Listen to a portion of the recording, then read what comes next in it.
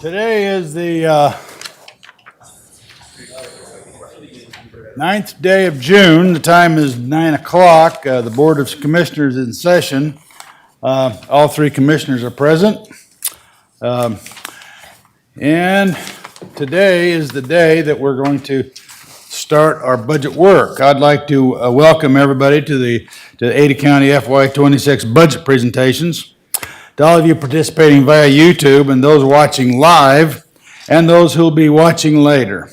In the coming days, you'll be hearing in detail from every Ada County department head and elected official as county official as we prepare to make tough decisions on the FY26 budget.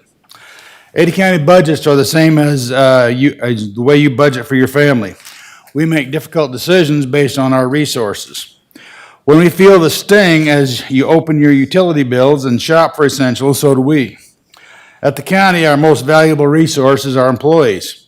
Ada County has highly productive, highly skilled staff who work every day to make sure you are receiving the best services possible for the least amount of property tax dollars. Our employees are also taxpayers, so being guardians of tax dollars means each employee is working in the interest of the community and in their own interest, which is really we are really one and the same. In my time as chairman of the board, I can tell you I've met some of the most smartest, dedicated, and resourceful people who work for the county. These are the kinds of people you want on your team. Thank you to every employee who works for Ada County. Please know you are deeply appreciated. As we roll up our sleeves and get ready to work this year's budget presentations, we are doing something a little different. The board has asked each elected official and department head to identify in their presentations the percentage of their budget that supports statutorily mandated services. These are programs and services the county is required by the Idaho legislature to perform. As you may know, there are both state and federal laws that drive the work being done by each county and office department. It's important that taxpayers understand those requirements as we set the county's budget. If you want to see for yourself what those mandates are, check out the county website. We've posted a document right there on the front page outlining every mandate under Idaho law. Another thing we've done this year is to invite every state legislator whose districts are in Ada County to come to the presentations or watch them on YouTube. The more the Idaho legislature understands our challenges, the better we can work together to come up with solutions that benefit all Ada County taxpayers. Ada County is very proud of how frugal we are in setting our budgets each year. We must balance the needs of a rapidly growing community with the financial realities we face. Thank you for staying informed on the decisions that affect our lives. So we are ready to go. Do we have any changes to the agenda, Madam Clerk? No, sir. All right, anybody else want to say anything? Mr. Chairman? Go ahead. Do you want to say? Go ahead. Well, I guess I've written down some things as well, just to make sure that I remember everything I wanted to say, because first of all, I guess for those that are listening in, which, it's a cast of thousands I know are listening into what we're saying here, but all of you particularly, individually, all the workers that have helped your individual divisions and elected officials create the budgets that are going to be presented, as well as the staff at the administrative level, especially the clerk's office who's put all this stuff together for us in this big, thick book that we have to deal with, try to digest. So a big thank you to all of you, everybody here. And I want to make sure that you know that, as well as the public knows that we have, as the chairman said, good workers here in the county that are trying to do the best things. They are taxpayers as well. All of you are taxpayers. And when you put on your county hat, you're also putting on a taxpayer hat, and you help us guard that. Another reminder, as we kicked this off earlier, I mentioned starting in April when we celebrated the 250th anniversary of Paul Revere's ride, next year, this budget year, 2026, is the 250th anniversary of the Declaration of Independence. So with that in mind, it behooves us all, as I challenge us all to do, is look at the Declaration of Independence, what we were doing, what our forefathers were doing 250 years ago. And as we look at that, the colonists, when they did what they did, they believed in limited government, that we should have a representative government, that the government functions are by the consent of the governed.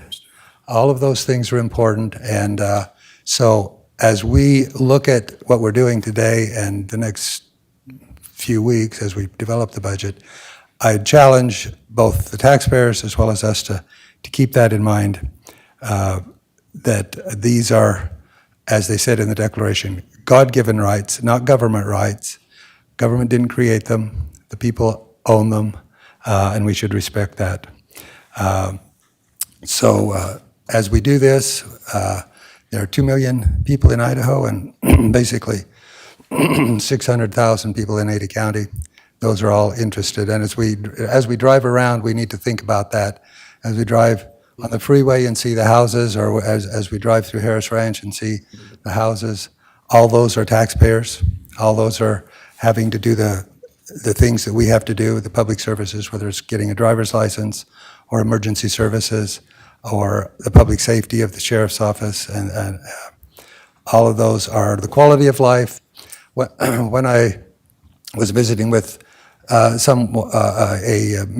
citizen of Ada County one day, I asked them what they would like us to do in terms of budget deliberations. One of the things they said was, just keep Idaho, develop policies, keep policies that made Idaho what it is, so we keep Idaho what it is. So as we go through these deliberations, that's what we need to be looking at as well. How do we keep the quality of life that we have in our communities?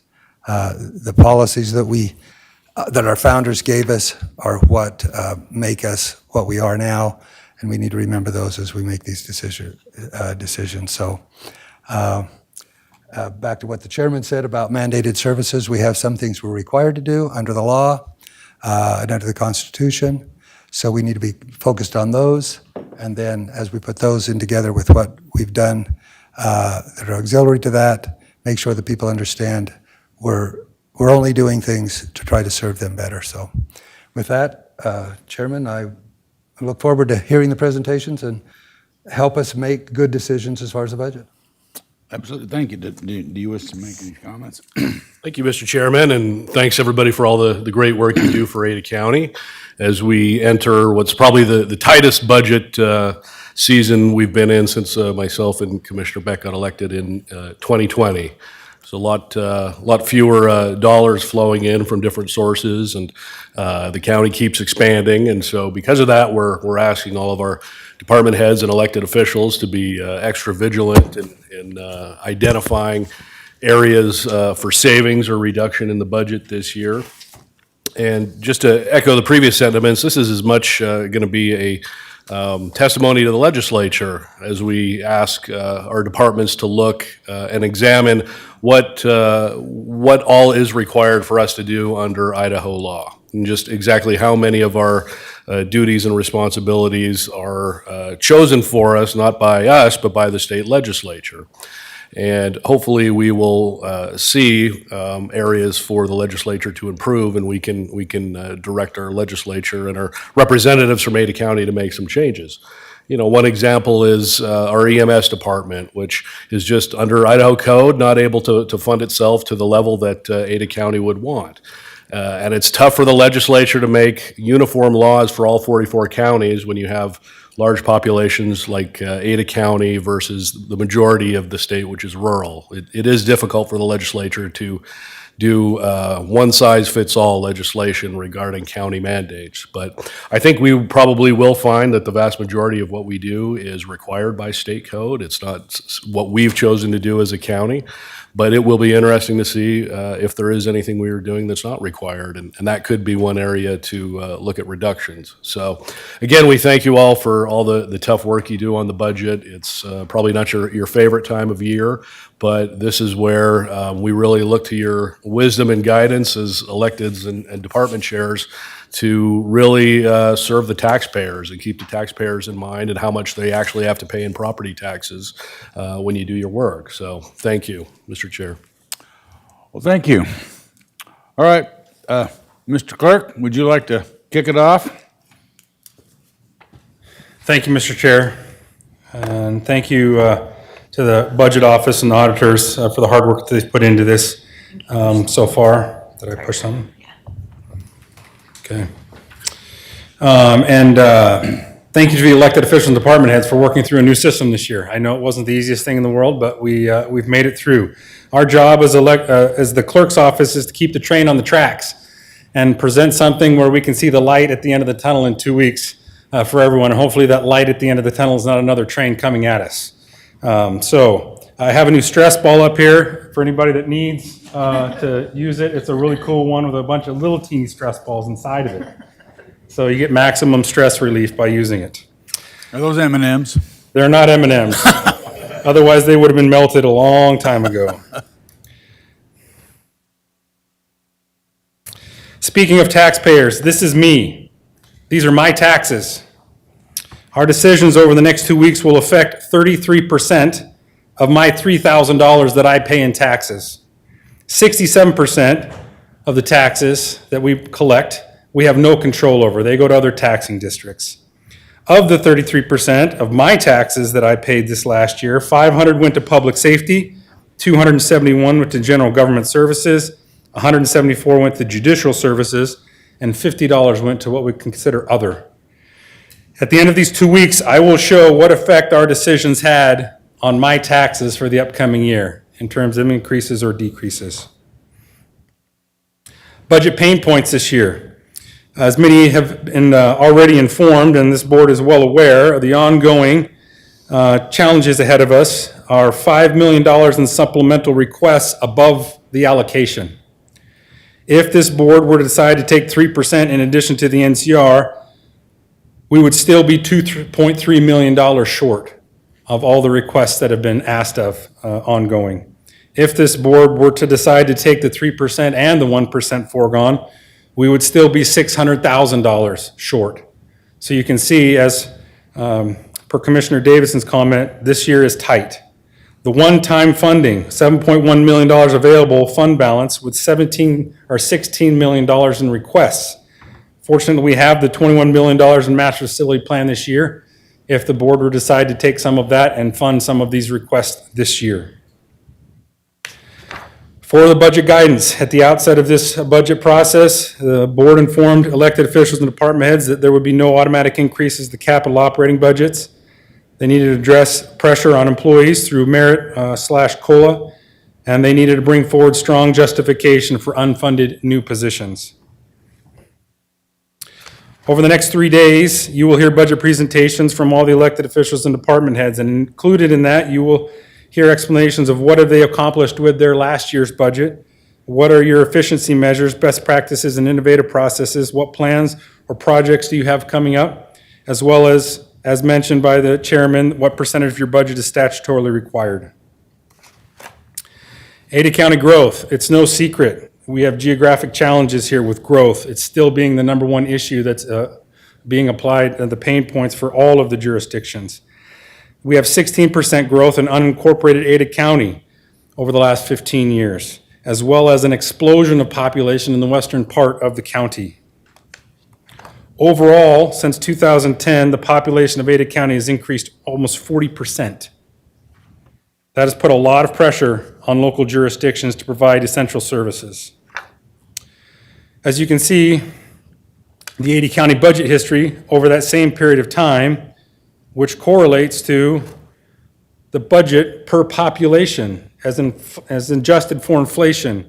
In 2010, it was $640. 15 years later, we're at $715, with multiple years in between that, it being higher than it currently is. That's testament to the elected officials in this board and other boards previously on keeping our budgets in check. For Ada County employees, you've seen this before, the increase in numbers of employees within the county. The important takeaway from this is Ada County employees per 10,000 people in our county. Currently, we're sitting at 39, which is below what we started at in 2010.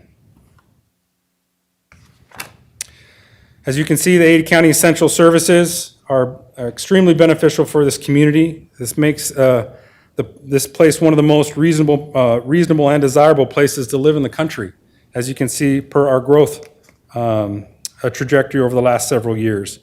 All of those things listed on here, you're going to hear about in the coming days. Remaining budget deadlines, here you can read those. Of particular note to the public, on Wednesday night from 5 to 6 p.m., there will be a public comment period for people from the community to come in and comment on the budget after we have completed the 3 days of budget briefings. I'd like to now turn the time over to Chief Deputy Katie Reed, who will guide us through the presentations. We encourage this board to ask questions during the next 3 days so that elected officials and department heads will be able to prepare answers for when we get into deliberations the following week. I will deliver on Monday the detailed budget briefs to include revenues for each one of the departments, as well as their personnel requests and their histories, as well as their history on their capital and operating costs. Following that, we will go into deliberations where this board will decide and hopefully approve a tentative budget or a tentative unfinal budget until we get to the final budget for FY26. With that, I'll turn the time over to Katie Reed.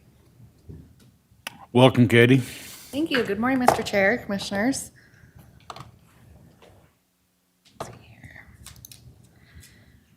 Here is our schedule for today. You can see we'll have several presentations this morning. We'll break for lunch from 11:45 until 1.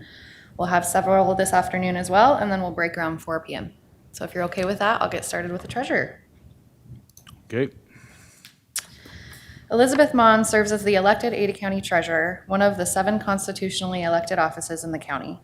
Her office fulfills 3 primary roles as outlined in the Idaho Constitution and Idaho statutes: treasurer, tax collector, and public administrator. The treasurer safeguards and responsibly invests public funds, adhering to the standard of a prudent investor as required by Idaho law.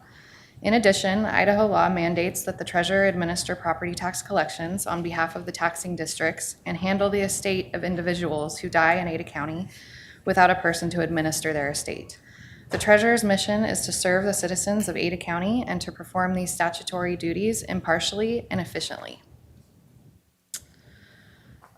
The treasurer's office has submitted a flat budget year over year for this year with 3 salary adjustments totaling a little over $5,400, all within budget, and no supplemental requests on the operating side.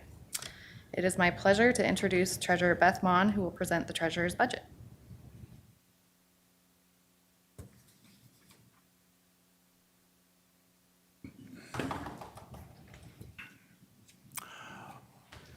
Well, good morning, Treasurer Mon. Good Appreciate you being here this morning. Well, thank you. It's my pleasure to be here. Thank you, Katie, for that introduction. And yes, good morning, commissioners, fellow elected officials, employees, and members of the public. Again, it's my honor to present the treasurer's budget. I do want to thank Clerk Triple and the auditor's office for their guidance through this process. Thank you, the commissioners, for giving this opportunity to share how our budget enables us to fulfill our statutory duties in providing services to our community. And of course, thank my fellow elected officials and all the department heads for the collaborations together as we serve the public. As you will see, the treasurer's budget submission this year is flat. This continues our history of budgeting in a fiscally responsible manner. We are impacted by increasing costs. As you're aware, and I'm sure you'll hear throughout other presentations, I will share how we've addressed those costs and also found savings to offset some of those. I'll also note that there are needs and budgetary requests in Ada County that impact multiple offices. So I will address some of those and why they are important to the treasurer's office, Ada County, and our community. So as you're aware, it's the Idaho Constitution that provides a system for county government, including a county treasurer. Article 18 of the Constitution further states that county officers shall perform duties prescribed by law. As you're aware, we have 3 duties in the treasurer's office: the treasurer, tax collector, public administrator. The statutes that you'll hear about these define what we are required to do by law. It's our mission that guides our staff, along with our values, in describing how we perform those duties. So I do want to recognize and thank our staff who help us in fulfilling these statutory duties impartially, efficiently, and embracing their hard work, responsibility, fairness, and respect. So thank you to all of my staff. I want to note a few of our accomplishments this last year. There are now 3 of us in the Treasurer's Office who hold the designation of the Advanced Certified Public Funds Investment Manager. This demonstrates our competence and commitment to safeguarding public funds. Thanks to my staff, I accepted an award for excellence in finance. This award reflects the entire team's excellence in finance over the years. I also want to share that the public continues to recognize our team's excellent customer service, noting here that the service is efficient, professional, and friendly. The public also continues to be grateful for the in-person tax payments that we receive at our Cloverdale facility, noting here, great location. So thank you to the board for supporting our location. Turning to our duties, I just want to highlight some of these duties that direct our daily operations. It's Title 31 of the Idaho Code relates to our treasurer duties, and essentially that's to receive, safeguard, and invest public funds. Title 57 further addresses our authority regarding investments and our duty to act as a prudent investor. Title 31 directs the treasurer to act as tax collector. In turn, Title 63 outlines those duties. And the duties are much more numerous than stated here, but this just gives you an idea of our duty, especially as tax collector. Essentially, it's to prepare a consolidated tax notice. Consolidated, and that's on behalf of all of the taxing districts. This includes cities, schools, highway district, and other taxing districts depending on where the property is located. Finally, Idaho law requires the treasurer to serve as public administrator when someone dies in Ada County and there's no personal representative or heir. So under the guidance of the courts, we administer the estate, everything from gathering assets, liquidating them, and paying creditor claims. Our budget submission supports these statutory duties. Thanks to our staff who went through each line item in our budget and categorized the expense in one of 3 categories: statutory duty, support statutory duty, or county business. As you see, over 99% is supports statutory duty or is a statutory duty. So I'll provide a few examples. Under statutory duty, as you're aware, annually we shall create a consolidated tax notice. So that is a printing expense that we have categorized as a statutory duty. Another example under support statutory duty is, in our role as tax collector, we send reminder notices regarding the tax bills. We are not required to send additional notices. However, as our duty as tax collector, we find it's important and beneficial to the taxpayer if we send additional notices to help them avoid incurring additional costs, fees, late charge, or interest. So this is the type of expense that we would put in supports our statutory duty. Other examples could include a cash counting machine, not required, but it helps us do our jobs, desks, computer equipment, and other types of expenses like that. Finally, there's a category we put county business. That's essentially insurance. So that there might be other laws requiring that, but it's not related to our duties as treasurer. Turning to our FY26 budget numbers, you saw earlier the amount of our budget request. Just over 1.6 of that is for personnel.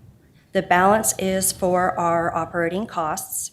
And I will note that if we're comparing this to FY25 last year, there are increases. Specifically, professional services have gone up. This is for our investment manager who helps manage a portion of our portfolio for additional diversification. Our investment software went up. We're upgrading that, and we're also implementing single sign-on for additional security, and other increases there. However, we've found savings. Some of those savings, I'll note one is public administration expense.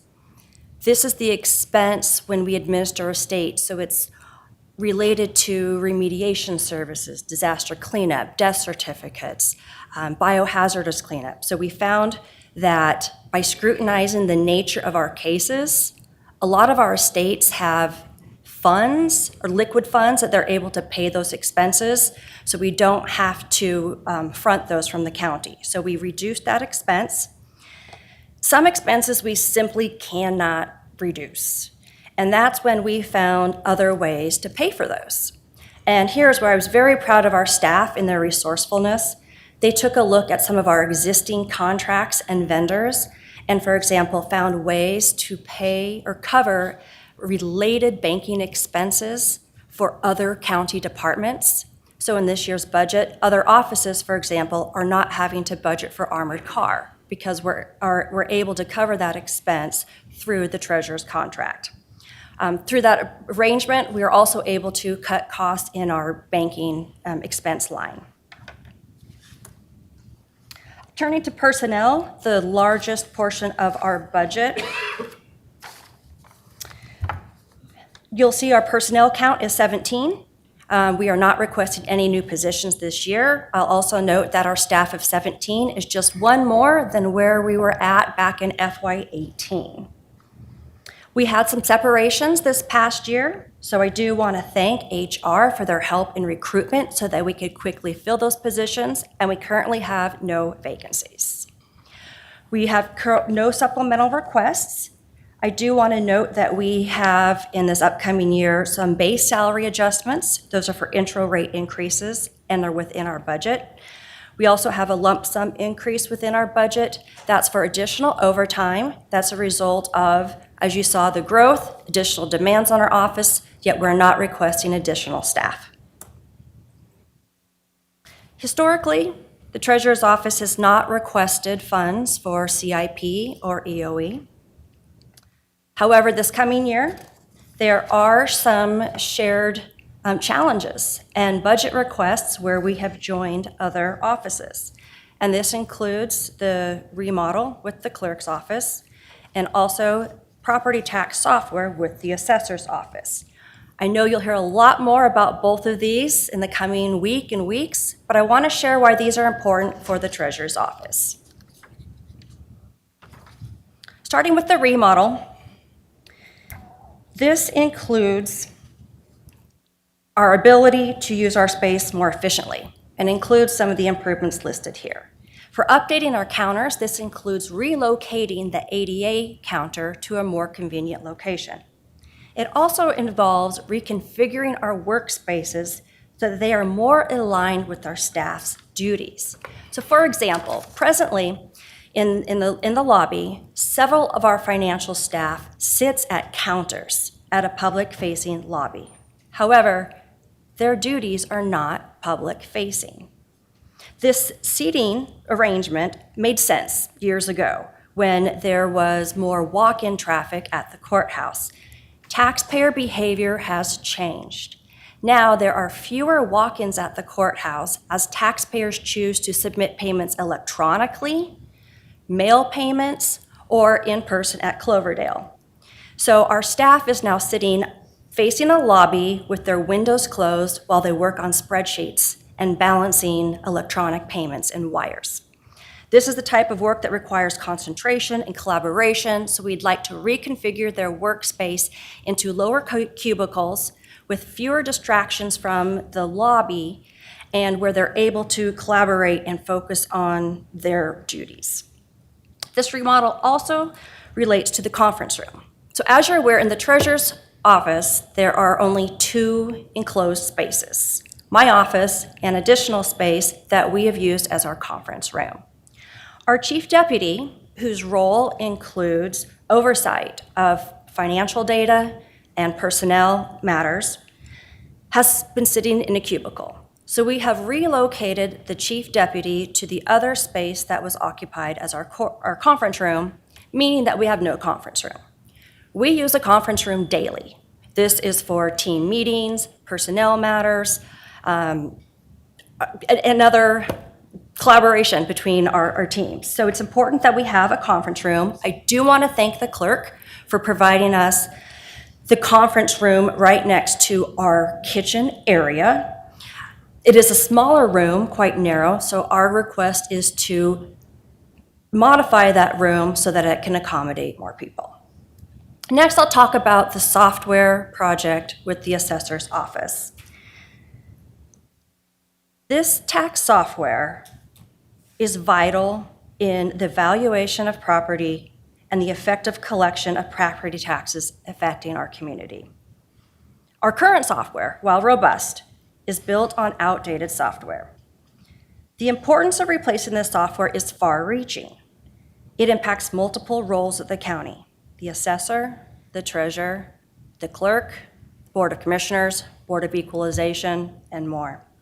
But it extends beyond Ada County. It touches every taxing district that relies on accurate data and collections for their operations and revenue planning and budgeting. I will also note that this software impacts every property owner in Ada County. If a homeowner is eligible for the homestead exemption, this software calculates that reduced amount. If a national tax servicer sends us a single payment on behalf of thousands of taxpayers in Ada County, this software identifies which individual taxpayer should be credited what amount. So that in that initial slide that you saw from the clerk's bill, this software helps figure out how much is his payment, and then from that overall payment, how much is distributed to the schools, to the cities, to abatement. So these are just some of the reasons why this project is so important for Ada County. I support funding towards this project to further define these requirements as we work toward a long-term solution. In closing, our budget submission is flat, no new positions, no supplemental requests. As you noted earlier, our employees are our most valuable resource. So I do support you in offering as much COLA or a combination of COLA and merit as is possible to help us retain our top talent. This fiscally responsible budget that you've seen will help us fulfill our statutory duties. And these multi-office projects that I've addressed, these demonstrate the interdependencies and collaboration between the county offices as we collectively provide services to the county. I respectfully request that you approve the treasurer's budget as submitted. Thank you for your consideration, and I stand for any questions. Well, thank you, Treasurer Mon. Are there any questions from the board? Go ahead. Just a couple of comments. Thank you. It was a detailed presentation that was important for us, but thank you for looking at some of our requests. One, analyzing it in terms of the tight budget, as we've all talked about. But I guess part of the comparison when, just private budget, when you're looking at car maintenance, you look at what has to be done, and if you don't change the oil on it, then you could have implications. So appreciate the fact that you're fine-tuning your budget, but are we making sure we have that in terms of the what you've delineated? Are we doing the oil changes in your operation? Yes, Mr. Chairman, Commissioner Daley, when you mentioned the oil changes, one of our expenses is maintenance for a new vehicle. So literally, that's what I had in mind. But I think figuratively, yes, we are doing the oil changes. We are meeting our obligations in being stewards of public funds in terms of our investments. a lot of these expenses are the professional services for our investments. They are the printing services for our tax notices. So yes, I believe we are changing the oil, but at the same time, perhaps shopping for a new vehicle at some point. And I say that in the context of the software. You can only do so many oil changes until at some point you need to start investing towards a longer-term solution. So that's why I do support some funding in working towards a long-term solution for our tax software. Go ahead. That relates to that, the tax software. How do we interface with the state in that regard? And if we're doing our own software, is this for the software or is it for a license for the software? Yeah, Mr. Chairman and Commissioner Daly. So how are we doing with this estate? The Tax Commission and the county both have duties related to the administration of property taxes. Presently, the county is requesting to further evaluate our own needs. There certainly could be opportunities for collaboration with the state. One concern that we have right now is our differing timelines. However, I think right now, we just need, as a county, to better define our requirements and see what solutions are out there that meet the county's needs. And perhaps those needs of the county do align with other counties and the state. Another follow-up? Go ahead. So potentially, since we will be interfacing with the state, could we take part of this request this year and move into another process for doing it rather than taking the full amount now and move? Is there a more careful process we can use? Mr. Chairman, Commissioner Daly. So, and I was also... And excuse me for interrupting, but, and the assessors, we will be asking the same questions, the assessor's office as well. Yes, I was going to note that. It's important to get input from the assessor's office and also our IT department. Our IT department is the one who is really supporting this software, so I'm sure has some insight. The numbers that we have right now, that I understand them, they're estimates. They're our best guess from the consultant of what we think the county would need. So I think at this point, we need to go through the process so that we could have more final numbers. And I'm sure the assessor and IT could elaborate on that, but I would just emphasize that they are estimates and our best guess of what is needed. I understand it's a conservative guess, but to make sure that we're getting a software that meets the county's needs. Mr. Chairman? Go. Yes. Go ahead. Just as we can have additional dialogue because we're not going to be making this decision like right away. So with you and IT and assessor's office, so just to alert you that I'd like to discuss that. So thanks. Sure. Okay, are there any other questions? Go ahead. So regarding the comment about the conference room, we have a lot of conference rooms throughout the building, several on the first floor for other departments. Would it make more sense to try to find a way to share some of the larger conference rooms than building a new one? Mr. Chairman, Commissioner Davidson, currently we are sharing, so we do appreciate the clerk's office does allow us to use their conference room, their large conference room. It's farther for us, so our staff has to trample through the clerk's office to get over there. I will note that we are not building a new one. There is a small conference room right by the treasurer's kitchen. And so it's not building a new one, it's just expanding that existing space. And the budget for some of the remodel requests that's gone through operations, they've taken a look? Mr. Chairman, Commissioner Davidson, yes, operations was involved with that and helping us come up with quotes for that project.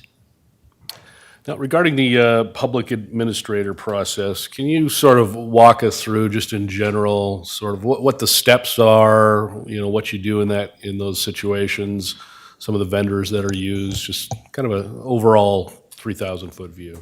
Yes, my pleasure. So Typically, referrals for a public administration case come to us from the coroner's office. They have attempted to identify an heir or next of kin, but are unable. So they refer them to the treasurer's office. We, at that point, have a requirement under Idaho law to take charge of the assets. And this is really to protect waste. So we will go and we will secure any assets, gather important documents, including financial statements, any records like that we can find, and then we work through the courts. It's a court appointment from a magistrate judge where we receive the letters and orders of appointment, and at that point, we are responsible for the estate. So at that point, we are, again, gathering assets, and this is where some of the vendors come in.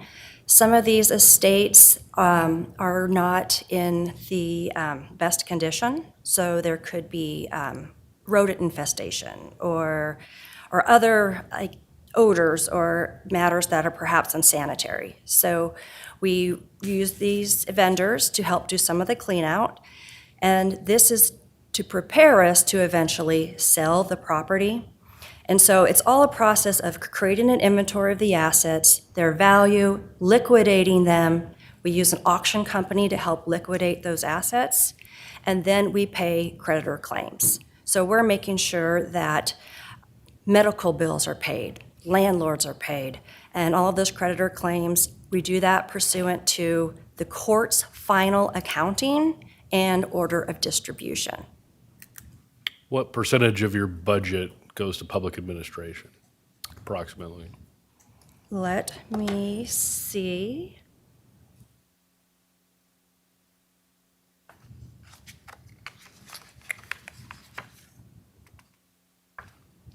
And if you have this clicker, let me know. Okay.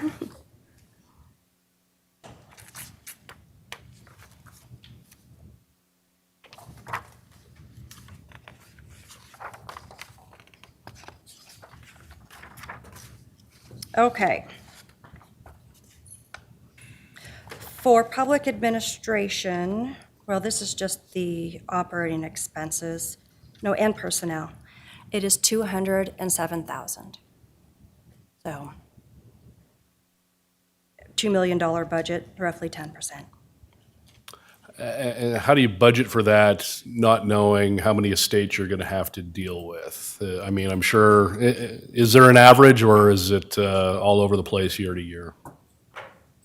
Mr. Chairman, Commissioner Davidson, that is an excellent question because it is a challenge because the number of cases has increased, and you might hear that from the coroner as well. The number of cases and referrals has increased. We never know if the decedent is going to have just the clothes that they're wearing and some loose change, or a residence with investment accounts. It really has varied, but I will note that for the most part, the estates are having more assets. So they're more complicated because we are closing additional bank accounts, we're liquidating investment accounts. So we do look at our history of cases. We look at the rolling average. We also look at I'd say assets under management, the assets of the estate. We take a look at that. And then we also look at the timing of an estate. It could take about 18 months to close some of these estates. And so part of our revenue is the expense, our time for administering those estates. So we have to look at how long is it taking to close an estate. These types take a few months, these types can take 2 years, and that helps us look at when we might be receiving our revenue, which is a reimbursement for some of those expenses. So to answer your question, it is very hard to estimate, but we do look at our history of cases we've administered, and then we take a look at the existing cases to see what types of assets they have. And do you feel there's any room for improvement at the state legislative level? Is there any efficiencies to be gained with any law changes, or is it overall a fairly smooth running process? Mr. Chairman, Commissioner Davidson, nothing comes to mind. I will point from the perspective of the legislature. I am working on a presentation with the coroners that we will present at IEC this fall. So as we're working on that presentation, we will keep an eye out for that and things that, or legislative changes that might help this process. All right, thank you. All right. Thank you. Are there any other questions? No? Okay, well, thank you. Appreciate your presentation. Thank you. Good job. Thank you. All right.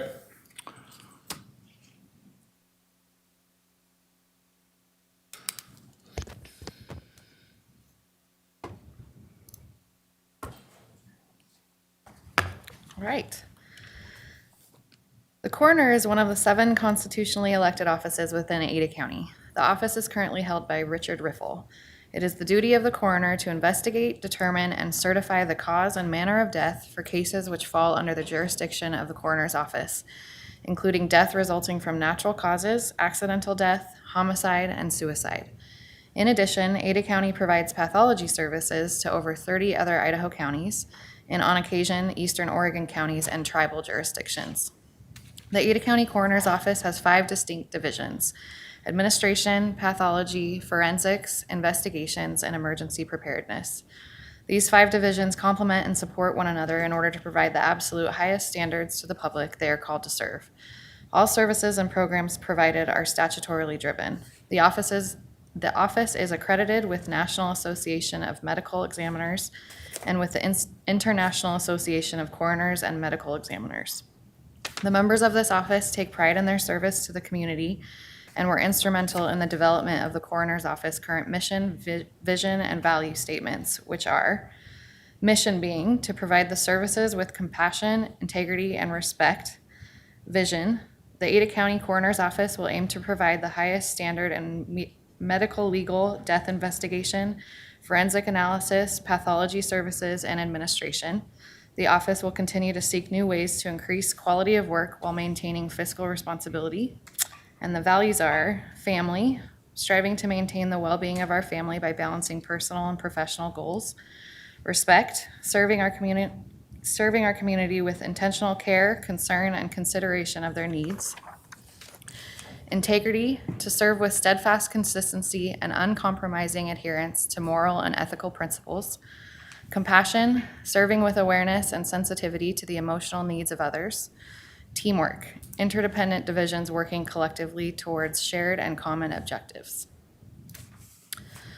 The coroner's fiscal year 26 budget submission was $202,000 over allocation. They've got $172,000 in personnel supplemental requests, 5 operating supplemental requests for $122,500, with total supplemental requests being just over $295,000. It is my pleasure to introduce Coroner Richard Riffle, who will present the coroner's office budget.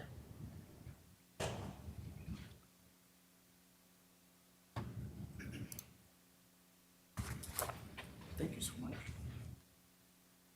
Good morning, Coroner Riffle. Welcome to the meeting. Good morning, gentlemen. Appreciate it. Members of the public. I got a lot to say and very little time to do it, so I'm going to talk real fast. Hope you don't mind. Take your time. Oh, well, in that case. Anyway, I'm going to kind of breeze through some of the things that we were asked to do because I want to focus more on the fiscal impacts of the budget request. Our pain points for the upcoming budget were lack of personnel and the absence of increased operating budget allocations. I think everybody's suffering that. Basically, with operating budgets, as you gentlemen know, I've worked very hard to maintain or to cut costs wherever I can. If not the actual cost, generate ways to be more efficient with our personnel, for example, so we can get more stuff done with the same amount of money. But at this point, I think, given where we are right now, my humble opinion is that there's no more juice in this orange to squeeze. So that's kind of where we're at with that. What we've done to lessen our tax burden, we continually evaluate our needs versus our wants, and we prioritize those as they come along. We've, for example, this year we've reevaluated the projected revenues with the pathology services agreements, which has allowed us to fund 2 investigator positions, 2 additional positions. And then we're also seeking an approval to implement a cremation authorization fee. If that is approved, that will fund an additional 2 positions. It's a simultaneous process. You guys will hear more about it next week. But anyway, between the budget and that, we've identified a total of 5 positions that we would need. We have funded 4 of those upon approval. Have you established what type of a cremation fee you want to ask for? It'll be $40. 40? How many cremation authorizations do you typically do in a year? Last fiscal year, we did over 3,000, I want to say 3,200. And if the projected increase of everything that we do is about 6%, in fiscal '26, we should be up over 4,200, 4,200, okay. if my math is correct. Let's dive right into the statutory requirements. Pretty much everything we do is driven by statute, either directly or in support thereof. The only exception that I have that I can think of that's not statutorily driven is our community outreach education program.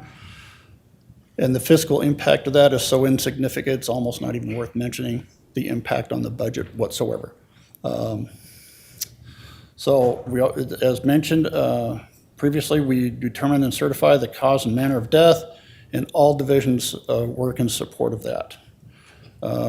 Statutorily, we are also required to do all the cremation authorizations regardless if it's our case or not. So if someone, for example, passes away in a hospital, it's not our case, we still do the cremation authorization. That crosses our desk. And the other one is our emergency preparedness, which falls under the umbrella of the State Disaster Preparedness Act that requires all counties to have a plan. So what ours does is we play our part to help you guys fulfill your statutory obligation with emergency management. And keep in mind, that's, a lot of people think that's kind of counterintuitive. Well, if there's a big flood and if one person dies, that falls on our desk. Usually it's going to be a mass casualty type thing. God forbid a plane lands downtown. All of that lands on this office. All the deaths lands on this office. So I'm going to dive right into the budget. I'm going to start with personnel. I'm asking for 2 positions this year. The Emergency Preparedness Training Coordinator is a new position. If approved, it's a new position. That's critical to the emergency preparedness with the development and implementation of training so that all staff and the emergency management responders were all better prepared for mass casualty or disaster events. This position will help ensure the compliance with the State Disaster Preparedness Act. It'll improve emergency preparedness and response. It's a lot better when everybody knows what everybody else does. What we've come across so far is that for some reason they do these tabletop exercises, and until recently it's like coroner's office was an afterthought, and we had to step in there and say, you guys aren't done yet. So that's an education piece on behalf of the entire system, and we're making great strides in getting that to happen and have that interagency collaboration. This position will also be tasked with the maintenance and monitoring of our accreditation standards, making sure that we're up to speed on that, support staff development and retention by providing ongoing training opportunities, those kind of things. It's just better for the workplace itself so that everybody knows what we're doing. Oh, hey, what the heck did I just do? I'm sure you got plenty of questions already. Where was I? Mr. Chair. Yeah. So regarding the emergency preparation, when we did the tour, we met one of your employees who had something to do with emergency Right, she's preparedness. our coordinator, correct? A different position then, or? No, it's in support of that position, so there'll be a collaborative effort. Let me get back to the slideshow, I apologize. Did that work? Okay. So it's in addition to that particular position, the current coordinator would oversee the operations of this particular position. Our other one is forensic autopsy technician. This is an additional, not a new position. Beyond the steady increase of the caseload, this particular division faces ever-changing technological advances in the industry, which coincides with updated national standards and process developments. Basically, it raises the need for higher levels of knowledge and enhanced skill sets for these individuals. You all were there and you saw what I call the autopsy suite dance. All those people that like a bunch of bees, yeah, it's those folks. Their work goes beyond just the autopsy. Once the autopsy is complete, they still got a ton of work to do in support of that mission to provide detailed information and help the doctors come up with a cause of death. Just as a visual representation of what I'm talking about, please don't try to read that. It's intentionally fuzzy. It's just a graphic. It's just a graphic representation of what I'm talking about, the complexities. If you think about, for example, the blue areas, that was these guys about 5-6 years ago. And as the colors change, you can see the complexity that's involved in doing what they do. So that's all that is, just a representation of that. So that's it for the personnel. I only got the two. We have a question, go ahead. Mr. Chairman? Sorry? Just a question, sorry to interrupt you, but Oh. it relates to this. So when you talked about the caseload, what is the caseload and what's the benchmark caseload? You consider the caseload increase was one of the reasons for that forensic person. So what is the caseload? What's the projected caseload? And I don't have the actual numbers. I'm sorry, I can't get that for you. But with the rest of the office, pretty much all of our offices, all the operations our offices, in our office ranges an average of 6 to 9% per year. So like I say, it's beyond the case is how complex they become. Can we handle it based solely on caseload? Yeah, we're pushing that limit right now. But again, it's because of the complexity that comes with it that the request is being made. It just helps with everybody's able to relax and do better jobs focused on certain things as opposed to scrambling all the time and getting things done.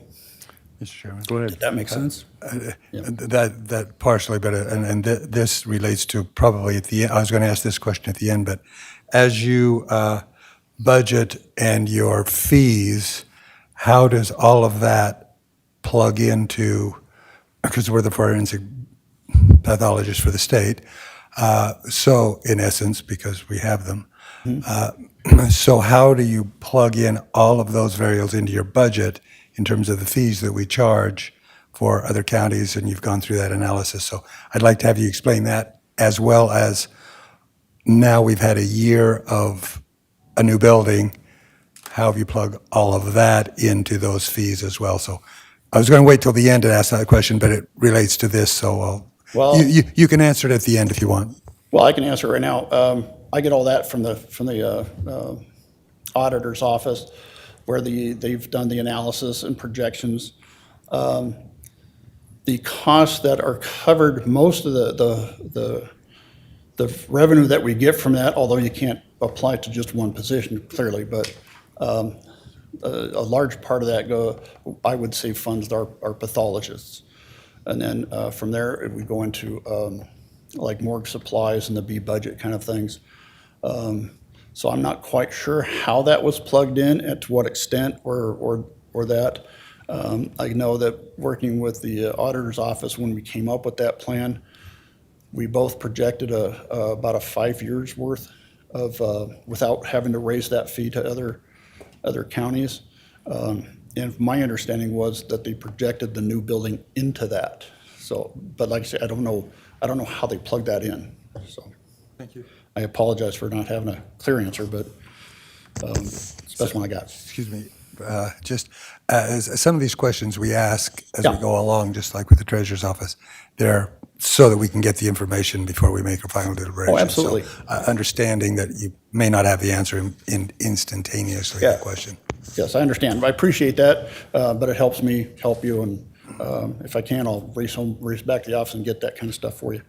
But if I may, move on. Okay, Go ahead. we'll move on to the B budget, the operating budgets. Only just got, hang on. Just got a few things. Our service agreements, both with our Lodox, our X-ray machine, and our CT scanner, will total about 61,000 a year. Yes, I know that hurts and that's expensive. Unfortunately, it's the cost of having that wonderful, valuable equipment. I can tell you that both of those agreements have been negotiated to their lowest level fee possible. And it's also a risk management issue. My personal opinion is that it would be fiscally imprudent to not fund these, because if one of those machines goes down, the cost to fix it is going to be far greater than the service agreement for each one of those. Next one, just 3 one-time operating budget requests. Morgue supplies, we're asking for $15,000 to be added to that. Again, we're at the point we can no longer absorb the market increases, tariffs, all those kind of, whatever's happening in the world. Bone saws, critical part and tool that we use for our autopsies. We have 4 units right now that have lasted way longer than expected, and they're becoming unserviceable. As a matter of fact, I'm told that one of them, you turn it on, you get this little buzz when you're going through it, so that's kind of not nice. And our last one is the cameras. We're asking for to replacement cameras, not all of them, but a good chunk of them. Those 2 have outlived their serviceability and technology. And many of them are becoming, if it costs more to service it than it would be to replace it. So now we'll get into a potential change in the modification of my budget request. Again, I mentioned the cremation authorization fee. So if those 2, the budget and the cremation authorization fee, I'm told that there's a possibility that a decision can be made, yes or no, on the fee before the end of the budget process. If it works out in my favor, which would be to approve that or have it approved, the emergency preparedness training coordinator, I would take that off the supplemental request because that would fund that position. It would also fund an additional administrative position dedicated to the cremation authorization process itself.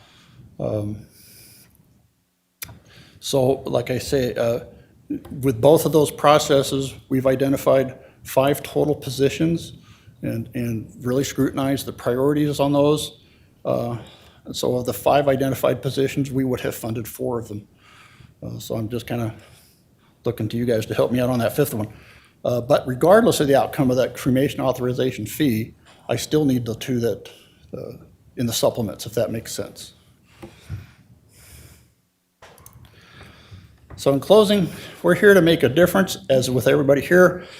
We do critical work to safeguard our community. Parts of what we do, like reporting health issues, infectious diseases, suicides, those types of activities. The health department currently has, they're sent portions of our reports automatically, which helps them greatly with their sudden unexplained infant death program and their violent death reporting system. We also help report illicit drug use to the state through their OD-MAP services, which helps law enforcement, not just locally, but statewide. And of course, are independently helping our criminal justice system adjudicate their cases that come in. We've done everything that has been asked of us to do, as pointed out earlier. We continually search for ways to be fiscally prudent and save money wherever we can. If not, we find efficiencies so we can not have to ask for more. Again, we've reevaluated our revenue sources and potentially have come up with just right around $320,000 in revenues. So what I'm asking you guys, asking the board is to help us continue our critical services to provide, that we provide to our community at the highest level service. Here we go. Yeah. All right. Well, thank you. Thank you. Rich. I do have a couple of questions, and then my colleagues may have some questions as well. I'm just a little confused. You just said your revenue source is $320,000. In the book here, it has $635,000. Is there a difference? I don't know what you're looking at, sir. I'm looking at what's identified as revenue for FY26, and you have a total of $635,690 in here, and you just mentioned. Oh, that would be total revenues, which includes our current, what we get currently from the pathology service agreement. So the new revenue would be the 320. that includes the cremation authorization as well. Okay, so that Potentially 320. Right. Well, that Without portion- that, it's 200. yeah, well, that portion's not in here, so I guess that would be that. I apologize for that, sir. Well, I'm curious about and you may have already partially answered that, but you already do the cremation authorization, correct? We do the cremation authorization, yes. And so you already have employees that are doing that? We have one, yep. You have one that's doing that, and you're asking for two more? We're asking for that to be a dedicated position, so a lot of what the other duties that she takes on will be transferred over to someone else. That's what we're looking to fund, is this someone else. Because with the increases that we're continually getting in the cremation authorizations, it won't take much, like probably this year, where that's all she'll be able to do. That makes You're sense? shifting around some of the responsibilities of what Correct. some of your staff does Correct. then? Okay. The other question I would have, what would be your total budget this year? Oh, you're killing me. That's a good question. I'm sorry I don't have that off the top of my head. It's not in our books either. What is my total budget? Current, please forgive me, It's $5,532,081. yeah, what he said. 5 million what? $5,532,681. Okay, 5,531,000. And that wouldn't include the payment for the facility. That would not include the payment. And how much is that annually? Just right at. Sorry, I'm staring at Judy because it's in her budget. No, yeah. Give me just a second, we can look that up for you, Commissioner. I know that varies because it's based strictly on the bond cost, and that goes down over the time. But I'm just trying to get a capture of what the total cost is for the coroners, because it's more than $5,500,000. That's just your operating expenses Correct, and your salaries. right. But a big part of it is the lease payment, and we'll have that in just a moment. But okay, while they're looking that up. How many autopsies did you do in the last fiscal year total?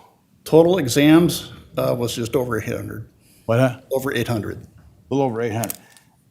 Okay. How many of those were out of county? 206, How much? 206. 206. Okay. So, and that's where I can see a little disconnect, because you have down here, I guess the coroner fees is written in your budget here, $600,000. Would that be mostly for autopsies? Correct. Okay. Okay. And are you planning to increase those fees at all this year? No.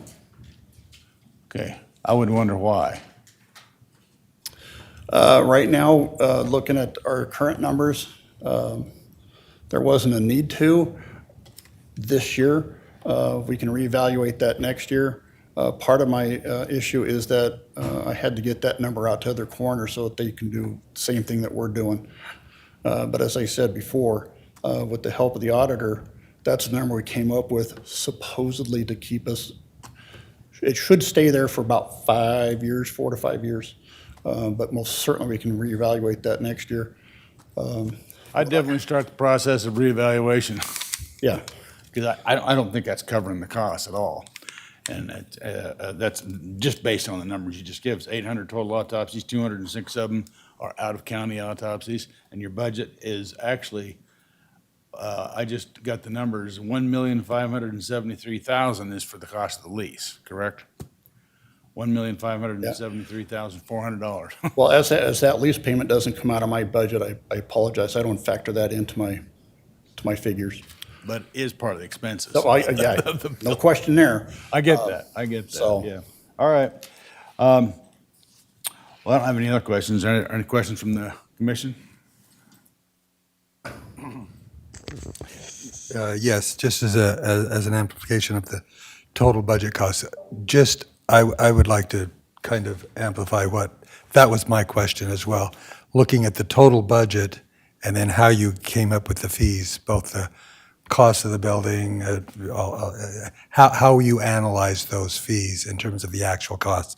And the lease payment is one of them. It's the total cost of what we're paying for the service we're providing. Just like a business, I mean, you have to put it in terms of the actual costs than your charges. Yeah, So thank you. that was part of my original question as well. Right. And I'm not disagreeing with that. It's just that was done through a different process that I don't know how that was done.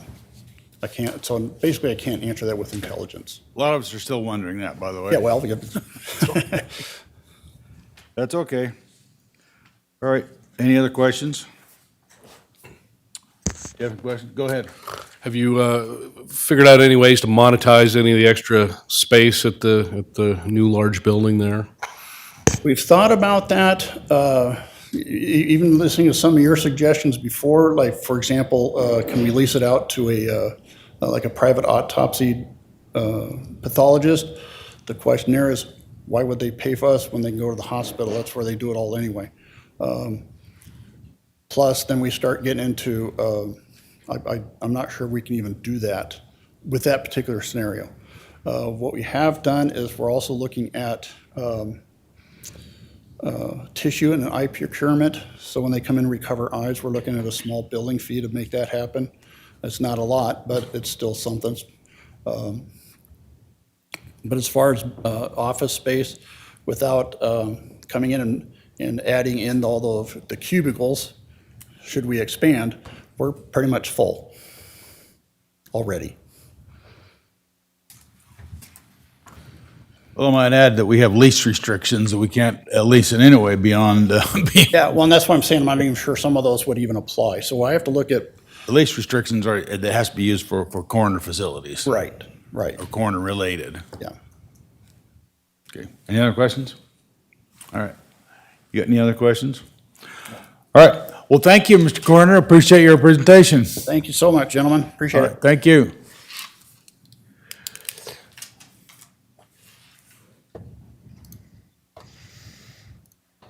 Okay, next up we have IT. IT is headed by Director Stephen O'Mara, and it provides 24/7, 365 technology to support the county's user community, constituents, and partners.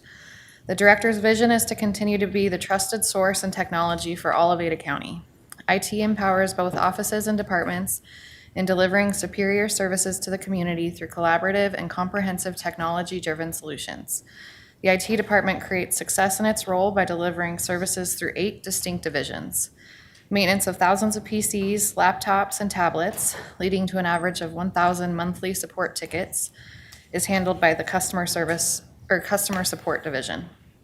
The project management division is the liaison between IT and all county offices and departments for the purpose of acquisition and implementation of new technologies through the application of project management framework. The management and maintenance of network access to all 34 county buildings, 4 data centers running on-premise applications, cybersecurity and cloud-based applications are handled entirely by the Enterprise Services Division. The Software Development Division creates and maintains all enterprise business applications as well as all third-party integrations for on-premise, cloud, and web platforms. The GIS Division continues to expand in response to increased demand for geospatial applications and data. The Business Operation Division oversees the procurement of all county technology hardware, software, and maintenance contracts, in addition to managing software licenses for compliances with vendors countywide. Providing for critical community access to public safety, the Ada County Sheriff's Office 911 Technical Operations Team manages the county's 911 system, computer-aided dispatch, and statewide 700 MHz radio system used for all public safety responses within the county. Lastly, the Ada County Sheriff's Office Business Systems Team provides the Sheriff's Office with those unique public safety-related technology solutions not already supported by one of the other IT divisions. Their role is to provide internal and external stakeholders with solutions that are quickly accessible, integrated, accurate, and more efficient. So IT's budget submission was just shy of $642,000 over allocation. They have 0 personnel supplemental requests and 10 operating supplementals for a total of $751,000. And at this point, I'd like to introduce Steve O'Mara, who will present the budget for IT. I just have one question. I know he keeps referring to that. When you say over allocation, does that assume we're going to approve the allocation? No, it's just what was Just submitted, what they requested over what they were allocated. Okay. what was submitted.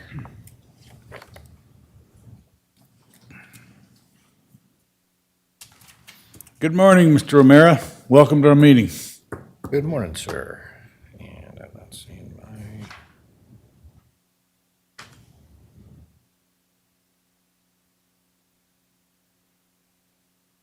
Kobe, is that file up here already? Oh, sorry, Steve. That's okay.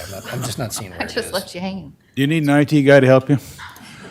I need a deputy clerk to help me figure out where she hid it. Okay. It's the Prezi thing.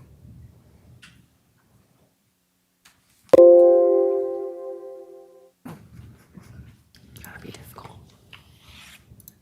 Oh, okay, perfect. I see that. And then I think you do this.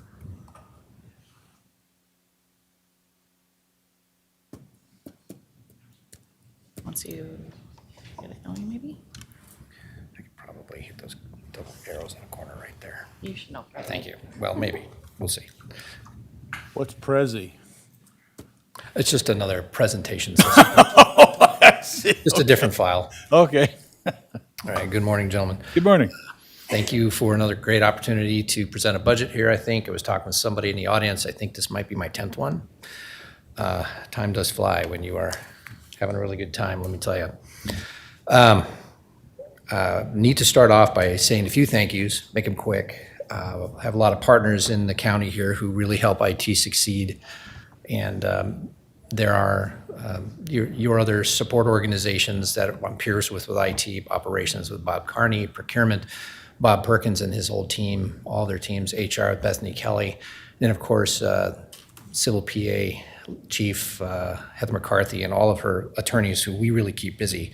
I don't think we're any of those people's biggest clients, but we're definitely one of their busier ones. So thank you to everybody there. I need to thank my own team for their work on our budget this year. And thank you to Clerk Triple and his auditor. We've done a few negotiations, including adjusting the budget after submission, bringing it down, some different approaches that Clerk Triple presented to me that we're going with here to help try to stem the bleeding of the budget in general at the county while still maintaining a good IT presence. And my own staff and management, especially Antonio Serio, who really helps out quite a bit with keeping me focused and a lot of the things moving when I'm distracted. So that said, let me move on here. Okay, budget overview. Before I get into the detail slides, one of your main goals this year, which was different, was the commitment to identifying how our individual budgets are affected by mandates, state mandates. And I spent a significant amount of time looking through that sheet that was given to us that had various statutes from the state. And of note, none of them said thou shalt have an IT department that does things. but they certainly speak to the offices. And while Treasurer Mon was speaking, I was thinking about what she does and how we support her. And I think it was actually a very good example. She mentioned something about single sign-on, which is a way to access something on the internet in a secure fashion that they're working on with the banks that Ada County uses. There's no requirement out there by the state to use such a technology, but IT has procured something like that a number of years ago because we know it's a better way to secure online transactions, whatever it is, banking or otherwise. So there's nothing forcing us to do that, and there's nothing forcing the county to have something like that, but it is a best practice. It's a perfect example of an elected official fulfilling her duties, making sure that Ada County's banking, she's a steward and careful steward of those systems and the information within them, in this case, their dollars. She's doing what she can. It was actually her idea to use single sign-on with the banks. And that's a microcosmic description of really why I think you have an IT department, is what I'm saying.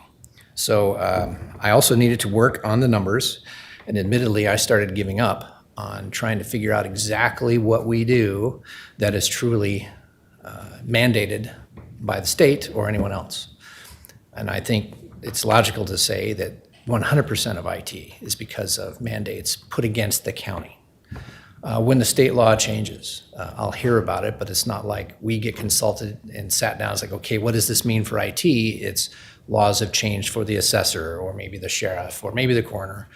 And now they need to do additional work. They turn around, they look at the IT department and they go, we now have to do this. We don't really have the conversation of whatever it is they're doing is actually statutorily required.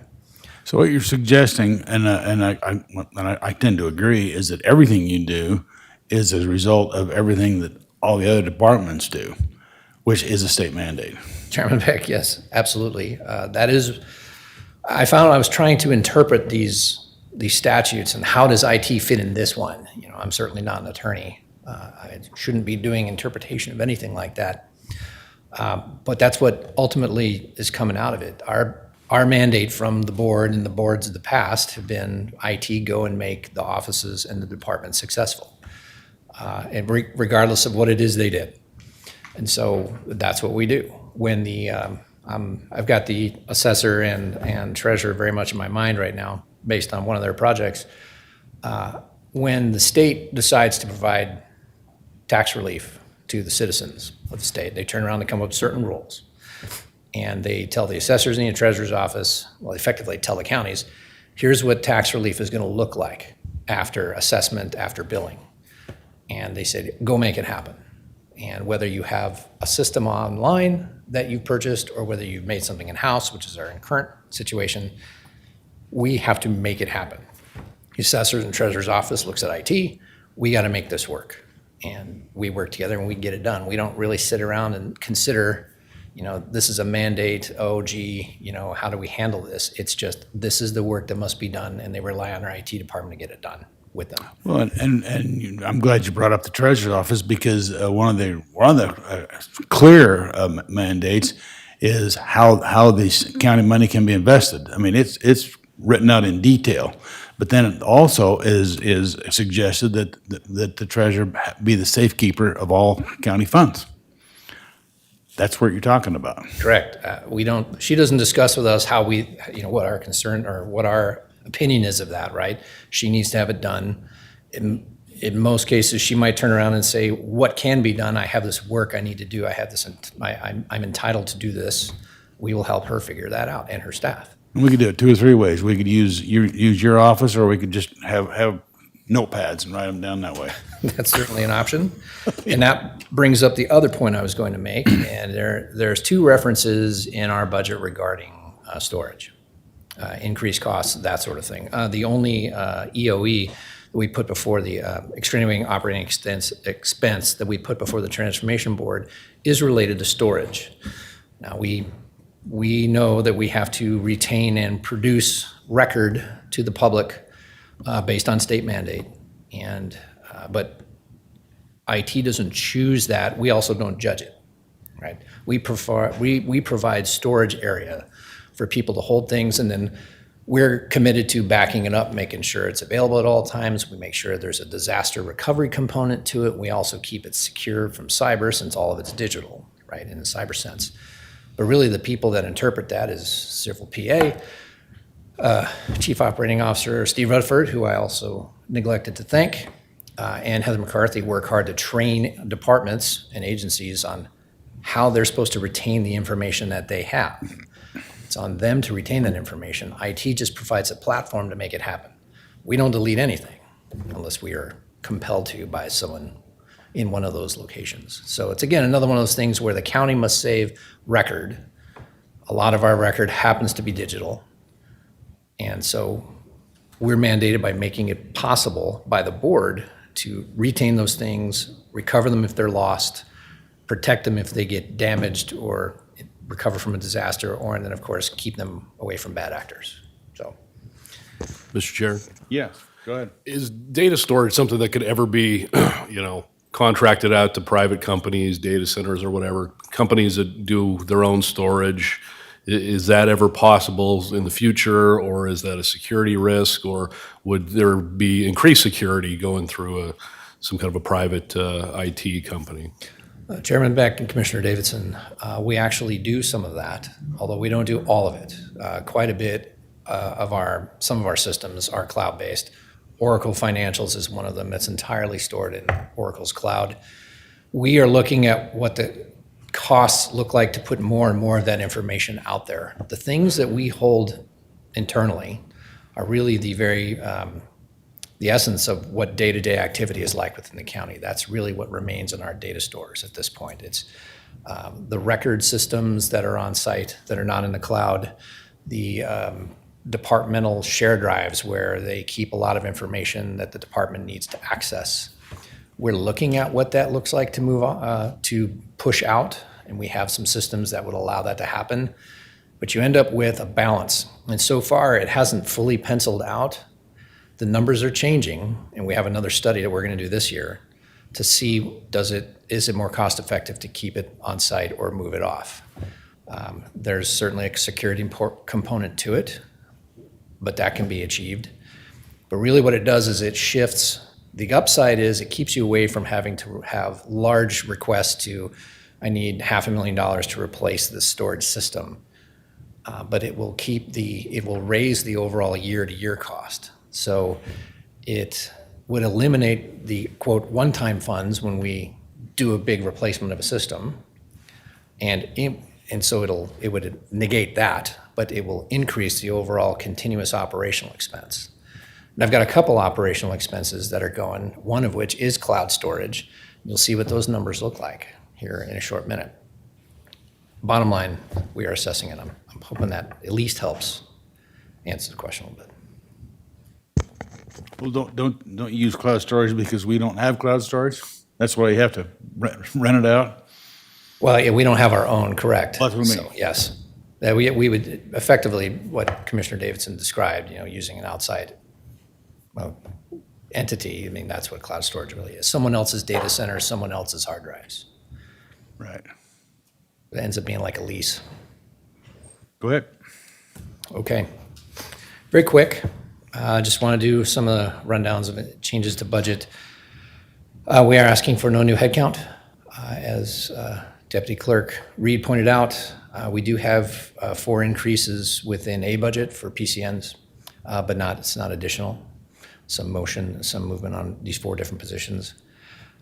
We also have some EOEs.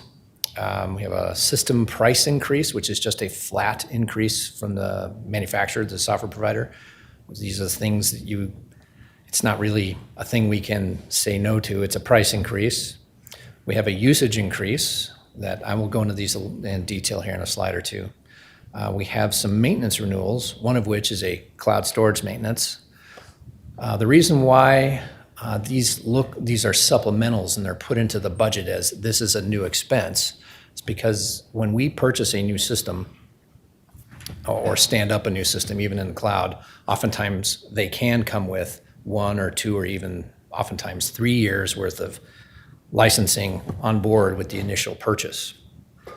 Well, if you think about our budgeting process, we put a system in today in a year or two when we now need to pay for the maintenance on that, which is not as large as the initial outlay.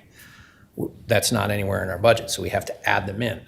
So you will always see some sort of additional new, what we call maintenance renewal, because it'll be the first time we paid in maintenance. It's almost like, and I hesitate to use this term, it's like an extended warranty on a car. Effectively, we're running out of the warranty period. That's not exactly what it is, because really it's licensing to continue to use the system and get new updates and support when it breaks. But we've never had that budgeted before because a year or two ago, it was brand new. And then the third one is we have 3 software, enterprise software editions, only 2 of which are actual supplementals. IT has been adding in software subscriptions that go into our budget that might belong to another entity per se, but the entire county uses. That's what enterprise entails. Is if it's a system that multiple departments are going to rely on, we'll put it in IT's budget. It's got to go somewhere, and we can manage it best most of the time. We talk about successes. It's hard to stand here in front of you and the public to talk about all the great things IT did, because really all the great things IT does are really in the background of the same things that the state has mandated us to do. It's for all of the other offices and departments. One of the things that Katie mentioned in the description was talking about our project management office, which is how we do all of our projects following standard project management tenets of who's asking for the project, monitoring how well it's going, trying to gate new projects in the back end so they don't interfere with each other. So we've done a really pretty good job over the last couple of years maturing that entire thing, and we track it fairly closely. We're getting better and better every year. We're not quite at an hours count of staff time, but we're at least very good about who's working on what and trying to deconflict these projects as they run into each other. On the last, in this fiscal year, so just these months since October, we brought on 14 new projects. We finished 10, closed them out, meanwhile sliding forward 61. So we're very busy, is what this means. Closing out new projects, 10 of them is, of course, very, very important as we light up various systems. You've heard about them in the past. I don't really want to delineate all those for you because they really belong to the departments we develop them for.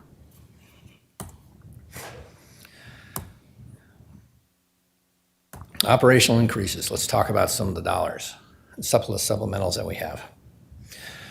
We have an increase for something called CoreView for $171,000. This is a system that we purchased a couple years ago. It's something that aids in when a new person joins the county, we have to determine what their job is, what it is they do, the systems they need access to. In other words, it's onboarding or offboarding, same thing when they leave. That is a difficult thing to do in any enterprise. The goal is to have someone show up their very first day and be able to sit down at their computer and have everything they need. That seems like a very logical, simple goal. I assure you it is very difficult, especially when you have as many different lines of business as Ada County does, and as many different disparate systems that are very specific to office and department. CoreView is something that helps us maintain or track what any given position needs, and then talks to those systems to give those people the access to it when they come, when they join. And on the other side of it, it also rescinds a lot of that access when they quit. Pure storage renewal. That is a flash storage maintenance. That is a on-site, non-cloud-based storage. Within there is a lot of the county shared drives, department shared drives. We did a replacement, I think, 3 years ago, and this will be the first renewal of the maintenance since then. Something we definitely need. We want to maintain and pay for the maintenance on our software, because not only does it get you the help you need when something goes bad and you require help from the manufacturer, but it also brings new updates to the system. As you know, technology is always evolving to some level. Then, of course, they're always finding bugs or security holes. Maintenance ensures you keep all that stuff available to you on a moment's notice. And the last one on this particular one is Cloudflare. Cloudflare is something that protects us on the internet and front ends our websites. It has a lot to do with how our folks access a lot of these cloud-based systems. It protects people trying to force their way in from those locations. using those doorways as infiltration points. And so that's a renewal at $55,000. Okay, new enterprise software. Like I said, I have three. Two are supplementals. The first one, and we'll give you a little slide of what exactly that looks like, is in support of emergency management and community resilience. You've heard a little bit about, they call it VOCI. I think what it stands for is Virtual Emergency Operations Center. Part of what's really important about that, obviously, is if you're in a disaster scenario, you need to have access to something that you can control in the cloud if your entire system is down. But also, it's a great place to store your disaster plans. You never know how bad a disaster is going to be. If everything's in a book on a shelf somewhere, you're not going to be able to get to it, depending on the disaster. This will give us access for the county disaster planning effectively in the cloud. There's some tools that Director Lombardo and his team will utilize. This is a software tool that goes across the county that everybody would use and utilize. And so it just falls within IT's budget going forward, as it was launched earlier this year. Joe's team paid for that initially, and we're putting in our budget and carrying it forward. So you could look at it as it could go into their budget, or it can go under IT. It's enterprise, so we're tending to put things that are considered enterprise within IT. We've been doing the last couple of years. Same story with something called Just FOIA. This is a project, actually, that effectively is being led by the board. Steve's Chief Operating Officer, Steve Rutherford, is bringing forward. It is an easier way for the public to request documentation from us as a government. We have various ways that people do that right now through the website, but it's certainly not automated, and it makes it very difficult to track. We try to track internally whose department has to find these records, how long it's taken, who it needs to go back to, and in a way to give it back to the requester. And sometimes the files are quite large. And so there's a lot that goes into it, both on BOCC staff and then even within the department staff. This frees up a lot of that effort. Again, perfect example of a enterprise system that is going into IT. Let me back up here a little bit. Let me talk about this other one, Peregrine Data Management. So we've seen over the last few years a lot of focuses in technology, you want to say in IT. When I first started in this role 10 years ago, there was a great push for digitalization within government. A lot of the big governments, of course, are always ahead of us as a mid-size government, but it's basically getting off paper is the easiest way to put that. We have a lot of paper process. We still have a lot of paper process, but we've moved and matured to a lot of different data systems, right, that allows records management and the ability to keep things in an environment that has workflow and notifications built into it, as opposed to the older style where it was spreadsheets and post-it notes, that sort of thing. As time has gone by, as we've created and more departments and offices have picked up these digital record management systems, if you will, it's still the file cabinet, it's just a digital file cabinet. We end up with the same sort of segmented, siloed information. They're just not in paper anymore. And so where technology has been moving and government is following along is what they call data management. Back in the summer of last year, I was presented with some unique opportunity to have a discussion with the police chiefs and the sheriff. He invited me to a conversation, and they were effectively talking about this but not using those terms. Information that they have themselves, that they share on a regular basis as law enforcement or even within their own agencies, are all walled off from each other because, of course, this line of business does jail, this line of business is court, this line of business does patrol, and then there's all the administrative side. Large networks of data that don't talk. And so went out searching, and I came up with a data management system that had very deep ties and very, very good understanding of law enforcement in the sense that they knew what kind of data law enforcement had, And they knew what your standard detectives, patrol, and that sort of thing needed to know out of their own information. And they knew the amount of time it takes to just figure out what they had within their own digital file cabinets. So they landed on this company called Peregrine. And they're sort of taking law enforcement by storm, because the story of Ada County Sheriff's Office, in this case, is repeated throughout the United States. Lots of digital data, all of it is segmented from each other. There's no easy way to go get that information. It takes a long time and multiple people to find something, or find records on the same people within these systems that they already own. All it is really just data management. Data management is a way to look at the silos, get away from whatever software is creating those, and just tap the information within them and give you this term, it's IT term, one sheet of glass to look at statistically, use queries, do graphic representation of what it is you're looking for. And then that system itself, you can build notifications through it. You can communicate within it. It is different than anything I've ever seen. There are things I've read about, but I'd never seen it before. And the sheriff's office went off and started to figure out how to make it happen. And they have made something that has been incredible for the sheriff's office agency itself. I'm not going to steal Sheriff's thunder. I'll let him talk to you about that a little bit. But that's where the name you start hearing about Peregrine last August. So, having seen that as something that to me was truly a game changer, and the police chiefs here all were pretty blown away by the power of the system. Again, reading information they already have. It's not getting something new. It's just providing access to information they already have. I started talking with these folks, and I said, obviously, Ada County has lots of warehouses of data.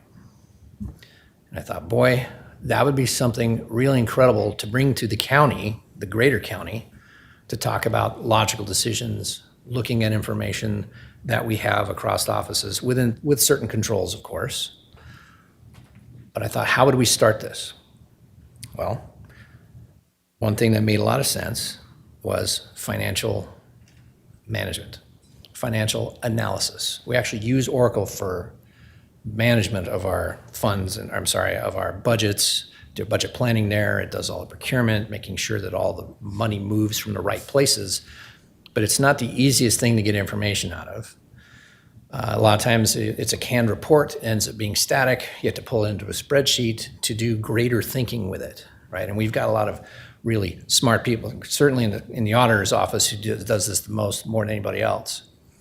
But that ends up starting to become manual. Wouldn't it be great if Oracle did it? They don't, not like this.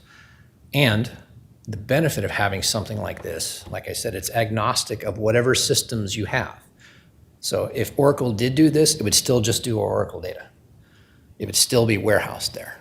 We'd never have a chance in the future to start managing our data as just information, try to get information across the county, right? So it sort of sets the path for what we can do in the future. The presentation here, and I'm going to give you some ideas of what slides can look like. There's a story to them. I backed up so that we wouldn't run into them because, well, I'll explain it. In talking with Peregrine about what they do, I sat down with Director Sean Rain from Ada County Paramedics, because similar to what they're doing right now for the Sheriff's Office and law enforcement around here, they have application, same type of thing, disparate data in separate systems, all supporting our paramedics agency. And they have their information from CAD, which is how they get routed from dispatch to calls for service. They have their scheduling software they use. They use a cloud-hosted scheduling software of what person on what ambulance rig, what shifts, all that good stuff. They use a couple other pieces of information. They have their medical patient data. And anytime they want to run a report where information across those things is important, like what medic went to a particular call and how many hours has that person put in, those are all different systems where we have to run multiple different reports, put things in the spreadsheets, hope they don't mess them up. This is going to allow them to be able to do that, again, that one sheet of glass, that one pane of glass. They can hit those various data repositories and do logical information that's important to Chief Rain and his deputy chiefs.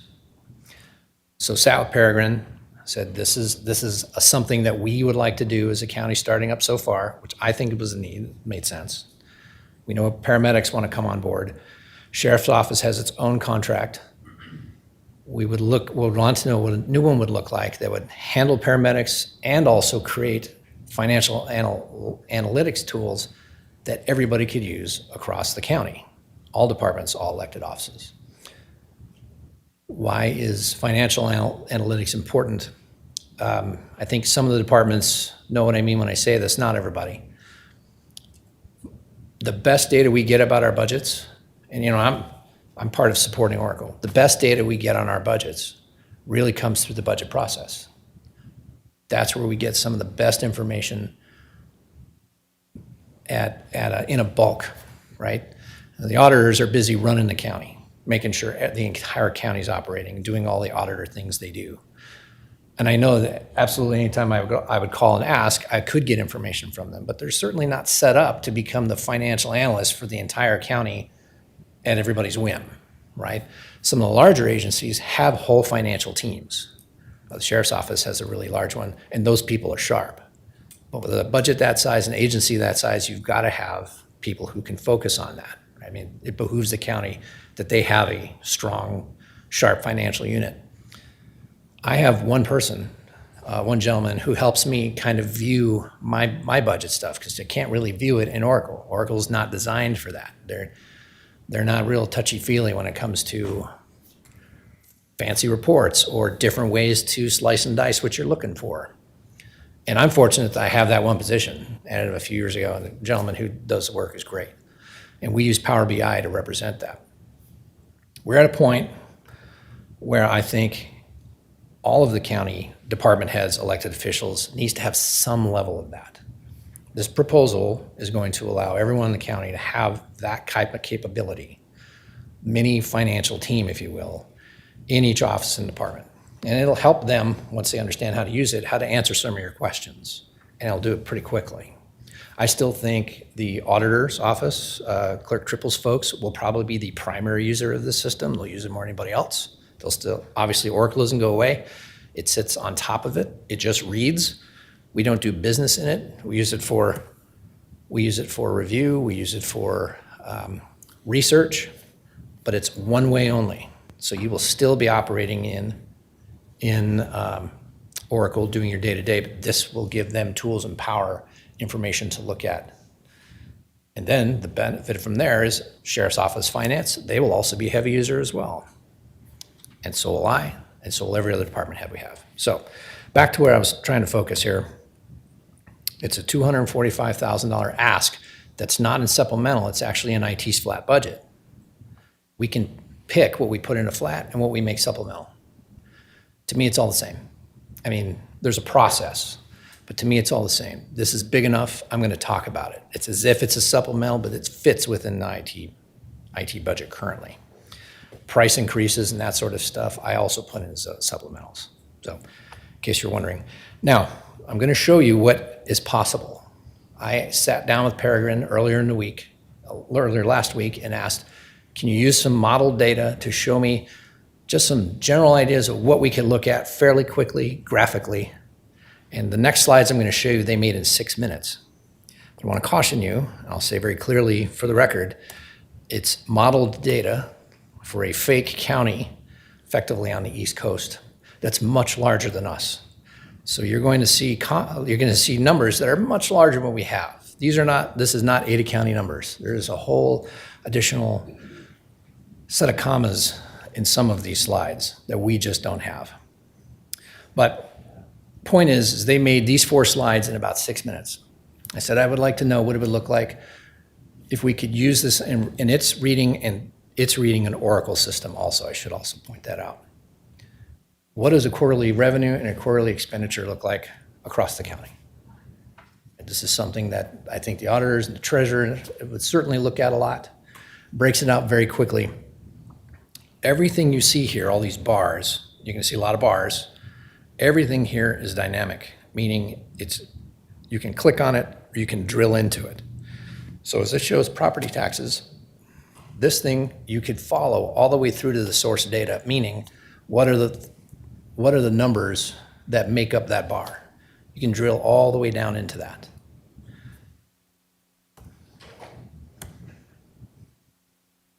Slightly different view. That was quarter, this is monthly. You can see on there, there's offices and departments. It's a county, it's similar to us, modeled after a county and a city that are the same size. So it's one of those city-county entities. So you'll see mention of fire and stuff. Fire departments, we don't have that. But it's broken out by expense and revenue by month, including a full view of the entire county, right? I think that's important because that's how we think of Oracle, is countywide, right? I know I'm selling, I would use this for my own department, but I think from a financial analysis point of view, this certainly gets you somewhere. And like I said, you can drill into every one of these things and it will take you down to what made up those bars or that section of that bar. Again, a different viewpoint of a classification of revenues or expenditures. And the notable piece here, I'm not sure you can see it, I meant to zoom in on it, but I forgot. On the right-hand side, you see a pink circle, it says KS. Kyle Stanko is the gentleman who helped me build this. And there's a note on there, it says, Steve, please take a look at this. So remember, it's reading an Oracle financial database somewhere.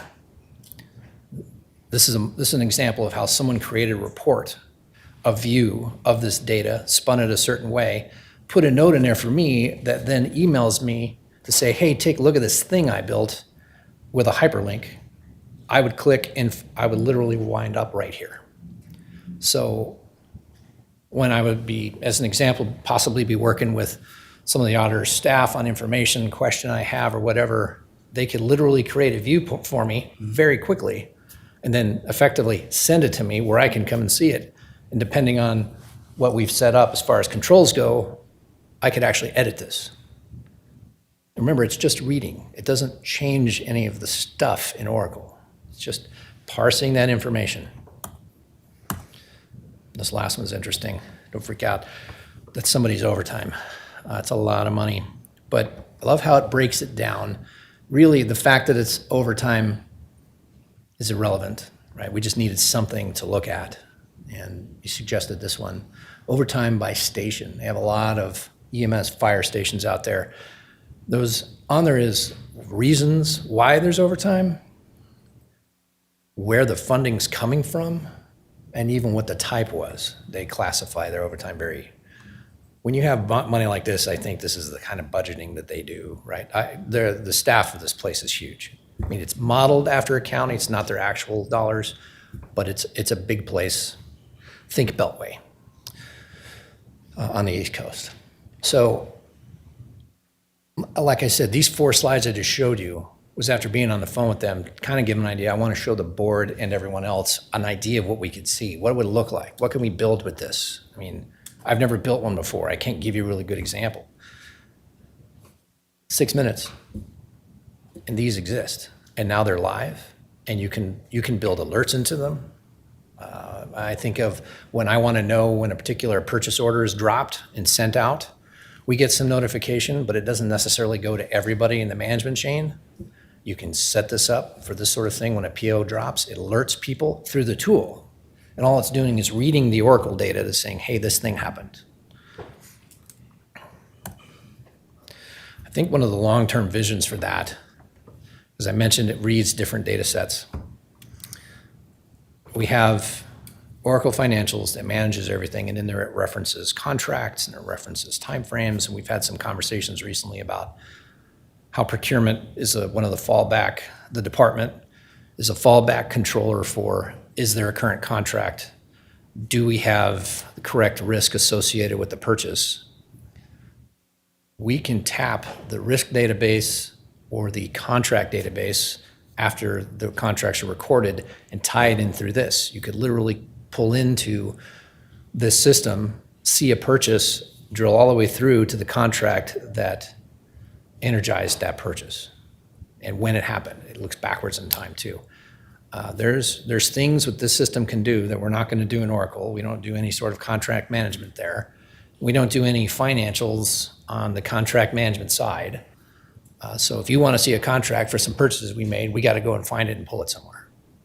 This would effectively eliminate that. When I say you, I mean collectively. I think we're moving right along. Training and development. We actually reduced our training budget a little bit this year, not quite 10%. But one of the things you folks ask me often in my quarterlies is about our trainings, because of course you're approving travel.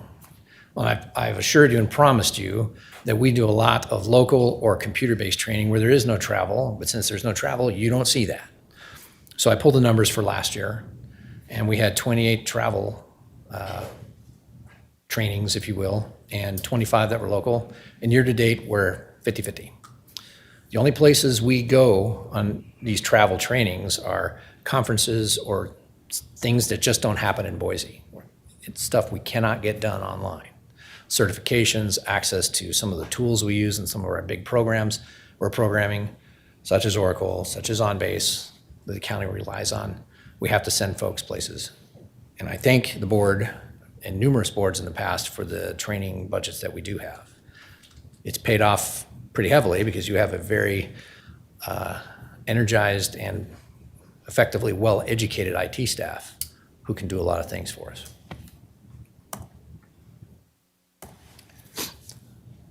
Almost there. Last slide. Hardware lifecycle, we use that term a lot.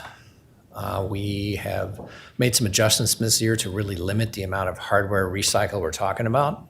We've had some great opportunities with ARPA that took care of a lot of our hardware lifecycle for us. This is the one and only one we're pushing forward.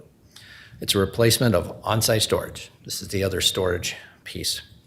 Paying CoreView $170,000 to maintain we're using on-site maintenance with Pure Storage for $94,000. This is the replacement of the entire array that has some of our other data in it. It's a replacement of older system plus a significant increase in storage. The county has to hold things. And I don't know if you're familiar with the term petabyte, but a petabyte is a lot of stuff. We're going to be at 2.5 in this particular array. So that is the one EOE we had. I believe it ranked #1 in the transformation board as far as those folks were concerned. And with that, I'll stand for questions. Okay, thank you. How many terabytes in a petabyte? 1,024. Okay, that answers that one then, doesn't I was waiting for somebody to ask that question. it? So you got it. You got it. Okay. Well, I have a question for you that has to do with the public defense. Yes. When they left, or when they moved from the state, they didn't do a very good job of making sure that the data that we had would speak to their particular software systems, correct? That's correct. And so they kept, or we allowed them to keep a number of our computers. Now, when they first went to the state, there was about 70 lawyers, I think, correct? Yes, sir. I believe that's correct. And I think that's down to about 40 now. Have we retrieved those computers or? So we are now, I believe, I'm not 100% sure I can get you exact, we are less than, we have about 15, I believe, 15 to 20 computers that they still retain. It's not one for one of attorneys, yes. 15 to 20. Yep, and we've pulled the rest back and have been redeploying those. Monica Gray, who I believe is the current state public defender for Ada County. I don't know if that's, is it Monica Gray? No, Tony is the public defender for the district. The one that, you're correct, for the district. I meant for the county itself, the manager, I suppose. I'm not sure the exact title. She's been working with us and letting us know as her staff leaves. It's technically Tony Geddes is who it is. And now she may report to him. I'm not sure how they do that. I don't know either. She's the one who calls me pretty regularly, Oh, at least okay. about this, about technology stuff. And has been letting us know as people have left and they don't need those computers anymore. And that's why the number is lower than the number of attorneys they still currently have. And it's just to access the case files that were in existence and in flight going through trials. when the transition occurred. Well, wrapping up a lot of the cases, in other words. Well, I think so. Yeah, Some of them, of because course, that take a was the while. point, because they didn't have the access to the data that they already had in the computer system. They are still working with us, Mr. Chairman, to move out that data. It's just been slow. And when we get to the point where they have their data out, then we'll have all of the county laptops back They'll have them all back. So we have all but 15 right now, is what you're in saying? that range. In that range. That's not an exact number, it's close. And you have down here as a miscellaneous, I don't know, it's 88,000 in salary reimbursement expense for revenue. What is that? Salary, 8,000 in salary revenue. I apologize, not sure what that is. Watch this. Salary expense. Make any sense? Okay, thank you, my operations manager. There is some work that some of the entities within IT supports the dispatch and 911 technical systems. Since that's a general fund, there's times when some of our higher end engineers that are not dedicated to 911 get in there and do work, and we're compelled to reimburse the general fund for their salary time working in those systems, and that's the income line item for that. Certainly not enough to dedicate a full-time resource. I know.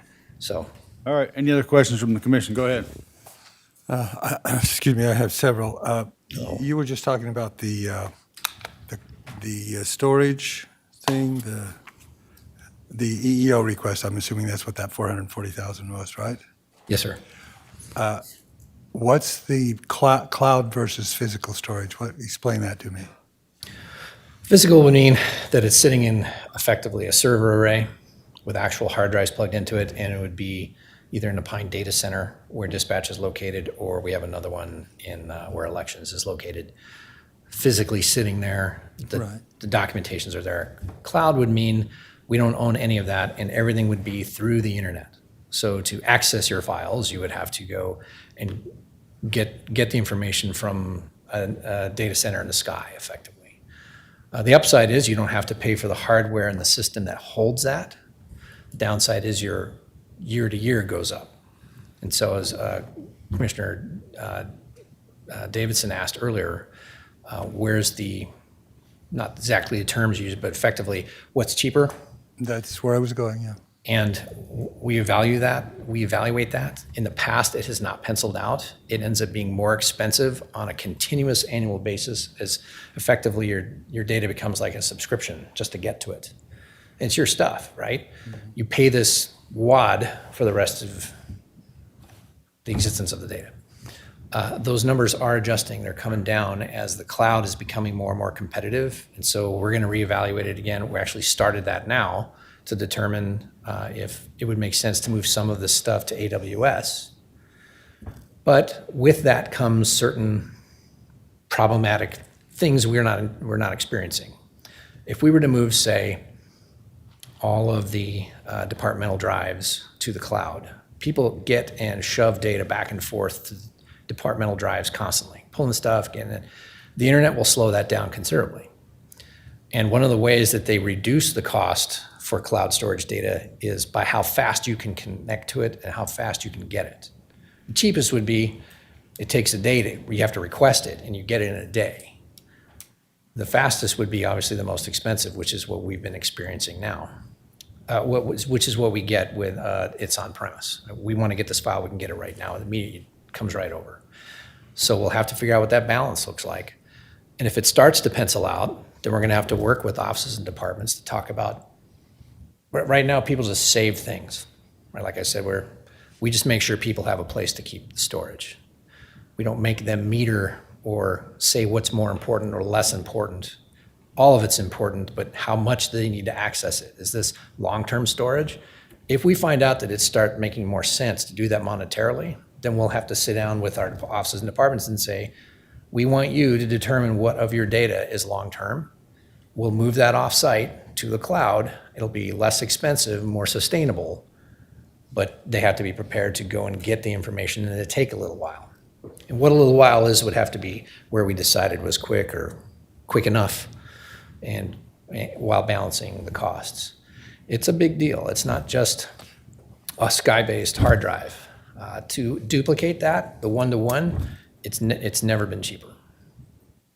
So when are you going to make that? When are we going to do that as a county? Because it's not just you, it's everybody. When it starts looking like it might be cheaper to do it that way. So far, it hasn't. And you've done that analysis now, and We're starting a new one right now with AWS for this year. It actually came from a conversation I had in the Transformation Board from Clerk Triple. Basically said, isn't it cheaper to put things in the cloud? And I kind of gave him sort of a long-winded explanation like I just gave you, Commissioner Daley. It depends. Everything depends on IT. But we had seen where, yes, that was cheaper, but it never made sense monetarily because it was still too expensive, considering now we would have to have this whole process to vet what type of storage a office or department needed based on a given type of data, right?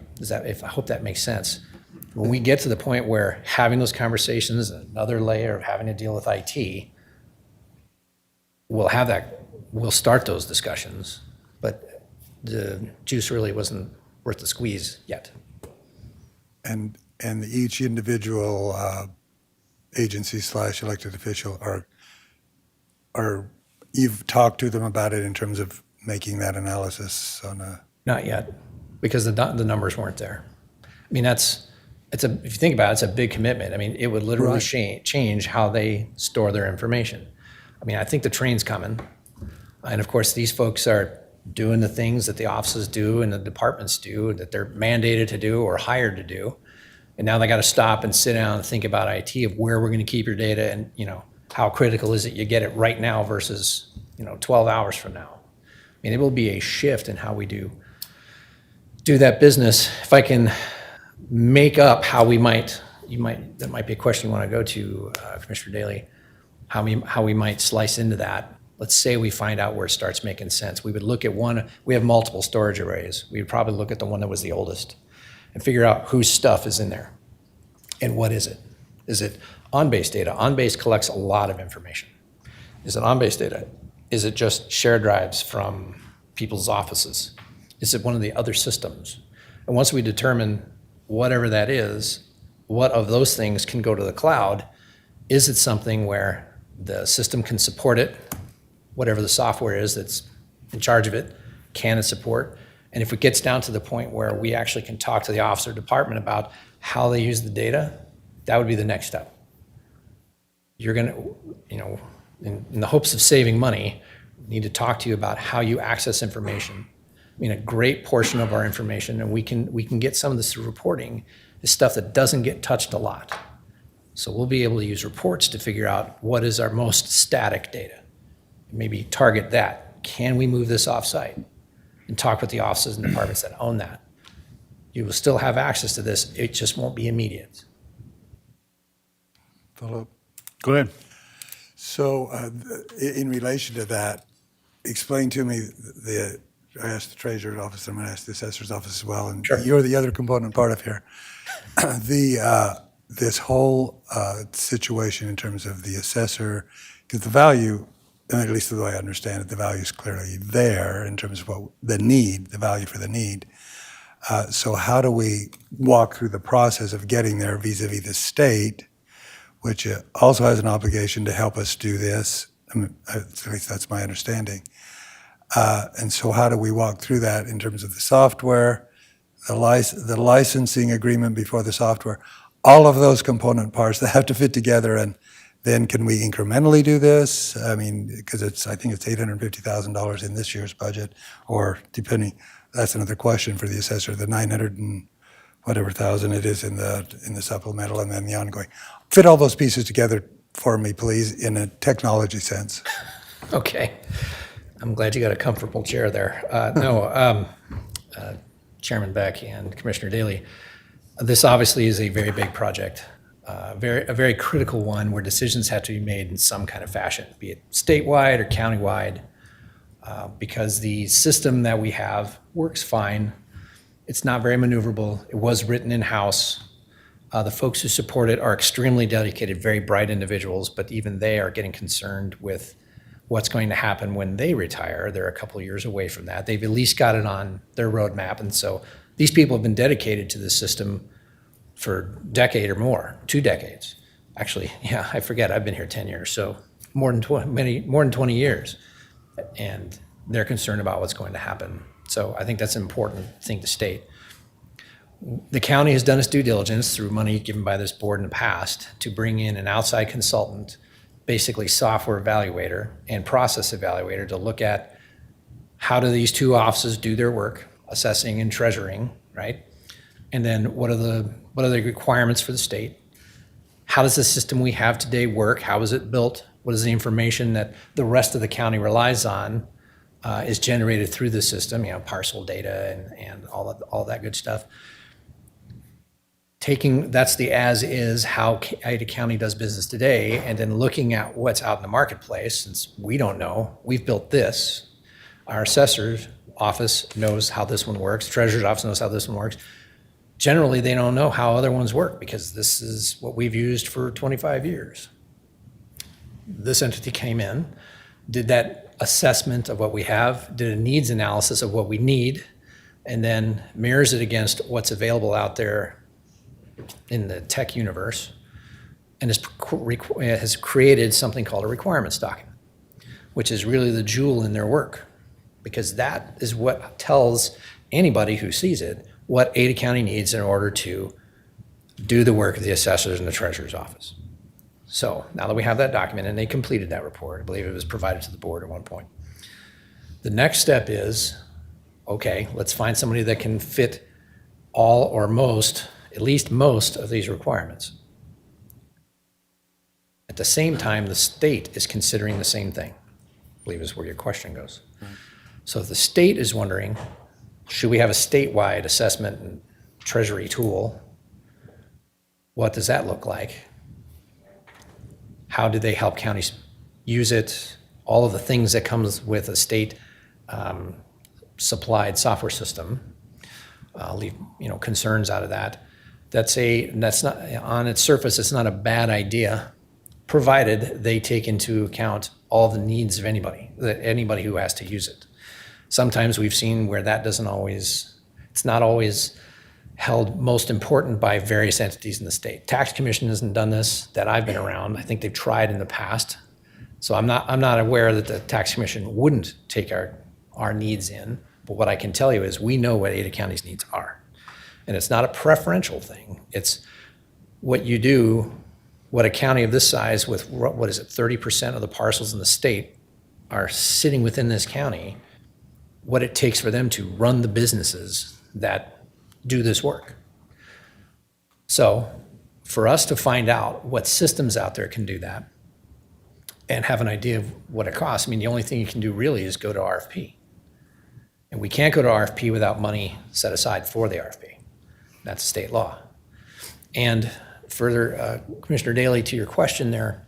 Excuse me, so we have to have money for this, we have to have the software before I don't understand the connection of those two. The RFP is where you send out a proposal to anybody who can. Say this is, and you put that requirements document as Exhibit A. This is what we need, it does these things. It's this type of software. What do you have? And it tells things about the county, how many parcels we are, maybe how many people live here, whatever, those kind of stats. The software vendors would then look at that, figure out how their licensing models work. They don't all work the same. Some are parcel-based, some are user-based, like counts all the assessor employees, right? We don't really know. The point is, you can't negotiate a contract, and if I get this wrong, I know Heather will throw a shoe at me. You can't negotiate a contract unless you have money appropriated for the contract. And Excuse me for interrupting, but the RFP is just a request for information. It's a proposal. For a proposal, but so we can do. If we're asking information, we don't have to have money in the. I guess that's my disconnect in terms of. The difference between an RFI and Right. RFP is far more detailed, far more in depth of exactly what you need. An RFI is, tell me if you have a system out there, what does it do? Yes, it does those things. Generally what your cost is, they'll give you a general count. Excuse me for interrupting, but I guess I guess my concern is the state has to do things, and they've required us to do things in the past.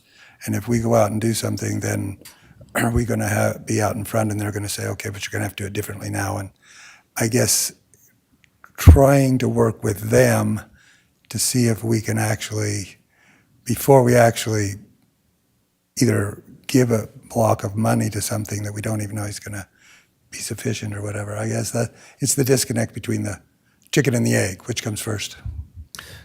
Well, And I understand the difference between an RFP and an RFI, but I apologize there, sir.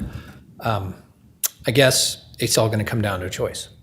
Is what does the time windows look like, right? We have a general idea of what the county needs. Take time windows off. We know what we need in the system, which would be something brilliant to give to the tax commission and say, this is what we did a study. Here's how our business operates. Here it is in black and white. As far as waiting for the state, I think that's something that the assessors and the treasurer yeah, teams they will are answer that concerned. question too. So, yeah. Yep. I know I'm concerned with what that looks like, what the decisions ultimately are, will always be a concern. The timeline for me is more concerning because one thing we've noticed with tax relief and the changes that have come from the legislature, from just how taxes function and the relief to it, the timeframes in which we get that information where we have to pivot the system to be able to do the things that they've put into law, the timelines are shorter and the math, if you will, the requirements of the system are far more complicated than they were in the past. And that puts my two developers in, I mean, working many hours, a couple times they've gone 24 hours, working and testing and working again. I don't want to leave out the support teams for the assessor or the treasurer. It's also a hot mess for them because they're running the system and looking at the billing and double checking in the background to make sure things are actually balancing. That window gets tighter and tighter every year. Excuse me for interrupting, but Mr. Chairman, this is one of the things, like I was saying before, I would like to delve into this further, but probably not in with you, the assessor and the treasurer in terms of figuring this out. But probably this isn't the place to do that. But Okay, good enough. but I have one more question for you in a general sense, because and this is general as well, because you have supplemental and EOE and then your regular budget. Yes. And you have explained to us, you have money that you requested last year that you didn't use, and now you're asking for supplemental or increases. Explain all of that, So our how supplementals. that all fits together. Very good. Mr. Chairman, Commissioner Daly, our supplementals are very project or system specific. We also have large amounts that we have within the flat budget where we use monies to either increase usage or replace equipment throughout the year, or even unforeseen expansions that need to happen. Sometimes a project gets canceled. Last year, I looked at our turn back. A good portion of that was software subscription related, where we didn't need the subscriptions we thought we'd need. That is an ongoing effort.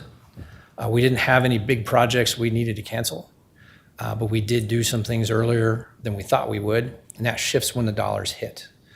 That's just a symptom of trying to be efficient, if you will. I understand what it means to turn back the dollars, and I know that somebody else didn't get them, right? And you've made tough decisions on, do we give this money to IT or to somebody else? And I fully understand that. But sometimes we're going to have some turn back. We've had higher, we've also had lower. My goal will always to lower that number. But you at least have my promise, when that does happen, we're not going to go in a shopping frenzy. I'm not implying anybody does that, but I can tell you we won't. Thank you, Mr. Chairman. I appreciate that fact. Turning back money is not necessarily a negative, in my opinion, actually, because you're being prudent with the money. So that's not the reason for my questions, but thank you. Turning back money, the same as just not spending it in your budget? Effectively, that's what it is.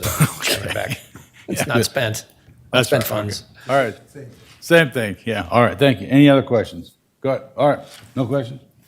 All right, well, thank you. Thank you. Thank you, Mr. Merritt. Good presentation, and you've given us a lot of data. Do you have a good graphic designer to do all this stuff? Yes, sir. Okay. 'Cause I can't make that, Okay, good. but thank you. All right, thank you. Mr. Chair, before we start with juvenile, we're a little bit behind schedule, so I wanted to talk about our schedule just a little bit. I'm wondering if it makes sense to move forward with juvenile and then break for lunch close to noon, and then have everyone kind of bump up by 2 spots. So we would start with EMS at 1 p.m. And then we can contact the department heads at lunch, but to see if Weed Pest and Mosquito and Expo Idaho can move to tomorrow afternoon after the clerk's briefing. Yes, we can always do that. We can advance we can reschedule based on where we are, because we are going to take the time that we need Sure. to get through these budgets. And so if we go a little overtime, and we clearly have gone a little bit over this time because there's a lot of information we're gathering. So yeah, that'd be just fine. Absolutely. Okay. Up next is juvenile. Headed by Director Cody Ward, Juvenile promotes its vision of inspiring hope for the future by engaging youth and families through the work of our 4 divisions and the Bridge Youth and Family Resource Center. Detention provides for the care and well-being of incarcerated youth while helping to ensure community safety. Detention staff provide a safe and secure setting, address medical and behavioral health needs, and in a collaboration with programs are able to support and address mental health needs of the youth. Through dedicated kitchen staff, they are able to provide nutritionally balanced meals to the youth in the facility. Educational services are provided through a collaborative partnership with the Boise School District. Probation provides a community-based diversion program along with best practice supervision strategies for youth with the court-ordered probation terms. Family engagement and graduated responses are critical for best outcomes. Programs provide screening and assessment for the court, substance abuse treatment services, mental health counseling, family counseling, alternative school education for youth on probation, victim services, and community service programming. These programs foster youth and family growth, insight, and rehabilitation. The Support Services Unit is responsible for supporting the department's other divisions in the areas of budget, finance, training, project management, and data analysis. The Bridge Youth and Family Resource Center focuses on our prevention side and efforts to keep youth and families out of the juvenile justice system where possible. All juvenile services work with a variety of community partners and organizations, as well as the schools, local law enforcement, Ada County Prosecutor's Office, Public Defender, 4th District Court, the State Departments of Health and Welfare, and Juvenile Corrections to support youth and families in our community.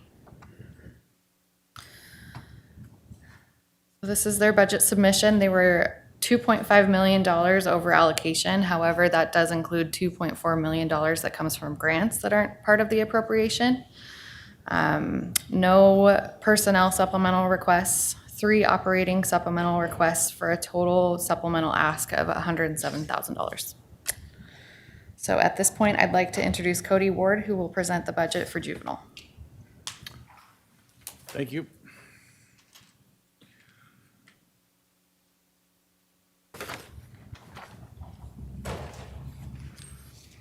Good morning, Chairman, Commissioners. Welcome to the meeting, Cody. Thank you. Try to be conscientious of lunch coming up here as we go through this presentation. Take your time, whatever time you need. I was just going to say, I just want to share our values here and our missions, which is really inspiring hope of the future through authentic, caring, present, and positive. And really the important part about that is understanding that when we look at our staff and our personnel budget is that this is only possible based on the staff that we have that do all the amazing work across our support services, our bridge, detention, probation, and programs. This is our current structure. As you can see, we have 8 support services personnel who work within our finance, training, and research. We'll talk a little bit about the statutes and things like that, but training is a good example of one. So without our training coordinator, we wouldn't be able to have that. Our budget and finance team, who I meet regularly and consistently with, wouldn't be able to be looking at the budget and being able to do this. And obviously, thanking for a big part of this training. And then our, data management, special projects, who help us be proactive instead of reactive on trends, not only in our facilities and our county, but across the state and across the nation. Our bridge is our preventative side of that, as talked about. Probation is going to do our diversion and probation work. Detention is working with the youth in the facility while also considering accountability, community protection, things like that in our programs. is going to do a lot of those other services that we see on those kids out in the community, while also supporting detention, probation, and bridge throughout. Currently have 130 positions that, and those people help serve 2,150 youth and families in 2024. Talking about each area a little bit. First here with the bridge, we kind of see that we had 350 youth served through the bridge. That's broken down in a variety of areas, such as 83% is helping connect those youth and families to counseling and assessments, another 25% in pro-social peer activities, 19% basic needs, 90% education job developments, respite crisis services, where we partner with community partners on that, and mentoring services, using 117 different community providers and 745 different community protections. One of the things that we're proud of with the bridge is that what we've seen is actually a decrease, or we've seen an increase in law enforcement contact, but we've actually seen an increase when we look at those formal court processings versus informal processing, where that used to be about 30% of those law enforcement contacts. And since the bridge has started, we're now seeing that over 50%. And we feel especially proud of that because that's a lot of our referrals from law enforcement and those community protections. So keeping some of those youth that would be better served in the community out of the system. Oops, no, it's not moving. We talk about prevention versus court involved. 84% of our youth served were court involved. 16% were through the bridge. And as you can see, only 4% of our budget is from the bridge. So the impact is pretty clear that we're seeing across there and the efficiency within that process.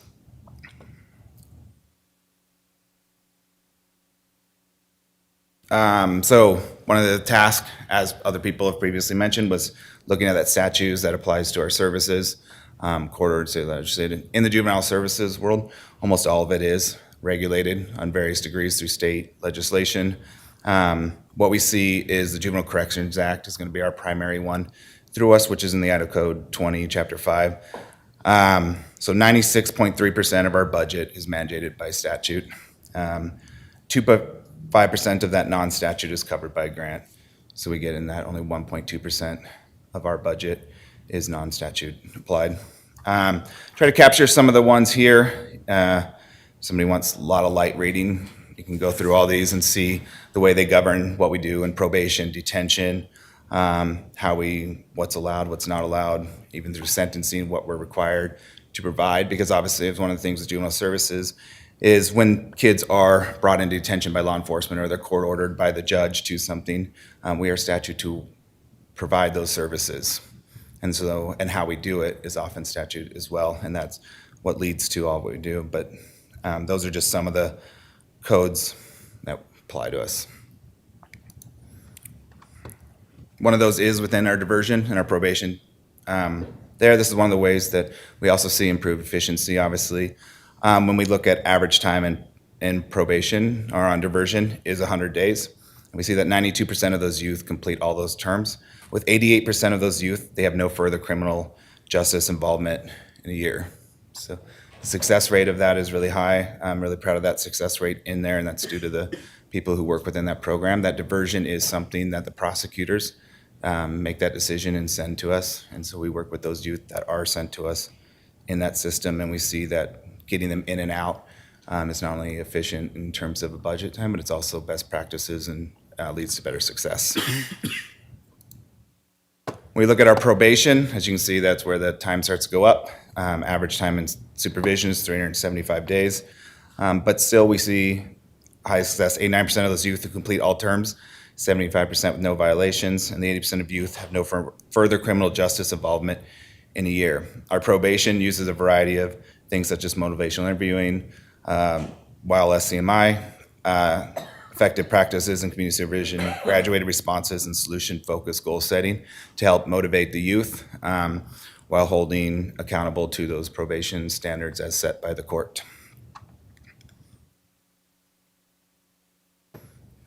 With detention, one of the trends that we're seeing in that when we look at our data that we're seeing increases, you can kind of see here is we're seeing an average daily population increase. We're having kids often spend longer time in detention and more terms of that. That does affect certain parts of our budget in terms of supplies, things needed for those youth in detention. However, we've been able to manage that within our personnel as we are for a maximum average age of the population of 24. So we are keeping within that and being efficient within terms of our personnel use. One of the things that the detention staff does really well is provide those services for the youth, keeping them safe in that environment and protecting them.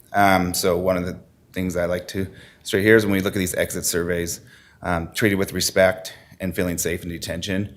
And when those youth do feel that way, they're more likely to exit detention feeling like they can meet those conditions. They can do that. If they come out feeling safe, feel like they weren't treated with respect, they're not likely to engage with those people who are helping them post-detention.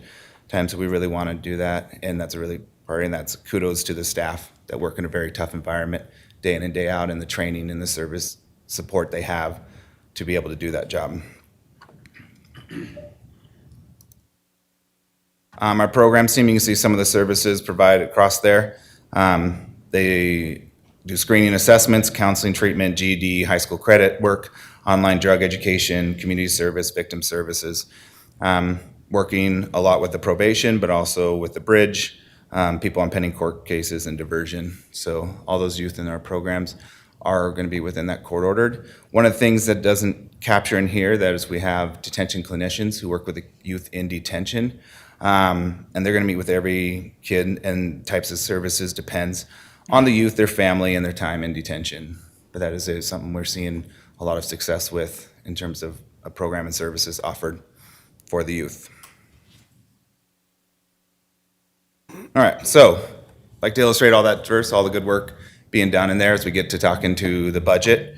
Because as we can see with our budget, the majority of our budget, right, operates in the personnel, and that's those 130 employees, 120 right now with the 10 positions being posted and filled. They're the ones who do the great work. Without them, without all that, we wouldn't be doing that. So what we are looking at, as mentioned already, is a personnel budget.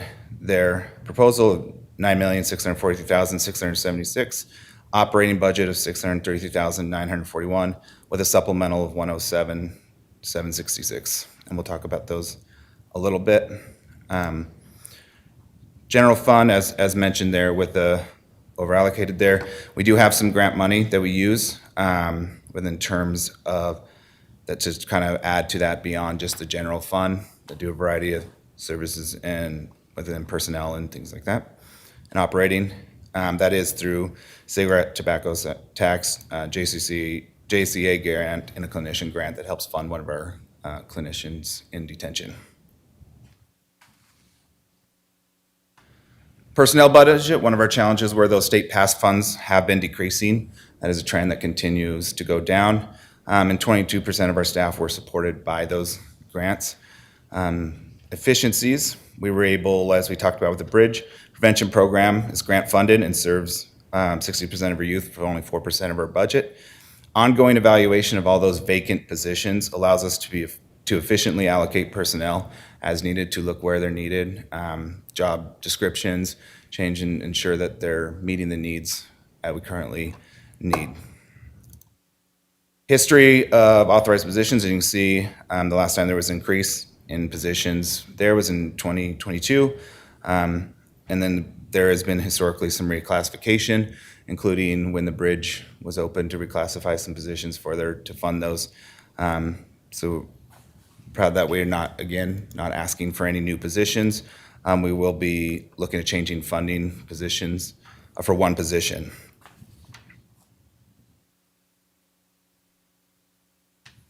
So that kind of leads us to the general funds. We've operated within 101 last year with 29 there. We're going to move one of those, so we'll have 102 in general funds. 28, that'll help us combat some of the decrease in the pass-through funds and cigarette tax so that we can better utilize our personnel and the fundings and utilize those funding sources where needed. So within that, we're changing that one funding source for the one position as noted. We have 20 promotions and our reclassifications that'll be applied throughout the fiscal year. There was a adjustment, special salary adjustment for the director at the BOCC request. And then we're seeing an increase in overtime and on-call. That is intentional on our end to move away from some of the people just the on-call, but really that overtime part where as those ADP, especially in detention, has gone up, we're seeing an increase need for some of that to help manage those youth needs. All those changes, though, are covered within our existing budget authority, so no supplemental money needed. All the line increases in the personnel are shown as fully loaded. And most of, as mentioned, the OT increase would be within in detention, kitchen, support. We talk about our operating budget. One of our big challenges is increased cost of psychiatric services and medications, especially obviously within our detention facility. We're seeing prices increases in food, sundries, and interpreter services that are required for us to provide, such as increase in insurance premiums, where we had a $63,366 increase in our insurance premiums that we had to get into our budget. And we did there was an upgrade on communication systems with the radios and found that some of the older radios were not compatible, which required us to need to look at purchasing new radios that probation and detention use for safety and security reasons. One of the efficiencies we saw, though, we did see the Loomis contract consolidated, moved to the treasurer's office.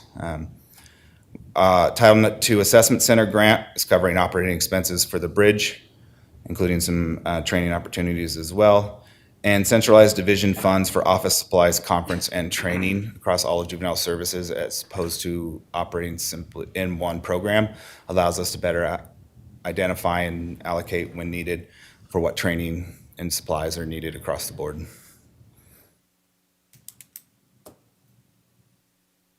Our supplemental request does exist because of professional mental health services for the detention youth. Our contract psychiatrist, the current contract is $72,800. To be able to continue with those services as is, we need it as a supplemental. And the medical supplies and psychiatric medications, due to those increase of $26,966, to be able to make those. And then our last one is a $8,000 one-time pre-audit every 3 years.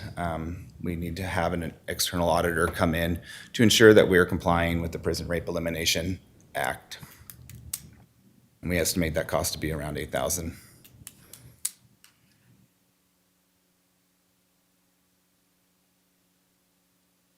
So again, that kind of puts our total budget request within there of $9,643,676 for personnel, $633,941 for operating.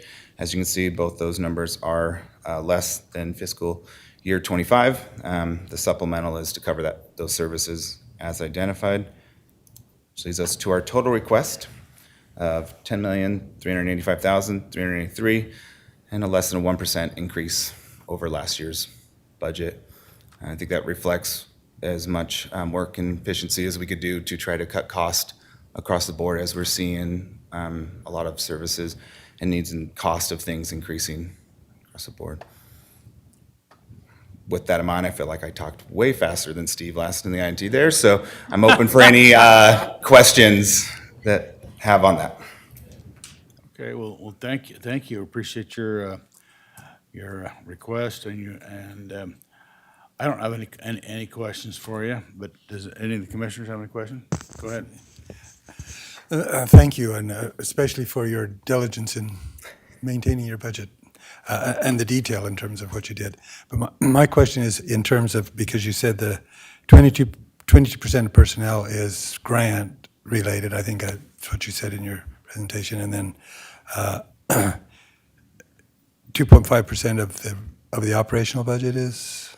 I think that. Anyway, Yes. the bottom line is, have you looked at the grants in terms of what's happening nationally, in terms of what might be impacted in next year's budget, I guess is my real question. Yes, we have. That's an ongoing thing to continue to look at grants. Like I said, we were able to get that Title II one, which really helped this year. Obviously, if you look at nationally, federal funding grants is kind of an influx. Now, for a lot of people, there was a lot of pause And as they kind of evaluated, look at that, obviously our hope is always to be able to, where we can, fund with grants. One of the things, there is some that should be opening up soon. We hope to be able to apply and do that. So we look at things like our supplemental things. Our hope would be is that we can find other ways and alternatives in the future to fund those ongoing increasing needs. All right. Any other questions? Go ahead.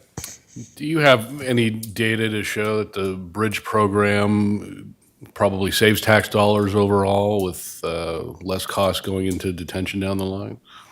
That's one of our target data points for this next year coming up, is to build that, as you know, now that we have more than a year's worth of data, is to be able to look at that and see where those youth were deferred away from the system, so where they did not engage in the youth justice system, those that still did, and then be able to analyze some of that financial money. I have wonderful data people who will help crunch those numbers and get those, so I look forward to being able to present that in the future to the board. Okay. Yeah, because we still aren't we still part of that national system of developing the data for the bridge type of programs? Yes, that was a nationally recognized system there that IT actually, helped build with the bridge there and utilize, and that is what allows us to really analyze a lot of that data effectively, which then we share nationally and locally, and we've been able to help with other communities kind of be able to better look at their systems as they develop some of these assessment centers or look to get their assessment centers up and running.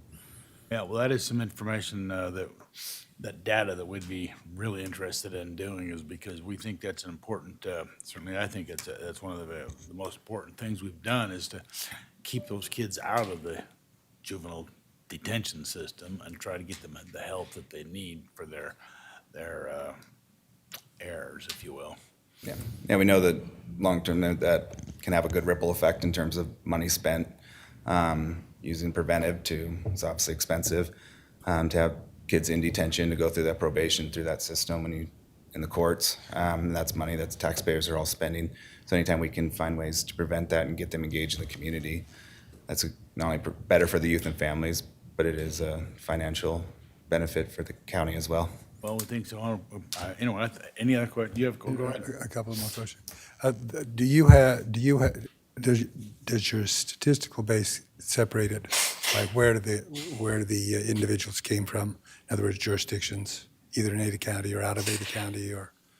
Yeah, we're able to have some of that data then in terms of like our detention or probation youth, if they are from outside of Ada County, we do get those numbers and look at that.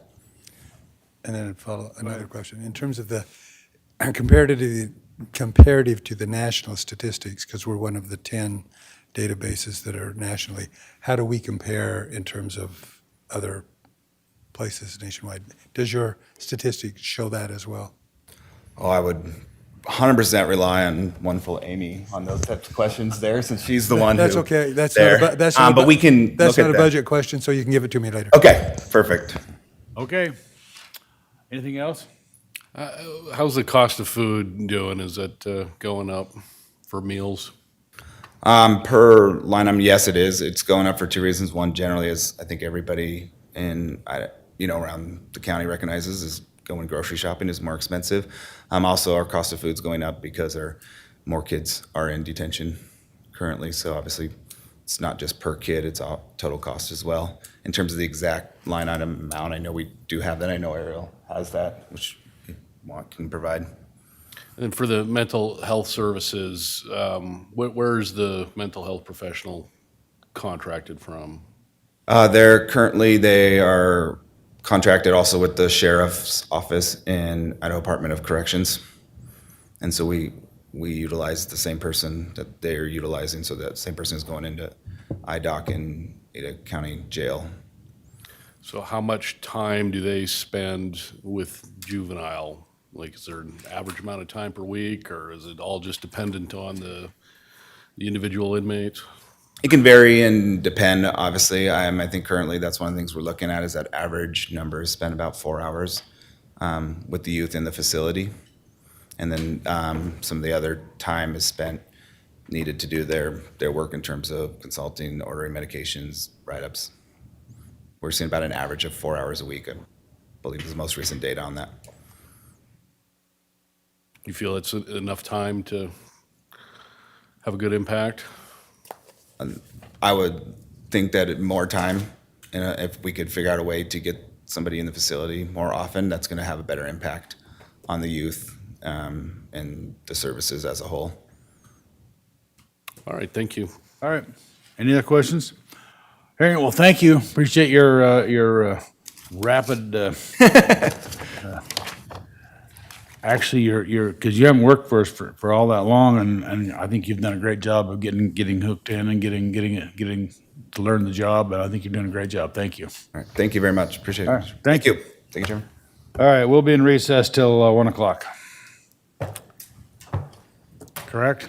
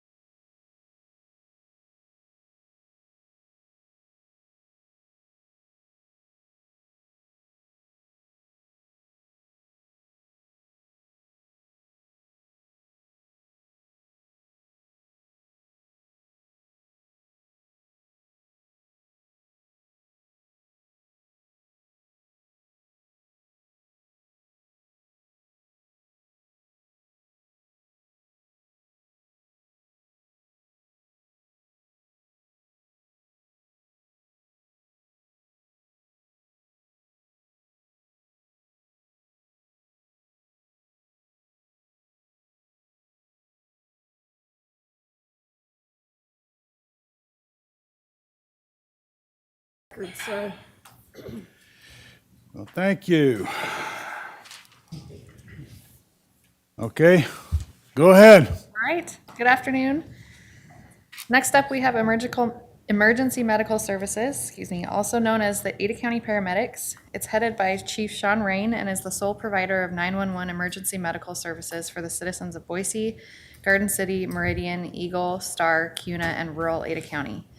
Along with the Ada County City Emergency Services System partners, to include Boise, Meridian, Eagle, Star, and Cuna Fire Departments, Ada County Paramedics provides 24/7 advanced life support through its operation of 15 paramedic stations strategically placed in Ada County.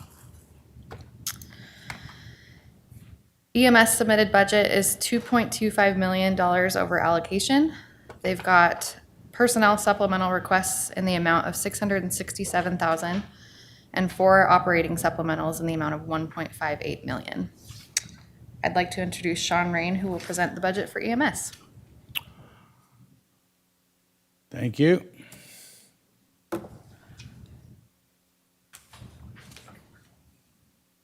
Welcome, Sean. Good afternoon, Mr. Good Chair, afternoon. Commissioners. I usually say good morning to you guys. Yeah, you do. Yeah. You have an EMS update for us? Just an update on the budget. Okay, that's good enough. Thank you. All right, well, we'll go ahead and get started here. Our mission, we just changed our mission, vision, and values a little over a year ago. And so our mission statement is to provide care to our community with compassion, professionalism, and innovation, making a positive impact in the lives of those we serve.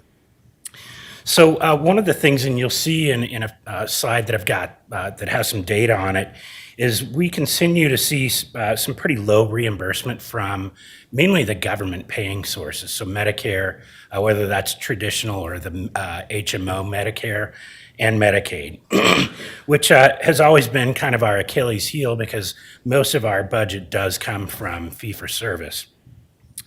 GMT, we finally, and I don't know if this is a static date yet, but they're saying that we'll have our first payment no later than May of 2026, which is really frustrating, but it is what it is. And I've told you guys about GMT for a number of years now. Oh, yeah. We even worked with you on getting the bill passed That's true. I mean, it's been that 4 long. years ago. Yeah, ridiculous. But the check is in the mail, is what I'm told. But not until May of 2026. So one thing that I think is important to know is that we have not added additional resource. And when I say additional resource, specifically an ambulance and paramedics to the field since 2020. Yet our call volume has gone up significantly. This next slide just shows you kind of a geographic distribution of where we run calls in Ada County. And you can see that the calls are clustered kind of in the population centers. Cuna is a hotter spot now for calls than it had been in the past. That's been pretty consistent over the years with the exception of Cuna and Meridian. You know, places that, and I've said this before, places that were a cornfield 3 years ago are now a subdivision and we're running calls there where we never did before. Well, didn't CUNA try to do their own EMS for a while? CUNA did, and actually they started their ambulance service a year or two before Ada County Paramedics did. And they actually got out of the business and we moved a resource out there. So it didn't really add us a resource, but we just took over the operations of EMS out in CUNA. With the increased call volume, has that decreased and without increasing staff, has that decreased the time to get to them?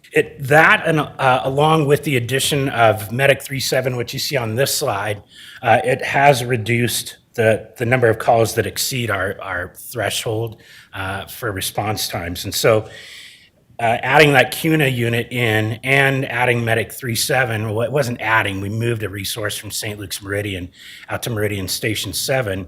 That actually helped kind of decrease some of that call, the time for us to get there. The other thing that we see is just in the last year, you know, we've got a 5.87 increase in our call volume, again, without adding resources. And then the number of calls that we run from midnight to 7:30 has gone up. I mean, it's not drastic, but it has definitely gone up, which does lead to an additional bit of burden for my staff as they're out there responding to calls. Then this next slide shows our average response time, you know, in that 7, almost 8 minute. But you think about average, that means 50% of the time or better, we're quicker than that. 50% of the time or more, we're over that 8 minute mark. What our goal is on code 3 responses, we want to be at 8 minutes and 59 seconds or less 90% of the time. And if you see that 90th percentile in code 3 calls, right now we're sitting at about 11 minutes and 26 seconds. So we're not meeting that by about 3.5 minutes.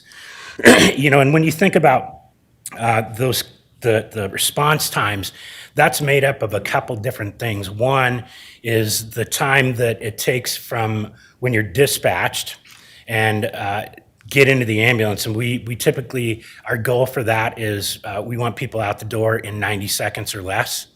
And then the travel time from the station or wherever that they were at the time to the location of the call is what we want to achieve in 8 minutes and 59 seconds or less 90% of the time. And so obviously having a pretty significant increase in call volume, which you'll see in this next slide, means that the likelihood that we're going to meet that goal of 8 minutes, 59 seconds or less becomes less because your busy probability goes up. So if that ambulance in Cuna is already on a call, then the second in unit has to come to that, which is going to take longer, or maybe even a third or fourth in unit. When we look at historically going all the way back to 2017, 2017 to 2018 was a pretty big jump, almost 5,000 calls a year that year. It remained pretty flat until the pandemic, and since the pandemic, you know, since really 2020, we're predicting that we're going to be right around 40,000 calls for calendar year 2025. So that's an increase of 10,000 calls without adding resource. And we hear it from our employees that they feel that burden, they feel the busyness that they go through throughout the course of their shift. But we also notice that increase in our response times and increase in the number of times that we get down to where there might only be 2 or 3 ambulances available in all of Ada County because everybody else is out on a call. So that has gone up significantly. When we look at our revenue, the pie chart on the left shows you kind of the breakdown between taxes, fee-for-service, our membership program, and then other is sales tax, investment revenue, that kind of thing, that make up our total actual revenue. One thing that we have seen is with the outsourcing the billing office is they have really got us up to speed, and we're collecting, Linda, what, about 1.3 million a month now? Maybe more like 1.2. Okay, more like 1.2 a month, which is they're doing a good job for us. Then when we look at our call type mix, this shows you BLS transports versus ALS1. ALS1 would be like if we put a cardiac monitor on somebody and just start an IV, that would be an ALS1 call. But if we do multiple things, give a bunch of medications, defibrillations, that becomes an ALS2. So you can see the breakdown on that. But I think what's probably most striking is when you take into account traditional Medicare, Medicaid, and Medicare HMO, that becomes, you know, those government payers become our largest payer source. And with those payers, we basically get what they're going to give us. We can't balance bill those patients. So a bill might be $1,800, let's say, and Medicare is going to pay us $392, and the patient's on the hook for a small copay of about $65, and we have to write the rest off. And so it makes it very difficult. Even when we raise our rates, which we do from time to time, it doesn't have a big impact in that fee-for-service revenue line because most of it's being written off from those big payers from the government sources. So moving into our budget requests, for operating, we're asking for 5.967868. And one thing of note here is since 2020, I would say we have really tightened our belts and probably a little bit too much. The ARPA ambulances that the board allowed us to purchase definitely helped us tighten our belt, because you guys kind of were able to fill in that piece for us and get those ambulances. But we've put some purchases off too long, and it's time for us to start catching up from that. Capital is 1.5, and this is mainly ambulances, and the stuff that goes in the ambulances, the gurneys and that kind of thing, are expensive. We are looking to replace one admin vehicle. I think our newest admin vehicle right now, which we do respond lights and siren in these things, is a 2013. And so we're looking to replace one of those, even though we've got 4. And then personnel, we're looking to add 16 new positions this year. And one thing I will note, and the last line on the slide, is we have not had any long-term vacancies. The strategy that Chief Shabbat and his team have done as far as recruiting, we've had ample numbers of applicants when we've had openings, and we've been able to get those filled pretty readily. So the new position requests, what we're asking for is 5 paramedics, 7 EMTs, and 4 advanced EMTs. And what these new personnel will do is they will be able to staff up Station 8 in Meridian, out by Owyhee High School. We had a lease agreement that we signed with the city of Meridian, I believe it was about 1.5 years, almost 2 years ago. But up to this point, we have just not been able to afford the money to put the staff in the station. So we're asking for that. And then we're also planning on putting in what's called an intermediate life support unit. And this unit would respond to lower acuity calls, and really with the idea of trying to take the most appropriate level of care and response to that patient so that they're getting the right resource at the right time. And which is kind of a new thing in our system. We did do a pilot project with the city of Boise a couple of years ago that we showed some success out of that. We know that it works. And with the aid of dispatch, we can actually go through the emergency medical dispatch codes and determine which calls that ILS unit should go to. So that's a big change, but it'll also be a big help. Again, we haven't added positions in the field for several years, and the staff are certainly feeling that. The good thing is these new positions will all be funded within our current EMS budget. We don't have any special salary adjustments or market adjustments for FY26.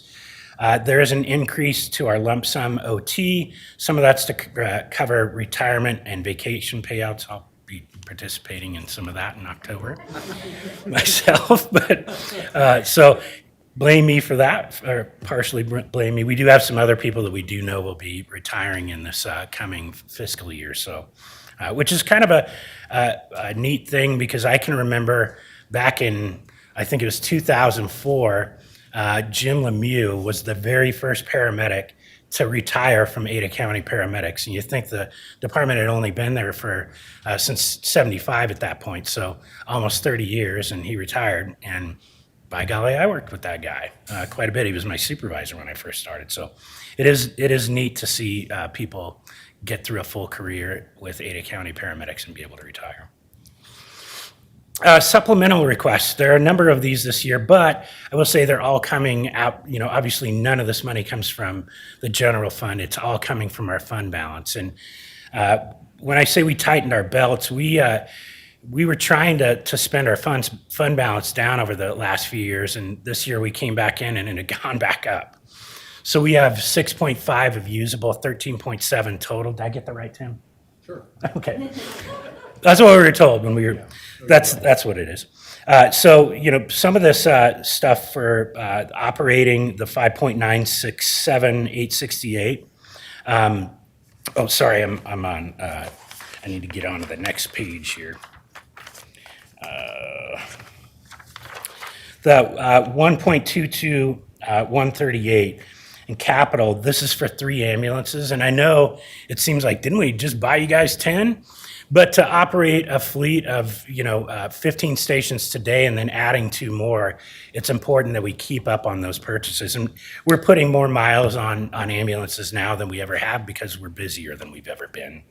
And so we want to keep that fleet fresh and going. 49,500, that would go to 1 administration vehicle.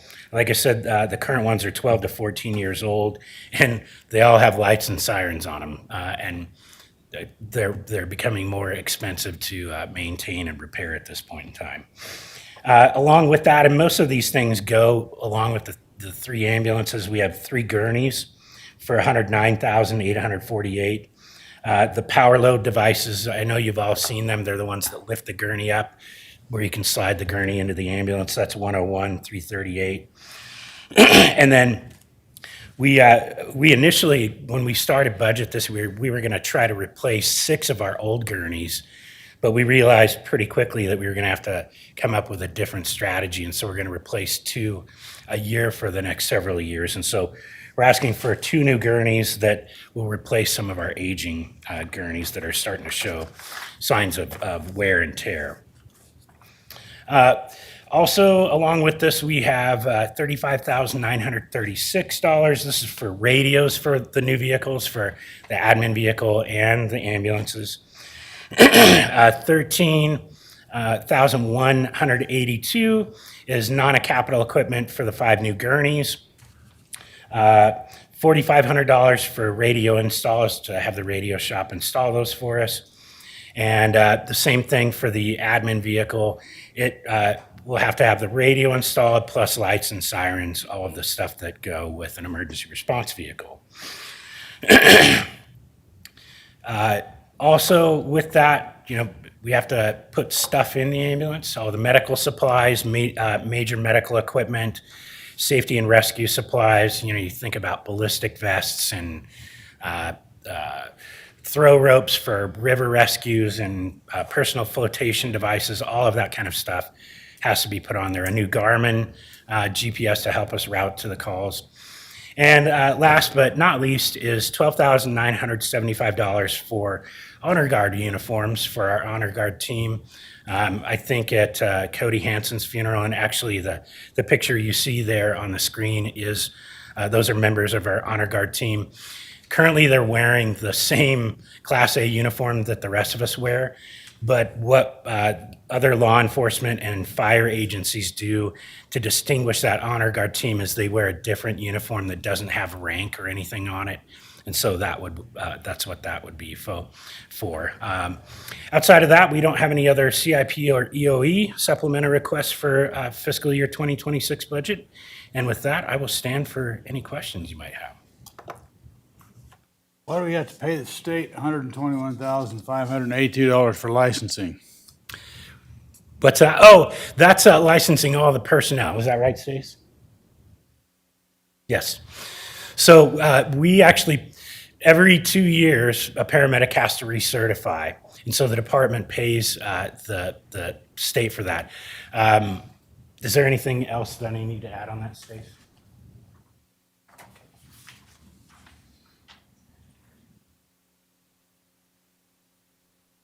Yeah, we pay the initial fee for all of access. Okay, that's probably the other part of it is we pay the initial fee for access and then they pay us back for their personnel. So we pay to relicense people. Okay, all right. Any questions? Go ahead. So you've accounted, there's 16 new positions, correct, that you're requesting, and you've put that in your budget, no additional one time, but and the ambulances you're asking for, what about facilities? Mr. Chair, Commissioner Daley, facilities, we're actually good on facilities. We haven't been able to occupy Station 8 up to this point. And so that facility is ready and waiting for us to move in. We've already paid for the lease on that. The other station that we're looking at housing the ILS unit in is the NACFR Station 2, it's on Chinden, down 37th and Chinden, that area. And we've kind of had an agreement with NACFR for many, many years, ever since that station exists, for us to actually house that station. NACFR currently doesn't have the ability to put up an engine or Boise Fire at that station. They've kind of used it if they were remodeling a station, they would move that engine company and or a truck down to NACFR Station 2 for the 9 months to a year that it takes to remodel it. But we would be occupying that building 24 hours a day, but it wouldn't be any additional cost for facilities. Okay. Thank you. Another question. The Medicare, Medicaid, as you pointed out, is one of the critical factors in terms of the reimbursement. Have you analyzed it in terms of even an estimate, and I know you have to have a crystal ball to do this, what's going on in DC in terms of like administrative costs, some of that kind of stuff that in the bill that passed the House, they increased the state administrative costs, just as an example. Any of that analysis been done in your budget? Mr. Chair, Commissioner Daly, the answer to that question is no, not yet, because we don't know exactly what's going to come out of that. We did have the president of the National Association of EMTs actually went out and met with Speaker Johnson and Senate Majority Leader Thune and asked them specific to Medicare and Medicaid if this bill was going to have any impact on our reimbursement. And they said no. I mean, I know that anything can change, but they really said, we're such a small sliver of the CMS pie that they said they weren't going to touch that. Actually, what they told him in addition to that is they wouldn't touch anything that directly related to the delivery of patient care, which for us, 100% of our budget goes to the delivery of patient care and service to the citizens of Ada County. So that's what NAMT and the International Association, excuse me, of Fire Chiefs kind of said. You're saying this, and we're going to do our best to hold your feet to the fire. So hopefully they keep their word. Okay. One. Go ahead. So the reimbursement, that 2026, is that at what point in 2026, and is it in the fiscal year, and what would that do to your budget?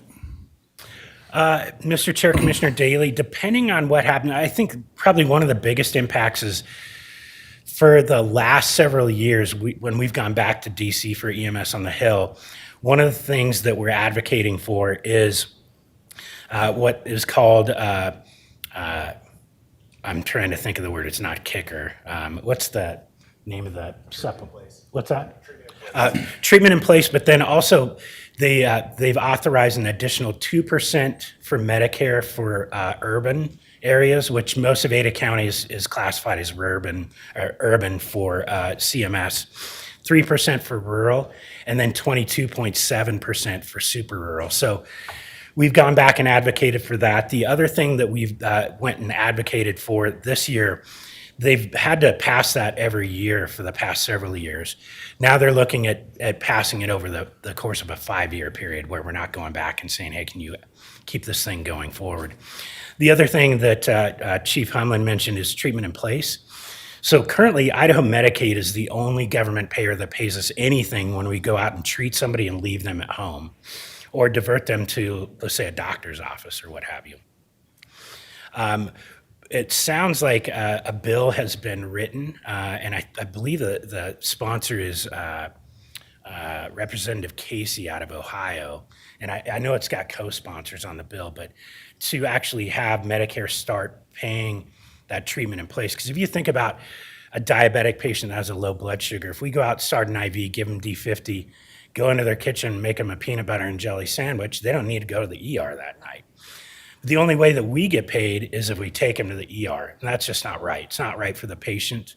And so we've always done the right thing for the patient and got them the care they needed, even if it was making them a sandwich and having them call their doctor the next day. But this bill would actually start paying for that treatment in place, which Medicare has never done in the past. One more. Go ahead. So the urban, rural, and super rural, if we meaning our people, go to like the Highway 55 thing, is that super rural, and would we be paid that, or is it just our jurisdiction is Ada County, so we wouldn't get it if we went to Boise County or another place? Do we get the benefit of that? Mr. Chair, Commissioner Daly, that's a good question. Linda, do you know the answer to that? So the super rural is based on zip code that we respond to. Okay. Okay. So It is a response thing, okay. we don't do it very often, and there isn't much super rural left in Ada County. But yeah, they get that 22% or 22.7% bump. But you think about like Oneida County or, some of these Clark County, these really small counties where that kind of helps keep them alive. And for us, it's that 2 and 3% that we really rely on. Thank you. Okay, all right, thanks. Any other questions? All right, well, thank you. Thank you. I did have another question. Are those cones fully recovered that we damaged? There was only one really good cone fatality, so everything else is recovered. All right, all right, Luckily, we have plenty of cones. all right. All right, Well, thank you very much. Are we going to get reimbursed for that? Moving on. All right, thank you.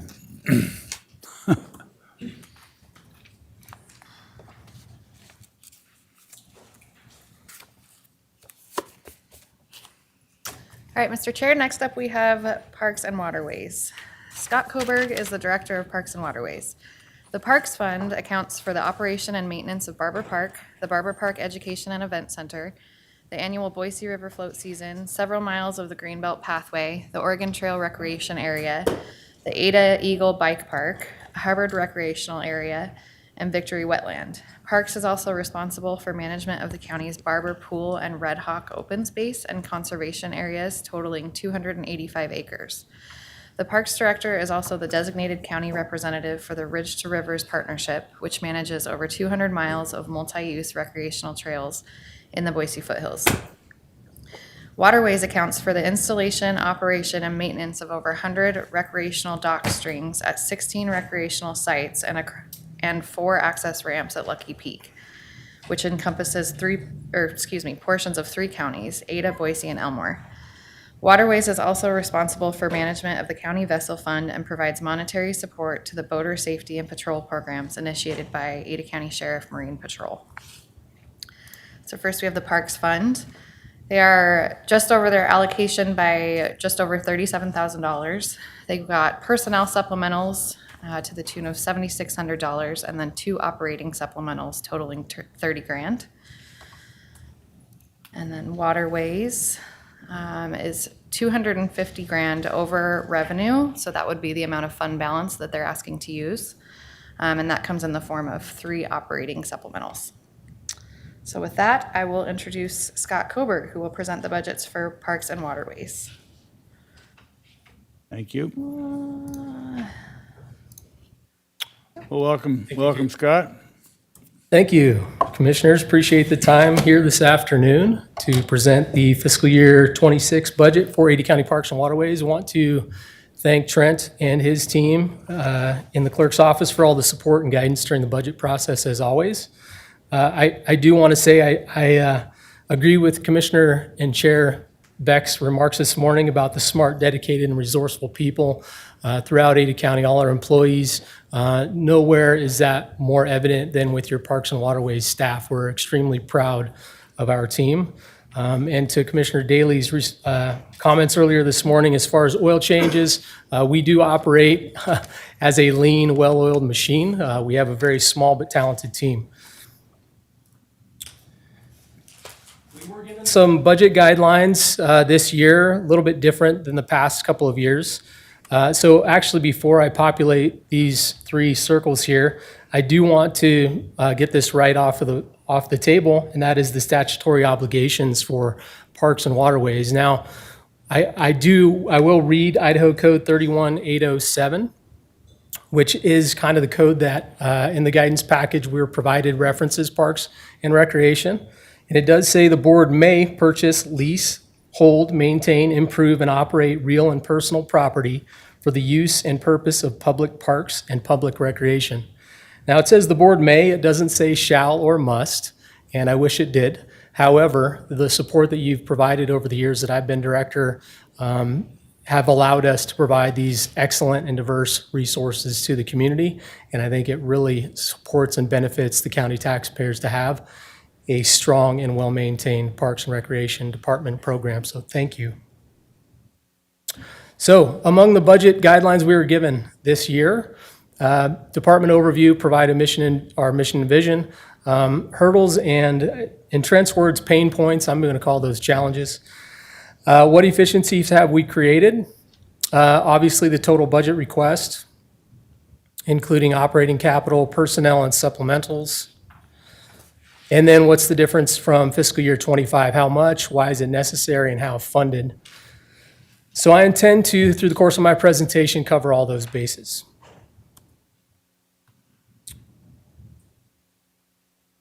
So as the sun rises on a new budget season, our mission statement is Ada County Parks and Waterways provides diverse outdoor recreation and educational opportunities while protecting natural resources, waterways, and wildlife habitat for the enjoyment of residents and visitors. The vision statement is Ada County Parks and Waterways strives to create and enhance unique recreational opportunities that promote active, healthy, vibrant, and welcoming communities. Now, as part of our recently adopted master plan that we adopted just at the cusp of the last fiscal year and the beginning of this fiscal year, among the many things that were identified included our master plan goals and strategies. And there were 4 specific guiding themes: funding, sustainability, branding, and growth. Just want to hit on that money bag first and foremost, since we are in a budget presentation. What it indicates here in our master plan is that increases in county funding are recommended to provide a sustainable and resilient level of service and appropriate staffing levels at the counties as the county's population increases. So we're very mindful of that every time we come before you with a budget presentation. Also, as part of that master planning process, we did reinvigorate our core values and collectively as a team determined our core values to be education, honesty, professionalism, stewardship, and teamwork. Now I'll hit the budget numbers right off the top here, and then I promise there'll be a lot of photos that some of you've seen, some of you haven't seen before, that will get us to the next budget presentation, hopefully on schedule. So as indicated, our fiscal year 26 submitted budget for operating, $971,814. The personnel budget, $969,881, nearly 50-50 there, for a total budget of just shy of $2 million. Then you add in what essentially is another department within our office, which is the Waterways component of Ada County Parks and Waterways. A fairly significant increase over the prior year, as Katie indicated in her introduction. So $459,807, including those 3 fund balance supplementals, of which I will detail shortly. So for a total budget there, $459,807. You combine those two, $2,401,502. However, I also will be sharing with you the CIP requests that we are asking to fund with our fund balance. So those Waterways supplementals, first and foremost, 1, Lucky Peak boat dock frames and hardware, apologies. Waterways fund balance usage request of $85,200. So a manner in which we become more efficient with our management of those 100 dock strings at Lucky Peak Lake is we do not like dock strings at recreation sites to be out of service during repair. So what we're intending to do is buy, according to our dock design standards, the frames and materials to complete docks in the shop yard. So therefore, we can actually replace a dock string while also fixing another dock string on a constant rotation inside and outside of any boating season to repair and replace docks. The second supplemental request is a combination of two major equipment purchases. One would be for the Ada County Sheriff's Office Marine Patrol remote operated vehicle, which if they'd like, they can share some information on that. I've been working with Lieutenant Lowry and others in the Sheriff's Office as part of the County Vessel Fund, which we do support with this Waterways division. There is a need for this particular piece of equipment to facilitate with accidental drownings and body recoveries up at Lucky Peak Lake, for which they have not had this piece of equipment in the past. And then additionally, we have a Waterways equipment trailer that we're looking to help facilitate that dock movement, equipment movement up and down from Lucky Peak into the maintenance shop yard at Barber Park. So the total of those two combined is $112,000. The Sheriff's Office did obtain a quote where we're leaning on that for this Mission Specialist Pro 5 as the specified piece of equipment. The third supplemental for Waterways is a maintenance and operations combination, essentially the 2025 and 2026 boating seasons, whereby we had a transition within the last fiscal year.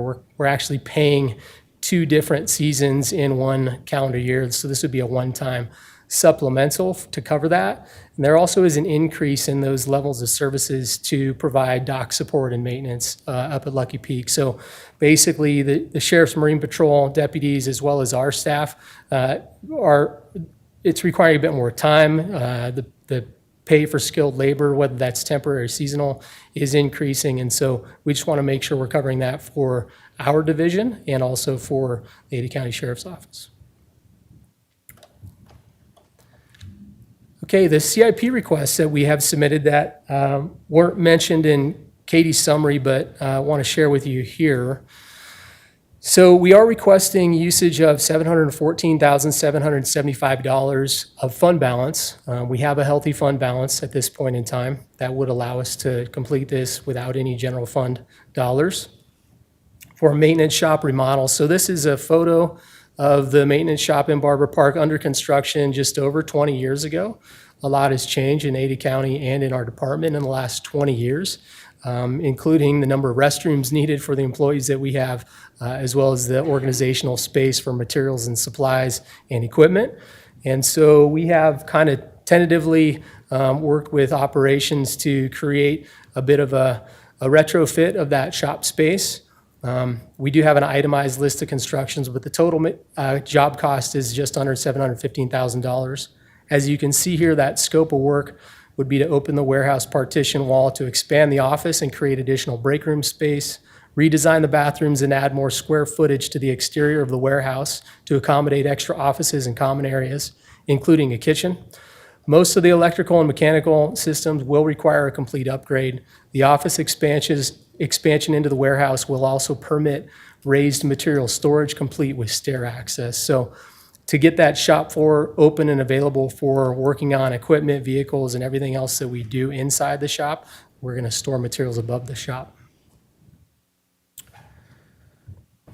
The second CIP request, again, I'll tell you the story on this one and then why we're kind of coming back towards a fund balance request. So in a CIP submittal, we did request $356,259 through the general fund for Barber Park Greenbelt Pathway Restoration Project. We were going to contribute about 10% of that from our budget. Total project cost, $392,259. However, it was ranked number 6 by the Transformation Board, which was below the line for those that I believe will be discussed as potentially recommended for funding. We understand that. However, the statement from the Transformation Board was that it warrants consideration for more fund balance allocation if available. It is available. So we are requesting fund balance usage for that amount that we originally requested from the general fund. And so this is a condition of a portion of that pathway. As you know, over the years, starting in 2016, actually, we have this will be our 6th. We've completed 5 Greenbelt projects of significance since 2016. This would be our 6th within the past 9 years. of significance means a pathway length of approximately 1 mile or more. This would be, like I say, the 6th in 9 years. The benefit of having this fund balance is that, or I guess the reason we have it is because we have gotten creative and you have gotten supportive in the past using ARPA funds. We have used general funds. We've used revenue in the past to do this. So we do have some fund balance available now to make this so. The intent is to kind of reorganize how this pathway makes its way around the new playground we installed just over about 1.5 years ago. And also widen and improve the route intrusion on that pathway. So we do have a preliminary design. We do intend to realign that path around those cottonwoods, causing that route intrusion. And we do intend to add access pathways to the new playground, which don't currently exist. We have a cost estimate here, and that's that total you see at the bottom that matches that fund balance plus the budget request, $392,259. So when you add all that together, including that supplemental request, ongoing supplemental that was indicated by Katie off the start, we're really looking at a total budget. What we intend to spend this upcoming fiscal year with your support would be just shy of $3.5 million. We are not requesting any new positions. We have 11 positions. We are fully staffed. Within budget, we are accommodating 1 job reclassification, 2 market rate adjustments, and 2 special salary adjustments. That's the number of employees we have. 11 total. So I'll flip through a few slides indicating the services we provide. I use this one still. The fun thing about this is the efficiency that we actually see. You can look past the cool recreation that happens in our valley, and what you see are an entire fleet of rafts that are no longer in service. They've all been replaced and upgraded to accommodate safety and expectations for the recreating public. So we become more efficient with how we deploy our rafts to the rental community. And as rafts break down over a period of about 10 years, we replace them with new rafts all built here in Idaho. In that center, off in the distance, this raft, where the fly line crosses that raft, is actually a Moravia raft that we have donated to the Ada County Sheriff's Office within the past 5 years. They actually use that for boater safety, for recovery, for all kinds of things on the river. So we're reusing, we're replacing, we're becoming more efficient all the time.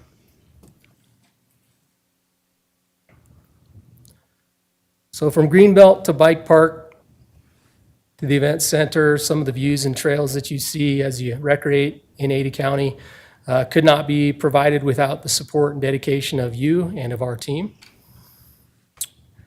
What do those budget requests that we're asking for pay for? Essentially the maintenance and operation of all those public parks and trails, the float season, the education and event center, the Greenbelt trailhead and parking recreation sites, open space and conservation areas, the dock and recreation sites at Lucky Peak, and many of the agency partnerships, MOUs, and agreements.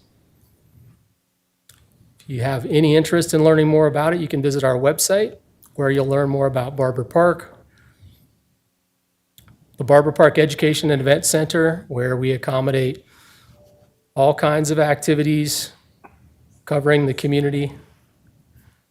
And more recently, it's become also a designated precinct location for voting. So we host elections a couple times a year typically in that site now. We do manage the Barber Park float season in conjunction with our partners with the City of Boise and several other folks. We are currently ramping up for that right now. This inventory process will be occurring tomorrow if you really want to see it in person. And I think you're aware the Float the Boise Partnership is a demonstration of success and collaboration between Ada County, City of Boise, and several partners over the last few years to educate the public and visitors to Ada County about safety and everything you need to know before floating the Boise River. Several QR codes and new branding throughout both parks, Ada County, the park at Barber Park, Ada County's Barber Park, and then Boise City's Ann Morrison Park. We've built out a website floattheboise.org for everything you need to know to float the Boise River. And one of the new components, that center link and photo at the bottom regarding parking and rental information. Now, typically, we lead you through several kind of updates on what parking is doing in Barber Park during the float season, because we do reach capacity. We try to do that via social media and on the website. But another mark of efficiency this year is we've been collaborating with Ada County IT, and if we could just get this top left button to work all of the time, we'll be set to roll this out at this particular float season. But this is called the Barber Park Floater Hub. It is now linked directly from the floattheboise.org site. And what it does is it provides, via a series of 2 cameras and a Camlytics software, data software that counts cars. Basically, cars are triggered past the camera. It determines, based on our capacity of the park, how close we are to capacity in Barber Park for parking. So those little cartoon cars you see parked will actually populate the overflow parking field as parking actually in real time increases. We also have a camera on the fishing pier, and this was actually yesterday. 84 floaters entered the river, so not official float season yet, but there were 84 folks that did choose to float independently yesterday. So it's going to count number of floaters. It's going to give us great data points on that. It's going to count number of vehicles. It's going to give real-time information where that top button is expected to go from green to yellow to orange to red, indicating how full the parking is or how many available spaces remain. And we also have flow data and air temperature and water quality, or water temperature data there too. So again, a great collaboration with Steve O'Meara's team at Ada County IT. I already mentioned the Greenbelt and the project we're looking to tackle. We have a really excellent track record, and you do, of supporting Greenbelt projects over the past 9 years. We hope to continue to do so. The bike park out towards Eagle, an excellent collaboration with the City of Eagle on old landfill buffer property. Oregon Trail Recreation Area, which we manage a portion of that, and then it nests within a BLM/BOR piece of property. Victory Wetlands is another site we manage. Hubbard Reservoir Recreation Area, which Commissioner Daley is very involved with the groundwater recharge programming happening out there the last couple of years. And then the 2 open space and conservation areas, Barber Pool and Red Hawk.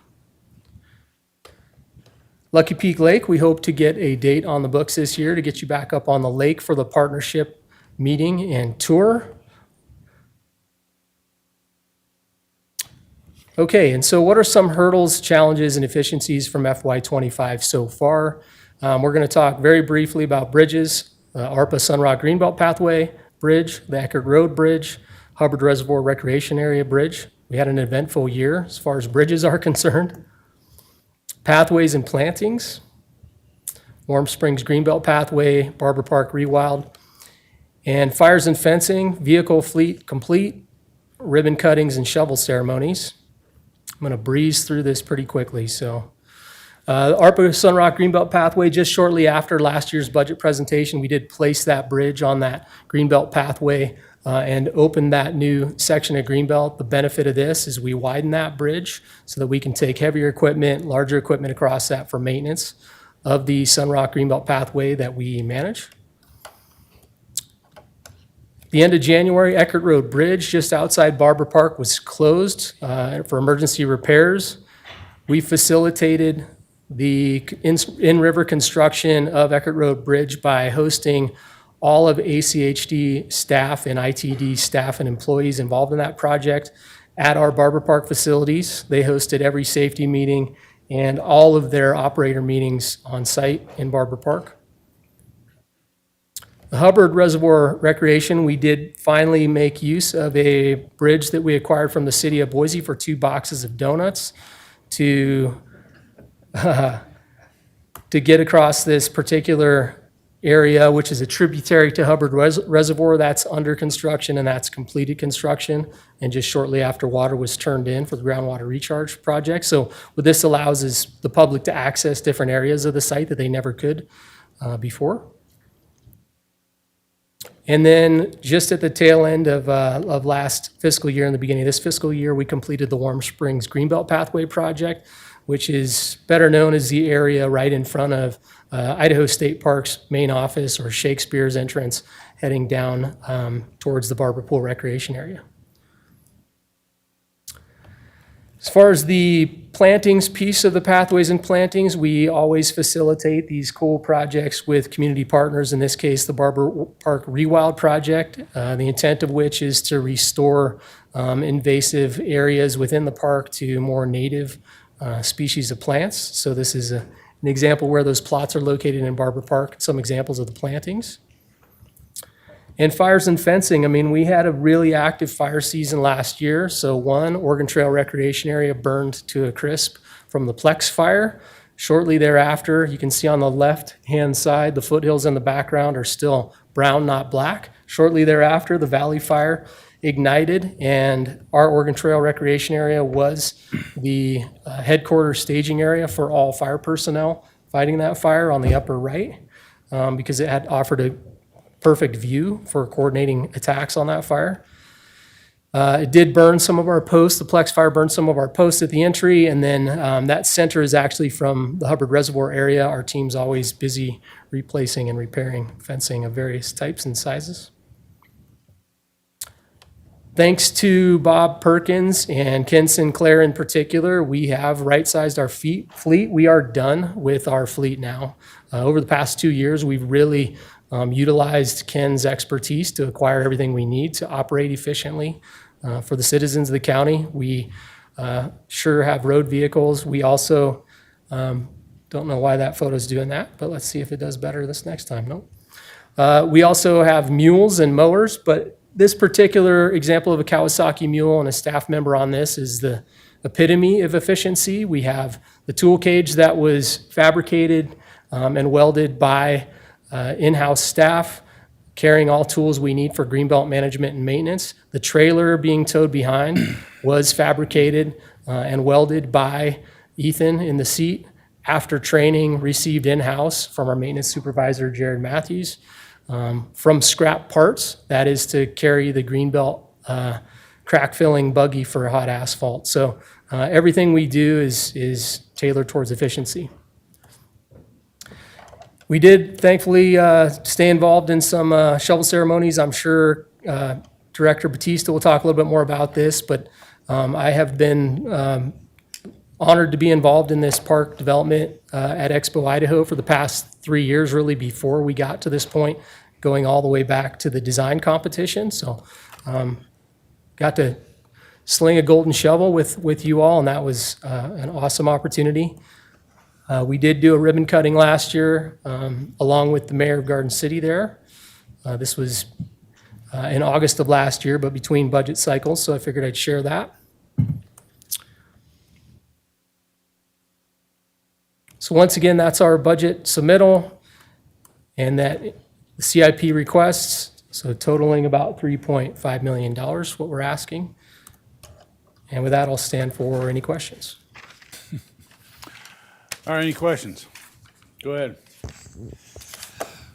Yes, Mr. Chairman and Scott, just thank you for your report and especially your analysis of the requirements, the legal requirements, that it's a may, not a shall for parks, but thanks to Anthony in particular in the clerk's office, if you go onto the Budget Explorer on our website, it'll give you the amount of taxpayer dollars, county taxpayer dollars that go into the Parks and Rec, and it's a very small figure. As I recall, the last time I looked, it was like $3.52 or something like that. So the county people need to know that, and what you're doing and how you're doing it, and how much it's actually costing them for what they get.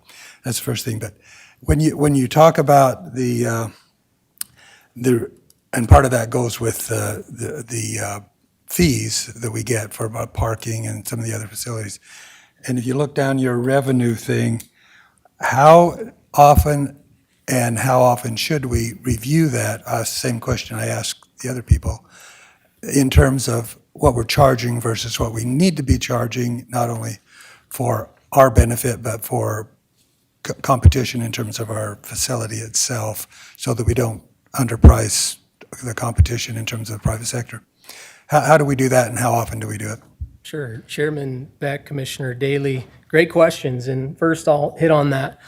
The pie, yes, we are a small sliver of the pie, but no pie is worth eating if it doesn't have Parks and Waterways in it. It is that tiny little sliver. We do evaluate our costs that we have fees associated with it for public use on an annual basis at a minimum. So in particular, the Education and Event Center is a primary example. The Education and Event Center, we do market analysis, not unlike HR might do for salary adjustments and things. We do that on a site-specific basis in our valley. What other business operations are providing a similar service? How are we fitting within that market for event facilities and the types of services we provide? So we have increased the cost of that facility over the past couple of years. Thank you for Commissioner Beck for kind of bringing that to our attention. As far as parking fees, we do charge a fee for parking in Barber Park as well seasonally during the float season. We have made an increase in that over the past few years. We feel like we're in a good market space there. It's at $7 daily. We used to have a $5 and a $6 weekend fee for that. So we're consistently looking at it. I think annually is certainly not out of the ordinary for us to look at any revenue generating fees for our services we provide. And again, that revenue is a portion of our budget every year. In this case, that revenue has accumulated into the fund balance because we've had some awesome success with ARPA funds to do some of the bigger projects we would have otherwise asked for general fund or fund balance usage. But I hope that answers your question, Commissioner Daly. We review those fees annually. Follow up to Yeah, that. go ahead. So because you indicated part of the shop renovation, the $712,000, comes out of fund balance, and it was a healthy fund balance. So that is that the method of regenerating that fund balance in terms of if it's healthy now and we're spending in your budget, you're requesting, how's that going to be regenerated for future kind of projects?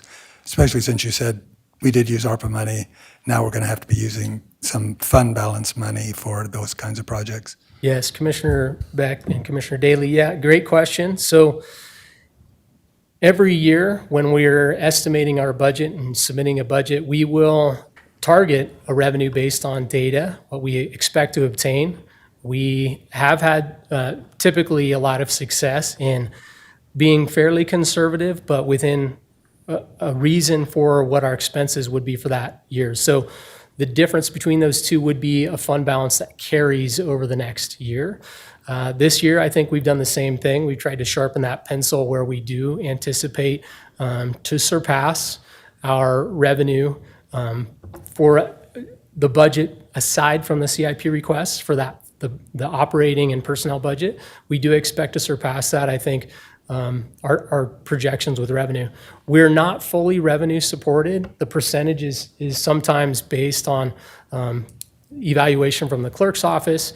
This is the healthiest fund balance we've had in the 12 years that I've been here as director. And again, I think it is just as a result of the success we've had with other funding sources under your discretion coming to the table to resolve particular requests that we've made using fund balance or general fund.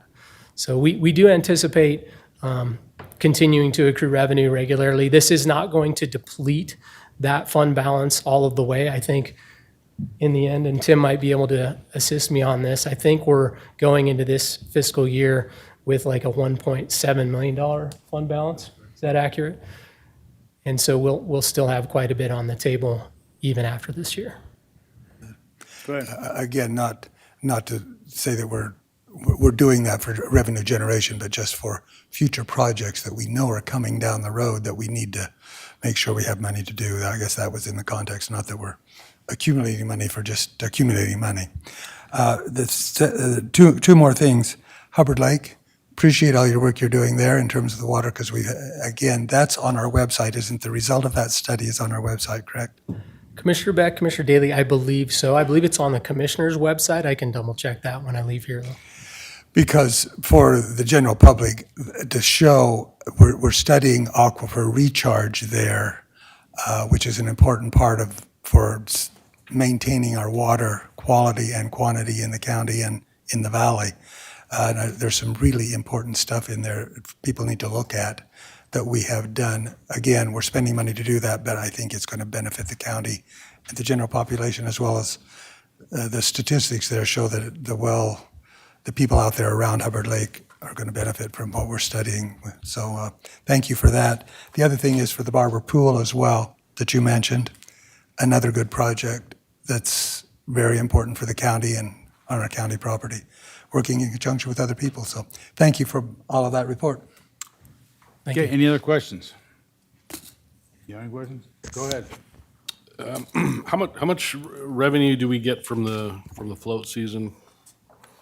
So it's Commissioner Beck and Commissioner Davidson. So it's a combination of factors here. So there's really sort of three revenue streams during the float season. The primary being the rental concession operation that is not operated by us, but we do have a revenue share. So we contract that out currently to Boise River Runners. And we anticipate, I believe the target we set is right in the neighborhood of, I don't know if Tim's got that revenue figure. I do not have it in front of me. I apologize. But that's our most significant budget revenue. I can get that for you after I leave the podium here.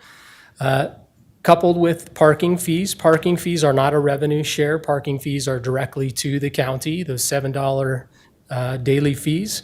We obtain all of that revenue. Again, I think we're in the neighborhood of about $230,000 there. And then there is a small portion of revenue obtained from the Snack Shack operation, which is not extremely significant, but those three components all couple together to make up our float season revenue. I can combine those and send them to you after I sit and be happy to do so. Does the revenue cover the entire expense for the float season? Chairman Beck, Commissioner Davidson,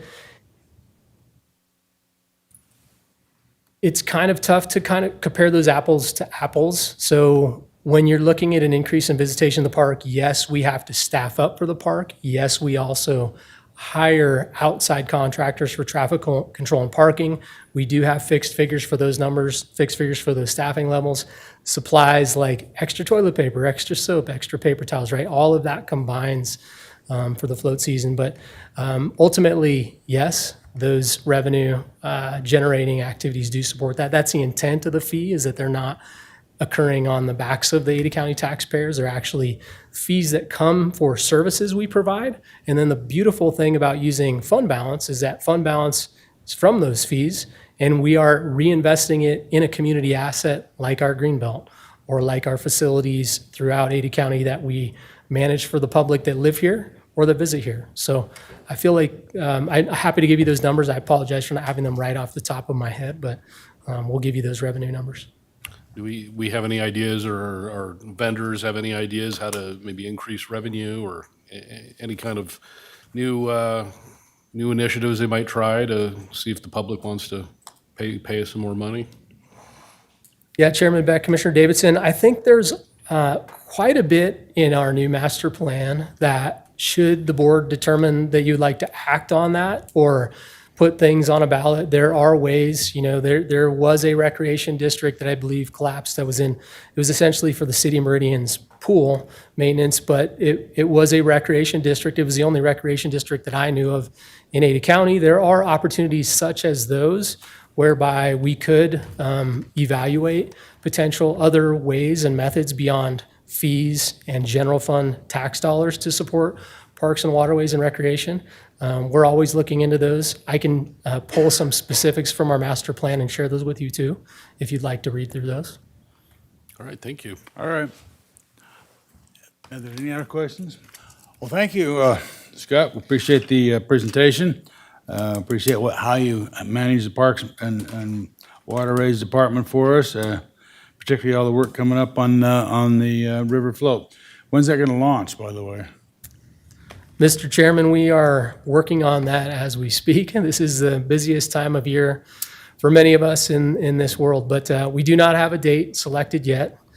We are, hopeful that we can open the float season well in advance of the end of this month, but it's a moving target. Flows are potentially going to increase again this week. We'll learn more tomorrow morning from our water management team at Department of Water Resources and Bureau of Reclamation.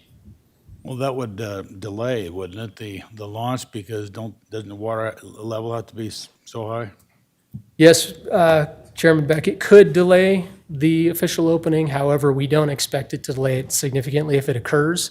It would just be at the upper threshold of 1,500 cubic feet per second. Yeah. We are also hopeful that our collaborative partners with Boise Fire, although they lack a vessel to mitigate some of the debris due to an incident with their boat on the river. That's the one they sunk? That is correct. We are hopeful they can still be prepared for the activities for the float season. That's to get out the snags and whatnot. And Correct, yeah, obvious and dangerous right. known hazards. Yep. Yes. Okay, I don't have any further questions. Thank you. Thank you. Appreciate the it. time. Sorry if I didn't keep us on schedule. Commissioner Davidson, for your question, concession rentals, they brought in a little over 327,000 in FY24. They've got budgeted 350,000 for this fiscal year. Parking, they brought in 208,000 in FY24, and they have 230,000 budgeted for this year on revenue. Thank you. All right, thank you. Yeah. Yeah. Okay, Commissioners, next. Okay, we thank you. have TCA's office, and then after that, we're scheduled to take a 15-minute break, and then we'll finish out the day with operations and solid waste. Yes, we are. Sandra Barrios, Trial Court Administrator, is responsible for the Trial Court Administrator, along with the treatment courts and court monitoring funds. The TCA is responsible for managing the non-judicial activities and programs of the 4th Judicial District Court, which includes Ada, Boise, Elmore, and Valley counties. In Ada County, court program support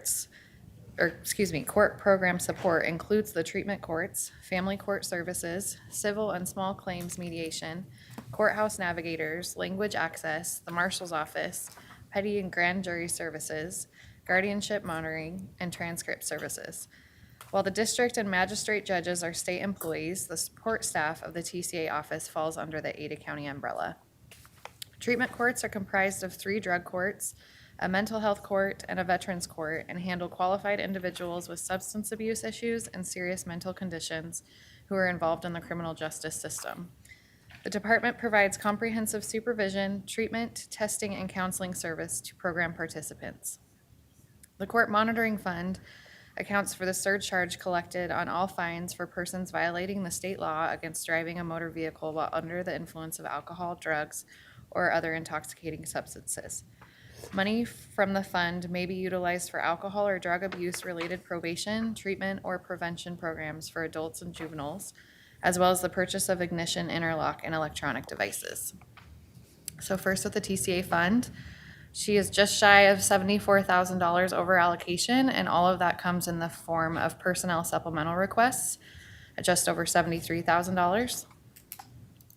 The problem-solving court's budget as submitted is $36,000 revenue over expense. And the court monitoring fund is flat at $30,000. So at this point, I'd like to introduce Sandra Barrios, who will present the budgets for the trial court administrator, treatment courts, and court monitoring.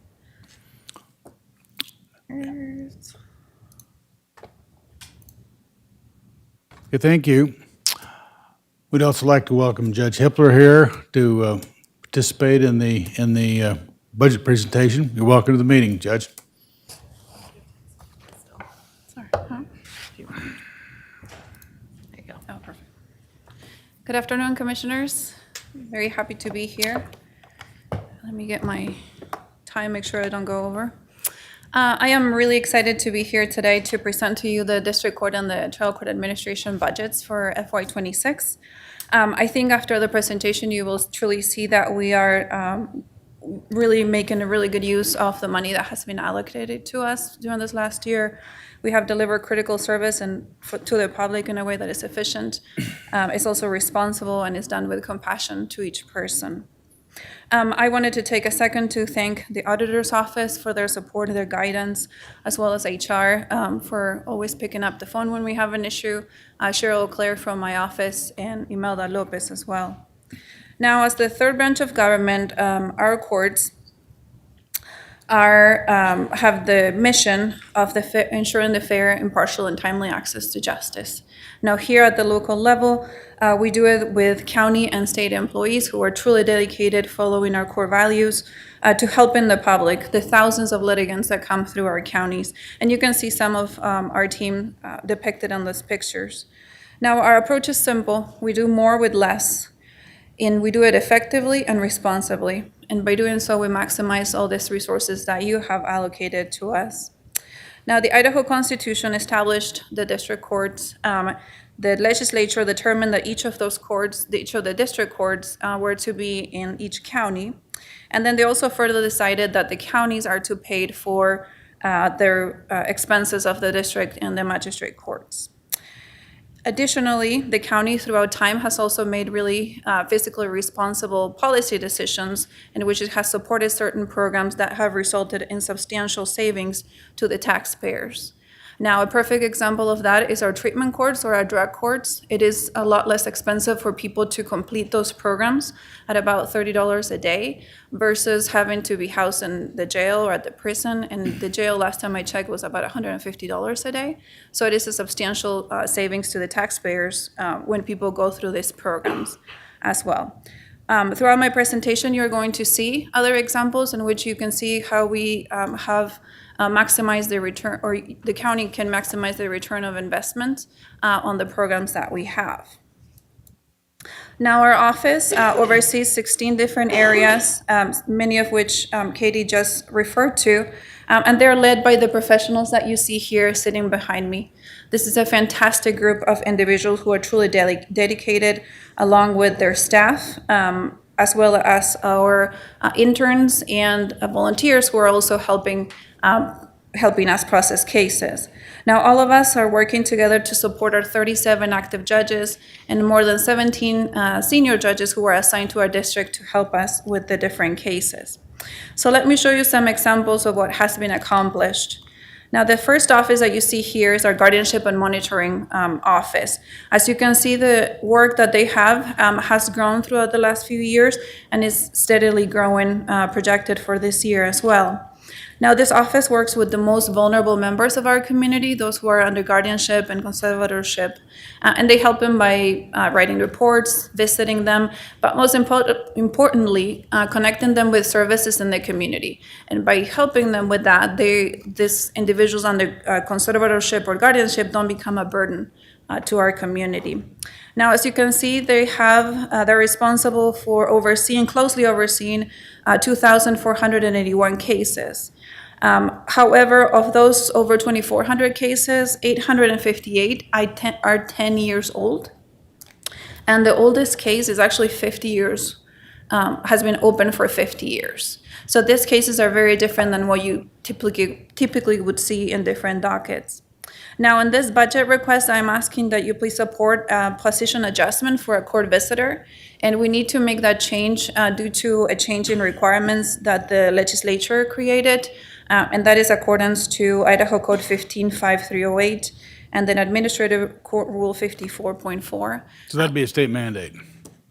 If we want to have this position, yes, we have to have that. We have to increase the requirements. Correct. This position, however, is fully funded within budget, so I'm not asking for any additional money. The second office you're very familiar with. Last year, they were awarded a national award. This is the first time that it's given here in Idaho, so we're extremely proud of the work that they do.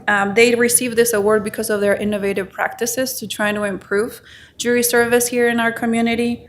Additionally, last year, they supported 406 jury trials, and they processed more than 55,000 jurors from our community came to our courts. which is a substantial increase from the prior year and one that we will surely beat this year as well. Now, thanks to the streamlined operations and the strong public engagement that this office has, jurors donated back to the county $194,000. This came from juror fees or mileage reimbursement that didn't have to be processed. So that's money, that's a direct savings to the county because it didn't have to go out. Now, the third area to talk about is our mediations office. As you can see, the number of cases that they're mediating, we're projecting to be substantial, higher than it was last year. The rate of resolution or cases that are solved continues to be high at 83%. And they really help us save a lot of money in the county because this office is staffed by one full-time employee and one part-time administrative assistant. However, they have a strong internship program and they work diligently to recruit volunteers from the community, which also results in savings to us. If we didn't have this program, we would need to have more judges. We would need to hire more judges and more clerks to be able to process those cases. Additionally, if they didn't have such a strong internship and volunteer program, we would have to pay outside mediators for them to be able to mediate these cases. And that's how we get to the $166,350 that we have saved the county by having just this one program as well. The other area to talk about is a great program that is our court navigator program. The work that they do is staffed by one full-time staff member, and she works with interns, up to 6 interns per semester. Now, this program has become one of the most sought-after internship programs within our state for undergrad students, and we're really excited about it. Just to give you an idea of the caliber of interns that we are getting, one of the interns we had last year after finishing our internship, he went on to intern for Chief Roberts at the U.S. Supreme Court and did obviously great work while he was here. Now, the navigators help to scribe legal forms, which is a requirement under the Americans with Disabilities Act. They also help to calculate child support, and they help people navigate through the different processes in court, which helps them when they go to court to be more efficient, which reduces continuances and any delays on the cases. It's really funny, the top statement that you see, that's something that a member of the public said, and then someone else suggested that we should put a tip jar up front so people can help with funding. Last year, I presented to you a CIP request or an EOE request at that point, which was to remodel the workspace that they have. The top picture on the right that you see, that's what it looks today, and then the main picture is what it's going to look like. It's going to be beautiful. It's going to really help the work that they do and make people make the public feel a lot more comfortable when they're being helped while they're here. So thank you very, very much for supporting that. Another area to talk about is our family court services area. You can see some of the numbers of the many different services that they provide. I wanted to talk about 2 specifically. One is the parenting time evaluations.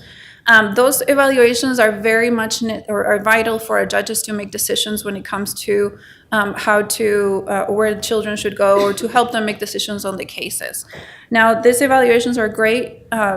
However, not very many members of the community perform them. We are fortunate enough to have clinicians in our office who perform these forensic evaluations. Now, in the private market, they're about between $6,000 to $20,000 for them to be done, and they can take from 6 months up to a year. However, when we do them in-house, the cost is substantially less. They're actually charged $4,500. That's something that the public reimburses for that work. This figure takes into account the time that is devoted, the resources that are devoted to that, so that the county is not losing any money by providing the service. And our clinicians are actually able to do them in about 120 days. So it is substantially faster, and it's less expensive, of course, for the public. The second area that I wanted to highlight are the interdisciplinary settlement conferences. As you can see, they did 57 last year, but the savings for that tool was 44 and a half days of trial. So this tool is used for high conflict type of cases. Those tend to be some of the most expensive cases that we have because of the litigious nature. So there's a lot of hearings, a lot of motions. When they go to trial, they tend to be many days. And then the decisions that our judges have to issue are usually over 100 pages long, which also take time, right, for them to write it. And sadly, also, these cases tend to have the most number of motions filed after for modifications. So these cases tend to come over and over again. Well, through this settlement conferences, people get to keep control of their own cases and kind of control of their own destiny. Like I mentioned, we're excited about the time that has been saved so that our judges can devote their time to other cases, also in their dockets. And also, we're happy to see that, or we're seeing that the number of modifications that are coming back are substantially lower than what we had before. So the return on the investment that was made so far has been pretty positive as well. The last area that I wanted to talk about in terms of our highlights are our treatment courts, starting with the drug courts. But before I talk about that, I wanted to tell you about a situation we had this year. As you know, one of our very dear members of our staff, one of our treatment court coordinators, passed away unexpectedly. And that created a very dark time for all of us, everyone who knew her. However, Maureen Baker Burton, Pamela Clark, and Monica Neitman stepped up above and beyond everyone else. They worked extremely long hours, sometimes at the expense of their own health, the time with their own family, and they made sure that the participants who were part of this drug court, this mental health court program, which is some of the ones that have the highest mental health issues that we see, didn't suffer any interruption in care. And it was thanks to the work of those three individuals who you see sitting behind me.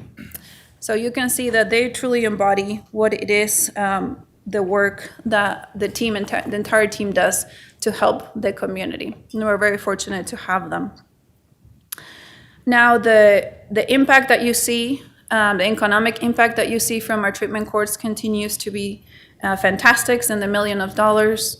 The number of individuals who go through the program and how they were employed at the beginning versus how it is the percentage at graduation is substantial as well. If we talk about a mental health court program, 85% of the people who participated, again, with very substantial mental health needs, are employed at graduation, which is a huge feat for them. Our Veterans Court, of course, 75% of them are employed at graduation, which again is a great win for our community as well. But let me talk to you about the budgets. Let's talk about numbers specifically. So as I mentioned, I have one request. It's a position adjustment for the court visitor. It is required by the statute, as I mentioned before, and the total is $7,649, which is absorbed within budget. I'm also asking for 4 full-time positions. Those are bailiffs positions. Now, 3 of those 4 are covered within my budget, and I have 1 supplemental.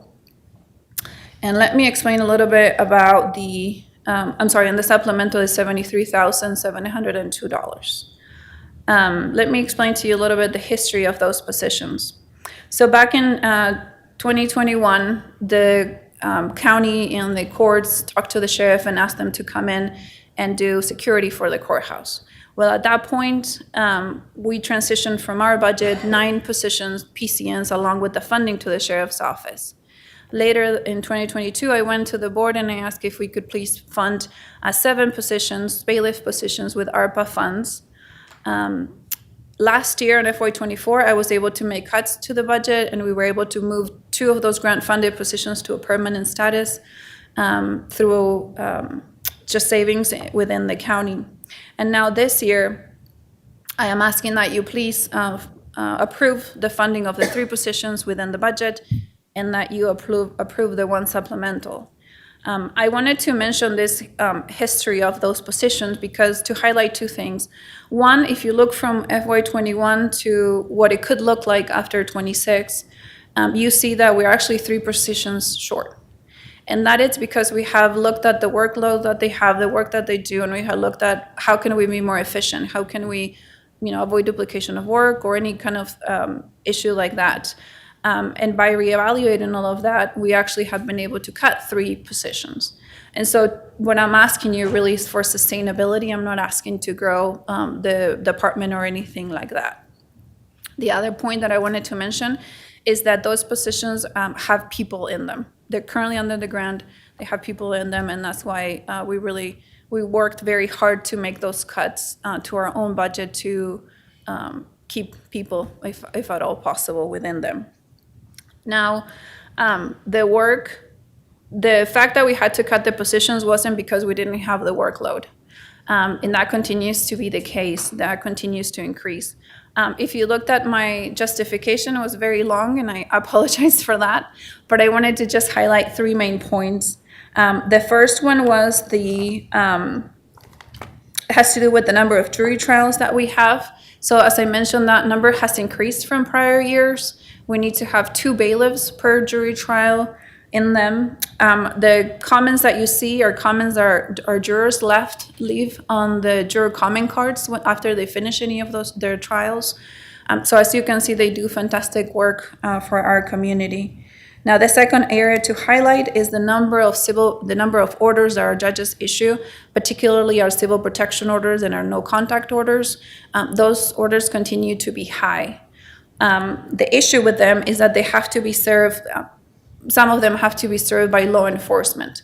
So if we didn't have the bailiffs in-house, we would have to move all those orders plus all the modifications that today we serve in court by the bailiffs to the sheriff's office. And they would have to do all that as well because civilians wouldn't be able to do it.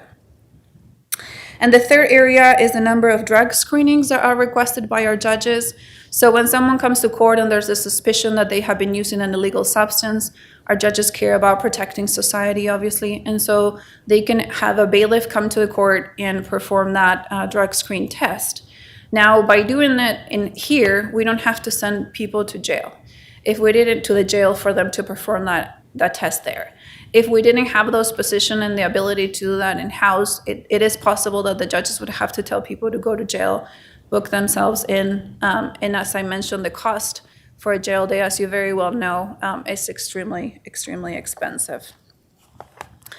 Now, again, my point in just highlighting those 3 things is that I wanted you to see that we believe that funding this role is the most fiscally responsible necessity, is not a luxury. I also wanted you to see that we've done our due diligence in cutting substantially our operations. If you look at our overall operations versus what we cut is substantial, which is why I couldn't cut anymore. Otherwise, I would have funded it myself, and which is why I'm coming to you with this request. Sorry, I'm not coming for you. Now moving on to Department 44. Sorry. Now this department is self-funded, so we don't need any tax dollars. But we are asking, the first one at the bottom is the easiest one to talk about, is to convert a part-time position to full-time. Is an administrative assistant. This person has actually already been working full-time, and so what I'm asking is just to align the reality basically with the budget as well.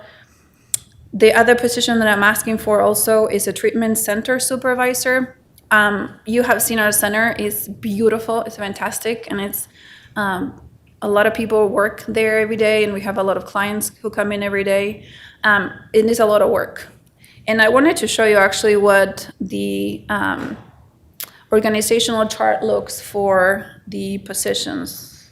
Okay, so the treatment court district manager, that's Maureen Baker Barton. All those positions are under her. As you can see, there aren't really many layers of separation. So basically her job becomes caring for staff. And she does a great job at it. However, because this is a lot of people she's responsible for, doesn't have the time she needs to dedicate to other very important areas of her work. So having this treatment center supervisor would really allow us to have that person oversee operations within the center, ensure the quality of care, and also pursue external funding, right? So as I mentioned, this is a self-funding program, and so we want to make sure that it continues to be viable for us to have it. And so having that person dedicated to look for other funding opportunities, whether it's grant or additional services that could be provided, is essential for the program. I'm also asking for 6 new drug screen technicians. When we started talking about a new treatment center, this board, and actually the prior one too, were very explicit with us in telling us that you wanted us to provide services to a broader group of people.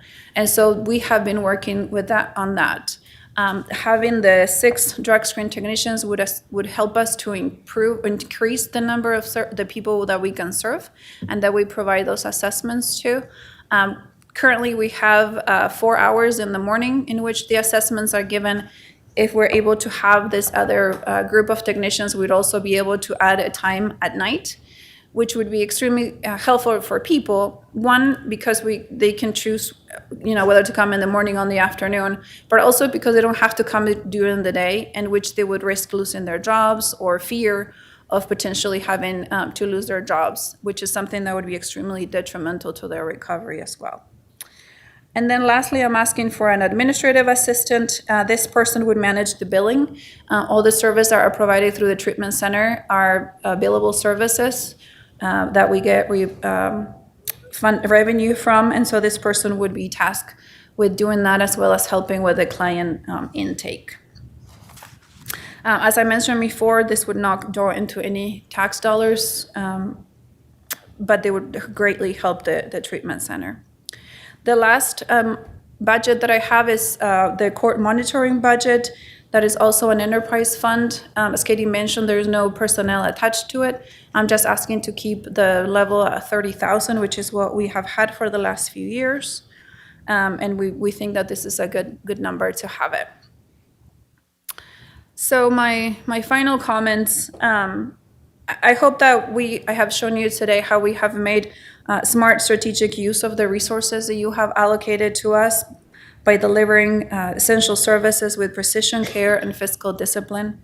We're not just meeting our obligations, we're trying to improve lives, and we're keeping our court system running smoothly for every resident here in Ada County. I think when you talk to me and through here, I think you can see that I'm really proud of the work that our teams perform. I think that as you talk to them and you see how the great work that they do, that you would also be proud of them for that. We have made the most efficient, we have made decisions that makes us more efficient and that help us to continue to serve the public. And with that, I'll stand for any questions that you have. Yes, and we're proud of the work you do as well. Thank you. So any questions? Yeah, yes, I have some. All right, go ahead. Well, just thank you. Very good report. But I guess part of my is anybody who's been to the treatment court processes knows that you guys do a great job there. But benefits the county, the people that are directly impacted as well as general population. But my question, because I think it was you or Katie that said it was $30 a day for the individuals in that process. Now, I know this is an option that the state gives us, but it's not a mandate, correct? Mr. Chair, Commissioner, yes, that is correct. So we've done that. So, but does the state give any direct, because I looked at your revenue, they don't give any direct payment for that, do they? It's just the indirect, like liquor fee, or our portion of the liquor sales and stuff.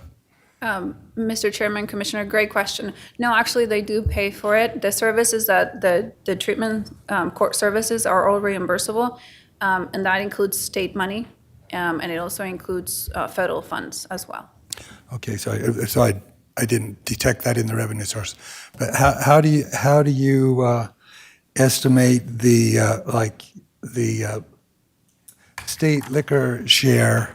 It was $200,000 in '24, $200,000. Is that a fixed amount, or is that based on sales themselves? Is it a formula, or do we just get a flat fee for liquor sales? For the liquor sales, that is split between so there's 2 business units in Fund 112. You have the clerk's office and you have TCA. So that's split between Sandra and Trent. And Sandra is set at $200,000 a year. Okay. I was just curious, because it was the same amount, and Yes. liquor sales fluctuate, so that's why I just, Well, and as you know, liquor sales have been flat for the last couple of fiscal years, and that's what we're projecting for this next fiscal year. So that's why it's flat. Normally, it would move, but that's why it's been flat now, going on 3 years. thank you. And some of the other revenue sources,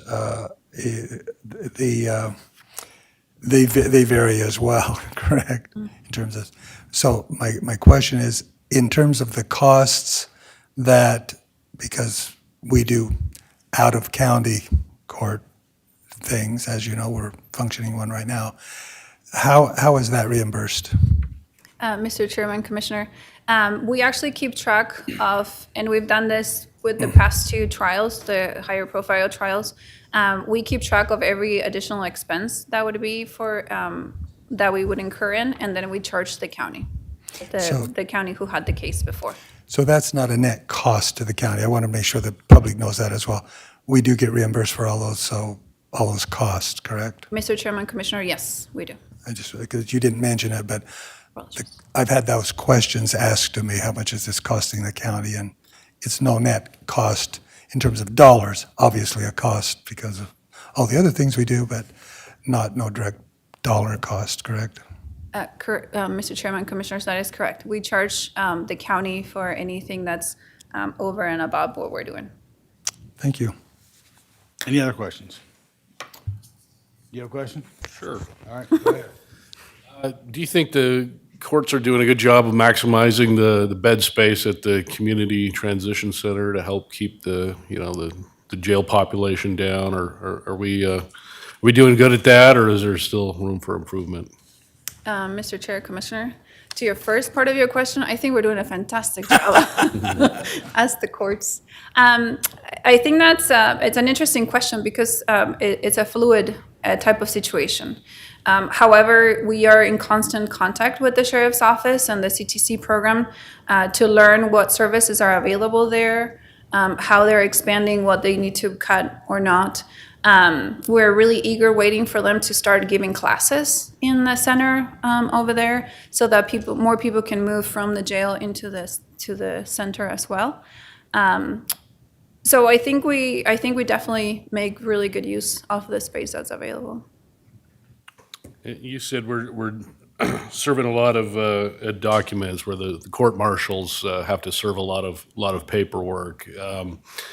What types of paperwork are they serving, and would it be a possible state law change to say that certain things don't have to be served? I don't know what all they're serving though.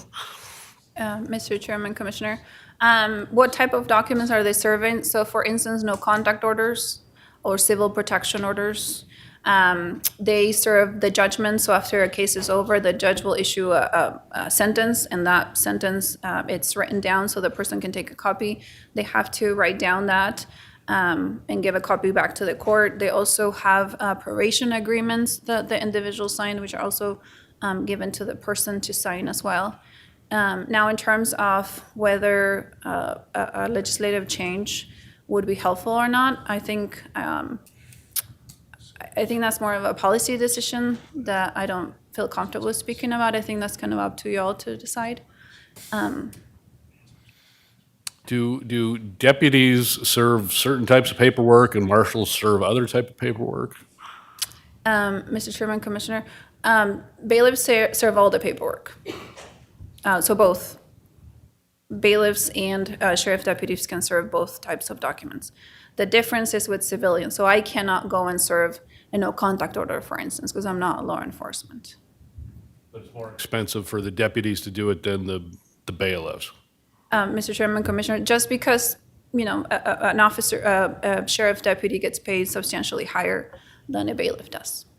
So why do we have the deputies serve anything? Shouldn't everything be served by bailiffs then if it's cheaper?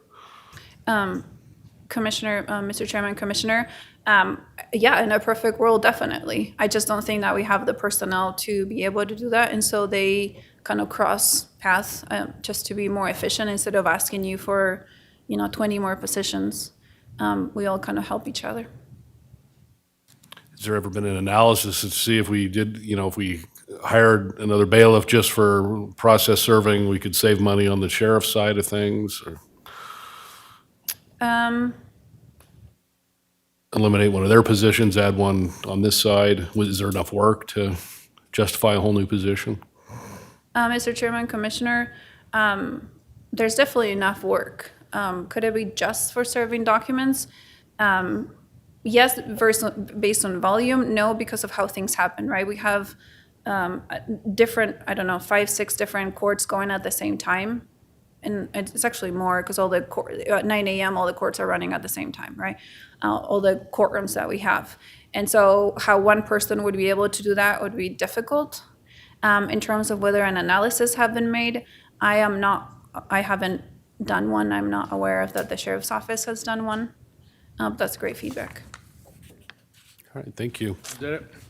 Well, thank you. Appreciate your, and we're proud of your team as well. So, Thank you. all right, we're going to take a 15-minute break right now. We're recessed for 15 minutes. Thank you.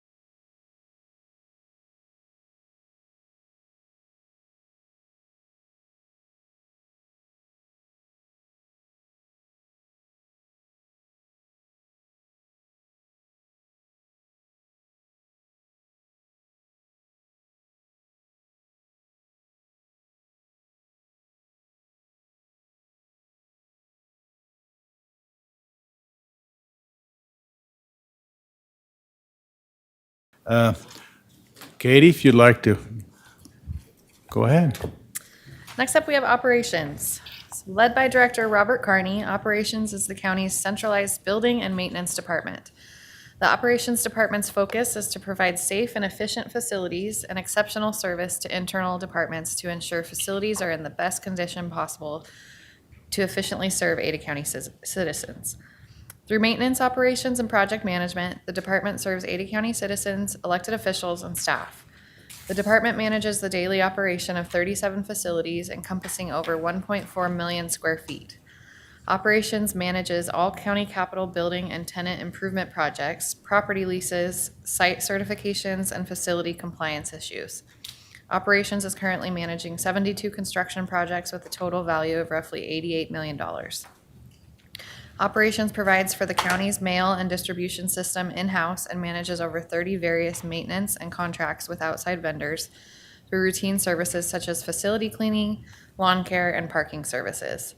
Operations pays for most of the county's utilities expense and manages energy and water use to keep facilities operating efficiently. So Bob's submitted budget is just over $76,000 over allocation, and that all comes in the form of one personnel supplemental for his new position request. So with that, I'd like to introduce Bob Carney, who will be presenting the budget for operations.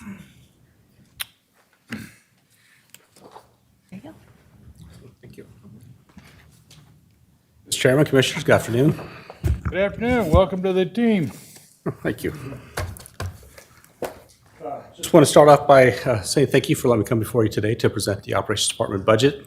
I also want to say thank you for the opportunity to continue to lead the operations team, and appreciate you guys' support and guidance over the last couple of years. It's hard to believe it's my third budget presentation. I've been here 2.5 years now, so excited to continue to be here. Well, time goes by fast when you're having fun. Yes, sir, it does. Yes, sir. I also want to take a moment to thank a few people before I get started.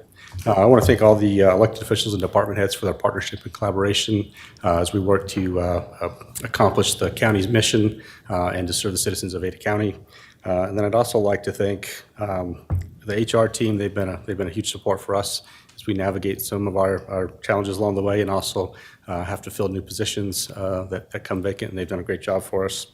Then I'd also like to thank Am and Taylor and the PA staff. Am has done an awesome job for us. He's helped us out on a lot of our projects that we manage, and as you hear, and our project numbers increases on a regular basis just through different things that come along throughout the year, as well as a lot of our contracts. So I just really appreciate him and his support for our department.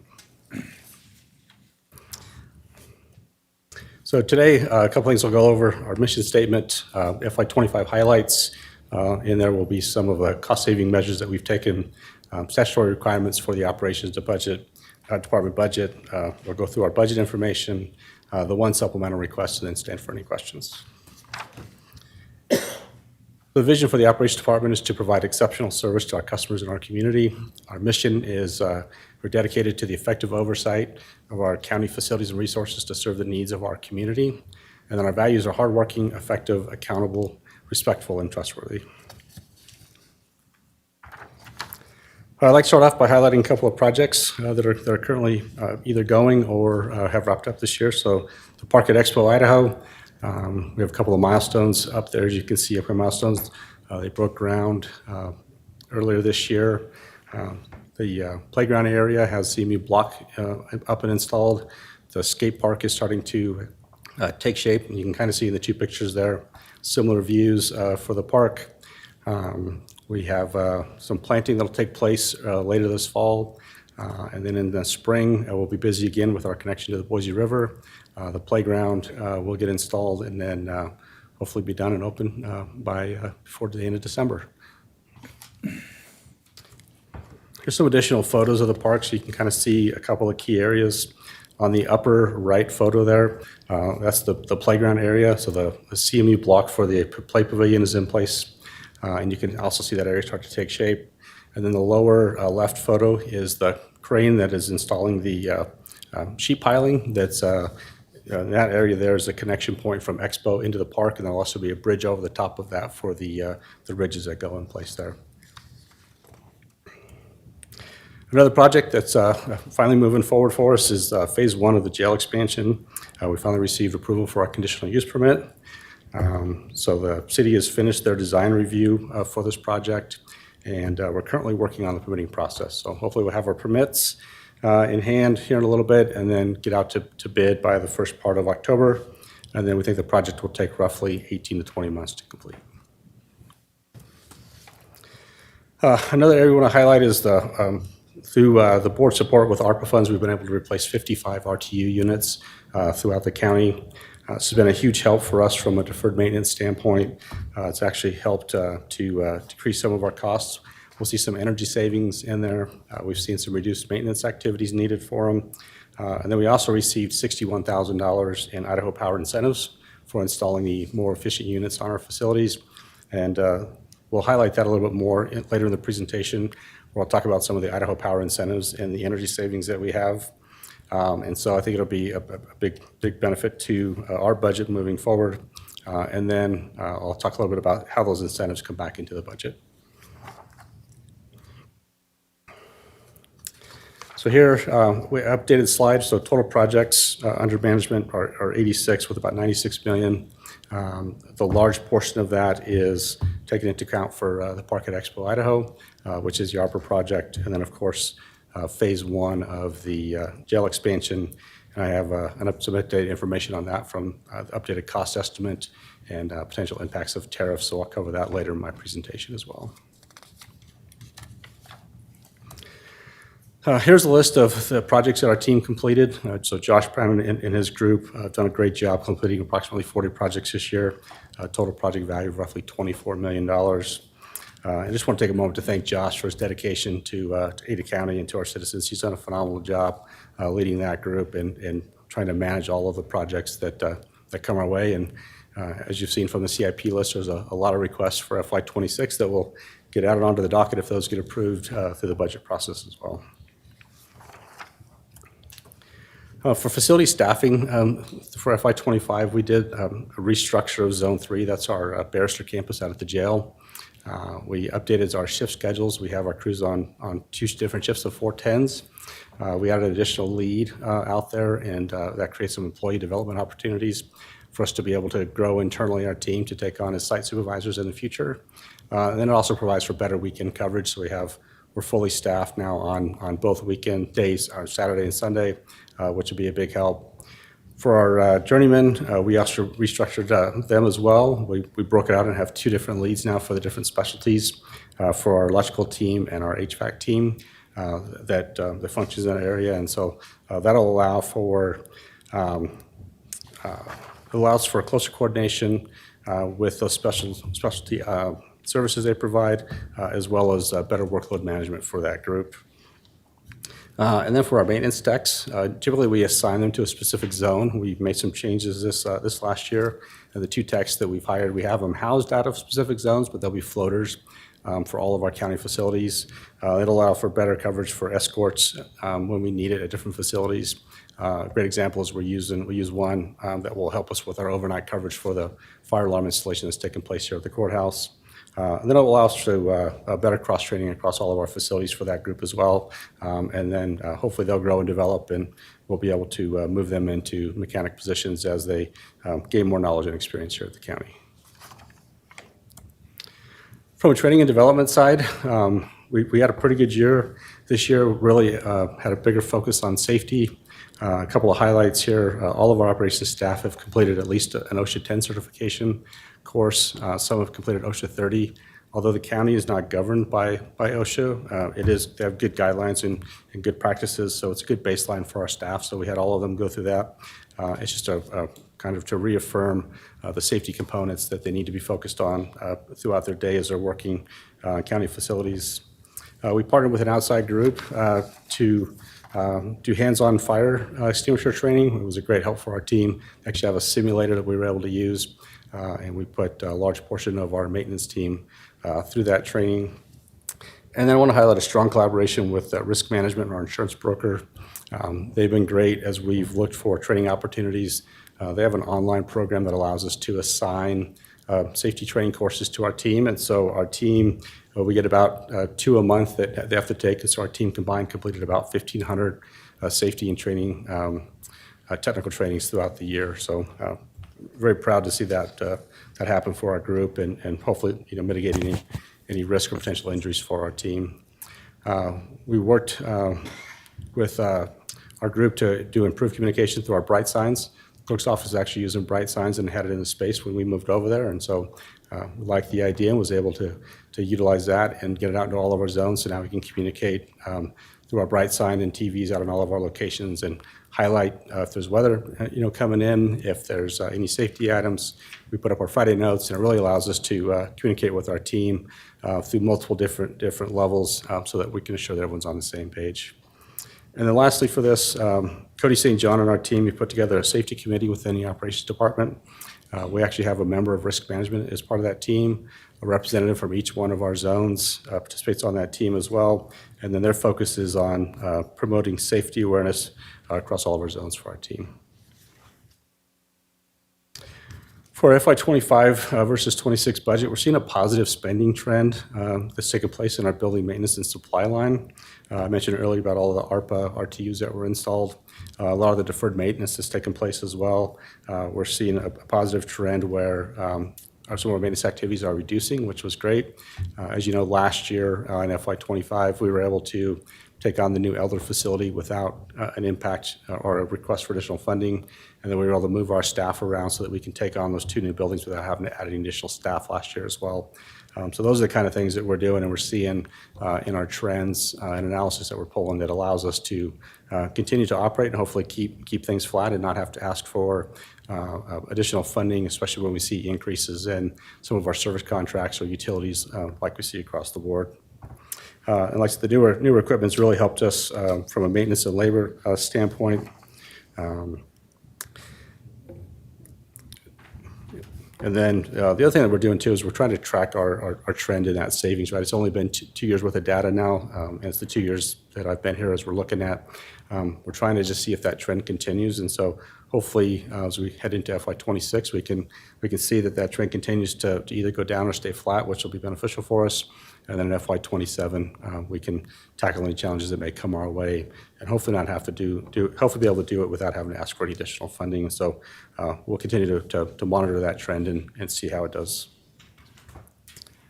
From a statutory requirement, we're kind of an interesting group with our department. We're behind the scenes. Most of our work is done to support everyone else and how they serve their community and their statutory requirements. So you see items on the left, so life safety elements for us, elevators, fire alarm, fire suppression, building codes, et cetera. It's about 5% of our budget. Roughly 75 or 80% of our budget is spent on the departments that have a direct legislative requirement, so sheriff's office, jail, courthouse elections, and so forth. And then the remaining portion of our budget, it goes towards supporting the other internal groups like HR, IT, and so forth. So at the end of the day, roughly the majority, 100% of our budget goes towards supporting those statutory requirements. It's just done either somewhat directly, somewhat indirectly, or through other avenues. But all of that funding does go to support those requirements.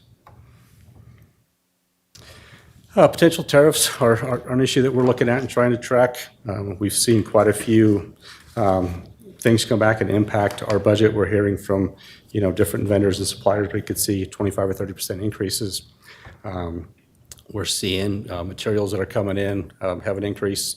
The opinion of probable cost for our jail expansion phase 1, we've seen an increase from our architect who put that cost together. The other interesting trend is timing of projects. The analysis shows from 2020 to 2025 is about a 6.5 month longer lag time in getting projects done than compared to before that time. And so we're seeing delays in getting parts. We have a project where our parts were held up at the border for several weeks, and it impacted getting that project done. We had to put together a backup plan and get things navigated and fixed. So it was a little bit challenging for us, but we were finally able to get there. What we're seeing for the jail with the impact with some of the tariffs and other increases is they're saying roughly a 30% increase from the number we were given back in September of 24.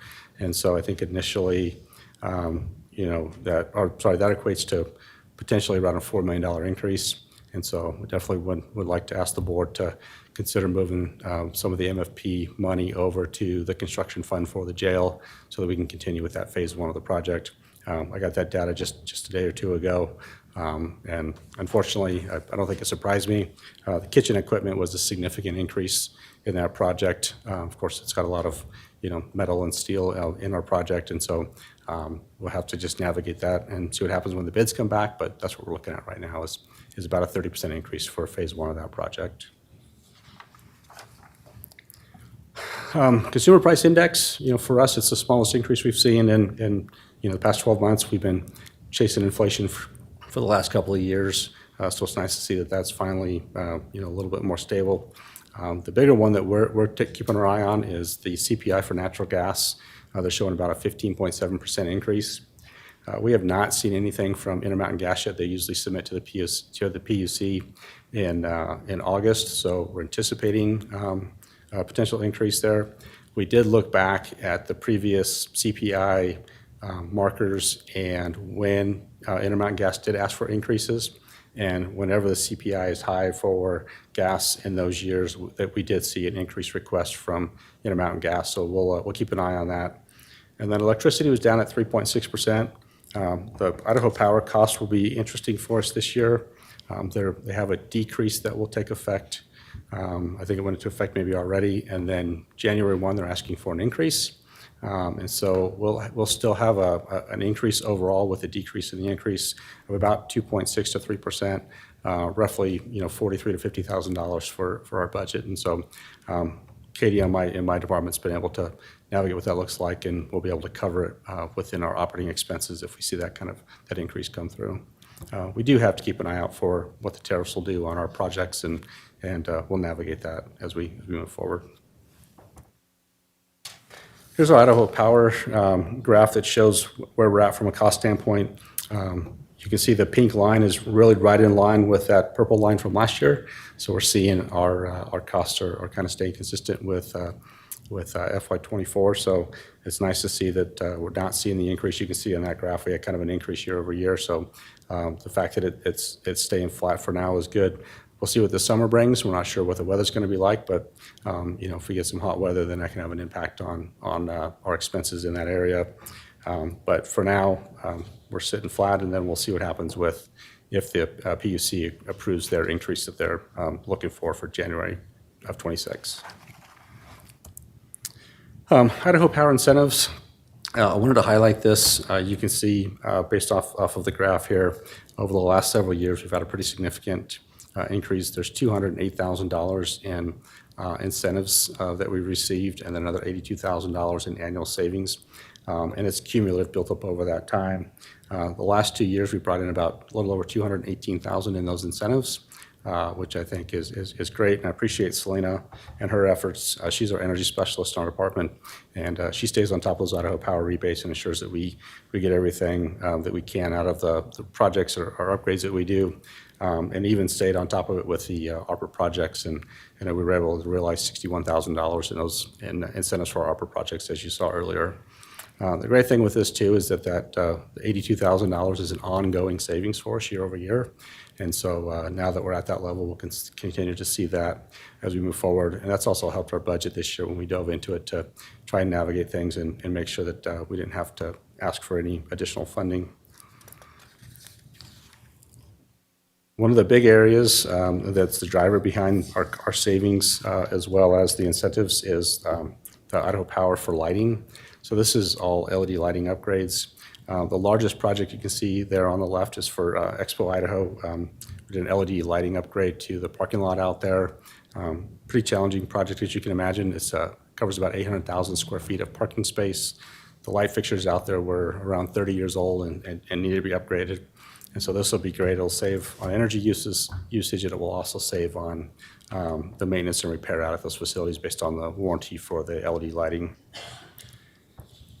The other one that's a large number on there is our courthouse. And so the courthouse, we've done a lot of LED retrofits inside the courthouse to one, reduce our labor in this space, and two, take advantage of some of the annual savings for the electricity. This facility, along with the jail, are our two largest consumers of electricity. And so it's been great to be able to see some reduction in those costs as we continue to move forward. Intermountain gas, as I mentioned earlier, right now it's down. As you can see, we're following that pink line that's down towards the bottom with the blue graph. So it's nice to see some of those costs come back down in line with where we've been in the past. The spike in there was when we saw, I think, a 30 or 40% increase from Idaho Power. It was right before I came to the county. And so that's starting to taper down. We saw a decrease and a decrease. I don't think we'll see a decrease this year based off what we're seeing. We're anticipating an increase in the Intermountain gas costs. So that'll impact it a little bit. But again, we've seen the numbers and we're preparing for it. So hopefully we can get out ahead of it. For our personnel budget, this is the one area where it does show an increase in our budget. And I'll talk about the new warehouse position request in a couple more slides here. In our budget, there is some, we listed out some potential promotions for our staff. As our team, as we have people leave our department, we either have to make a decision to hire back at that same level so we can get the skills and trades necessary to complete the work, or we have to look at promoting from within. And so we're trying to identify who within our department is ready for that next step so that they can fill that MEC 2 level that for the positions that we lost, or we have to look at hiring back at that level. As you've heard me mention over the last couple of years, we bringing a lot more work in-house, and so I have to make sure that I can hire back and get the skill necessary so we can continue to do that work in-house, because that's also led to budget savings over the last couple of years. Operating capital, as I mentioned earlier, we're seeing a positive impact on our budget with the deferred maintenance that's taken place over the last several years. And so we're seeing that decrease in our special department supplies. These reductions in operating have also allowed us to move some money and help fund some of our capital projects for next year. We have a large capital project that's on our list that comes out of our deferred maintenance line, and it's the roof over at the Benjamin campus. And that'll chew up probably half of our budget line because of the size of that roof. And based off what we see and have identified, we're going to need a little bit more room in that area, and so we're looking at trying to offset some of those costs. We're also trying to hedge our bet with inflation and make sure that we can cover the things that need to be covered within those areas. Another thing that we're looking at too is we have our operating and capital budgets. We went through and did an assessment of all of our facilities, and Cody Smith and Chris Woods in our department did a great job working with our site supervisors to go out and identify some risk and needs within our facilities. They went through all of the zones. Right now, that list is about 120 plus items. These are all small items. They're not large projects. They're anything that's $10,000 to $40,000 in range. They're items that either weren't done in the past as they came across our list from our facility reports because we just didn't have the funding at the time, or they're items that they just kind of passed over time as well. So right now that list is about $3.5 to $4 million. It's growing on a daily basis. And so we're trying to find ways to navigate that internally within our budget, so to chip away at some of those expenses that come along. And part of that process is, as you see, we do a deductive change order on some of our projects, and we do those deductive change orders that frees up some funds that we may be able to use for some of these items. The nice thing is that we have a list. It's a prioritized list, so we can go directly to it, and depending on the funding, we can chip away at those projects and really start to take care of some of the risk and needs that we've seen. You've heard me talk a little bit before about kind of the deficit that we have in deferred maintenance. The RTU projects have been a huge help and chipped away at a large portion of that list, but there's still some other things that we need to look at and continue to track down. And so we'll be fiscally responsible in how we manage things, and we'll see what we can do internally with our own teams, and then see what needs to be subbed out and have contractors come and do that work. Asset Essentials, we made an upgrade. You probably saw the email. We went live, I think, June 2nd on Monday. This is an upgrade from Facility Dude. We're excited about this upgrade. Mark Schimmels and his team have done a fantastic job getting it ready, getting this rolled out. We still have Facility Dude running in the background, so our team can get in there and navigate it, but this allows for a much more modern interface, mobile-friendly. We can do QR codes on all of our equipment, so when our team gets out there, they can actually scan it, see the history that's been done on that piece of equipment.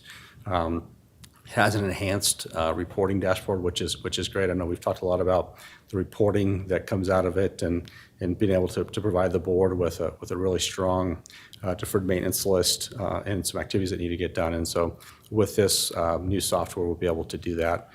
So far in the first couple of weeks that we've had it going, I guess week and a half now, you can click on a couple of buttons and you can spit out reports immediately, which is great. In the old system, we would run some data, export it, have to pull it into Excel, manipulate it so it can spit out the report that we need.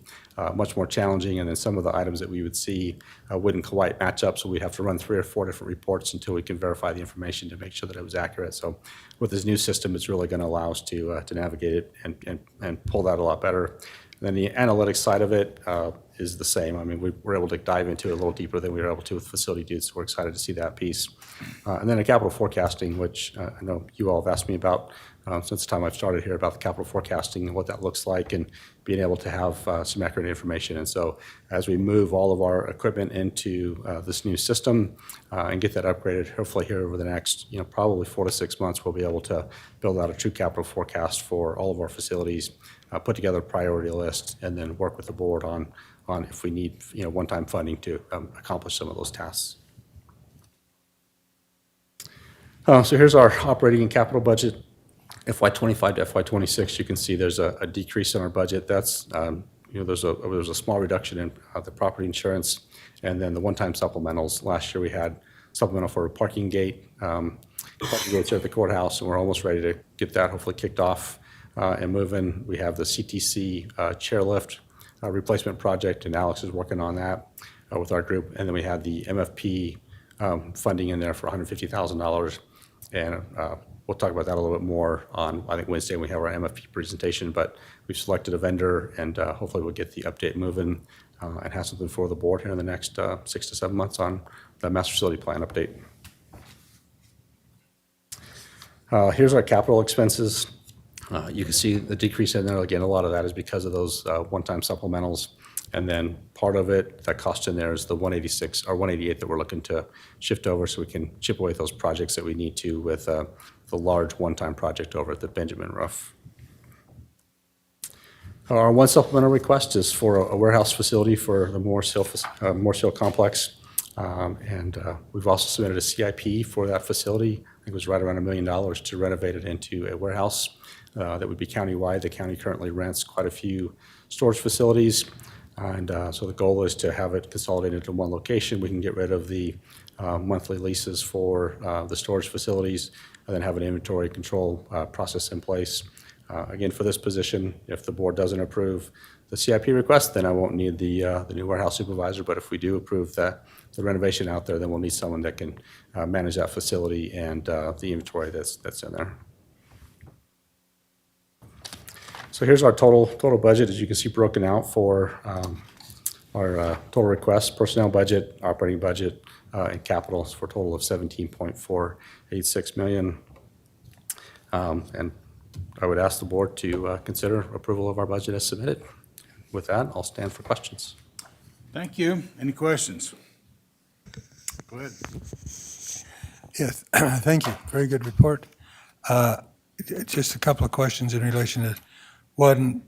I think you gave us an explanation of the personnel budget, which is the in-house.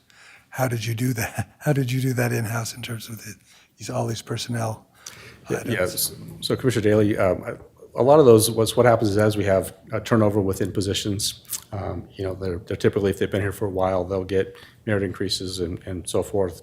And so they'll be at a level where when we go to backfill that position when they leave, we're looking at what that looks like. Do we need a tech position? Do we need a maintenance mechanic 1 or maintenance mechanic 2 position? And so we're able to navigate that and look at it and see where they land.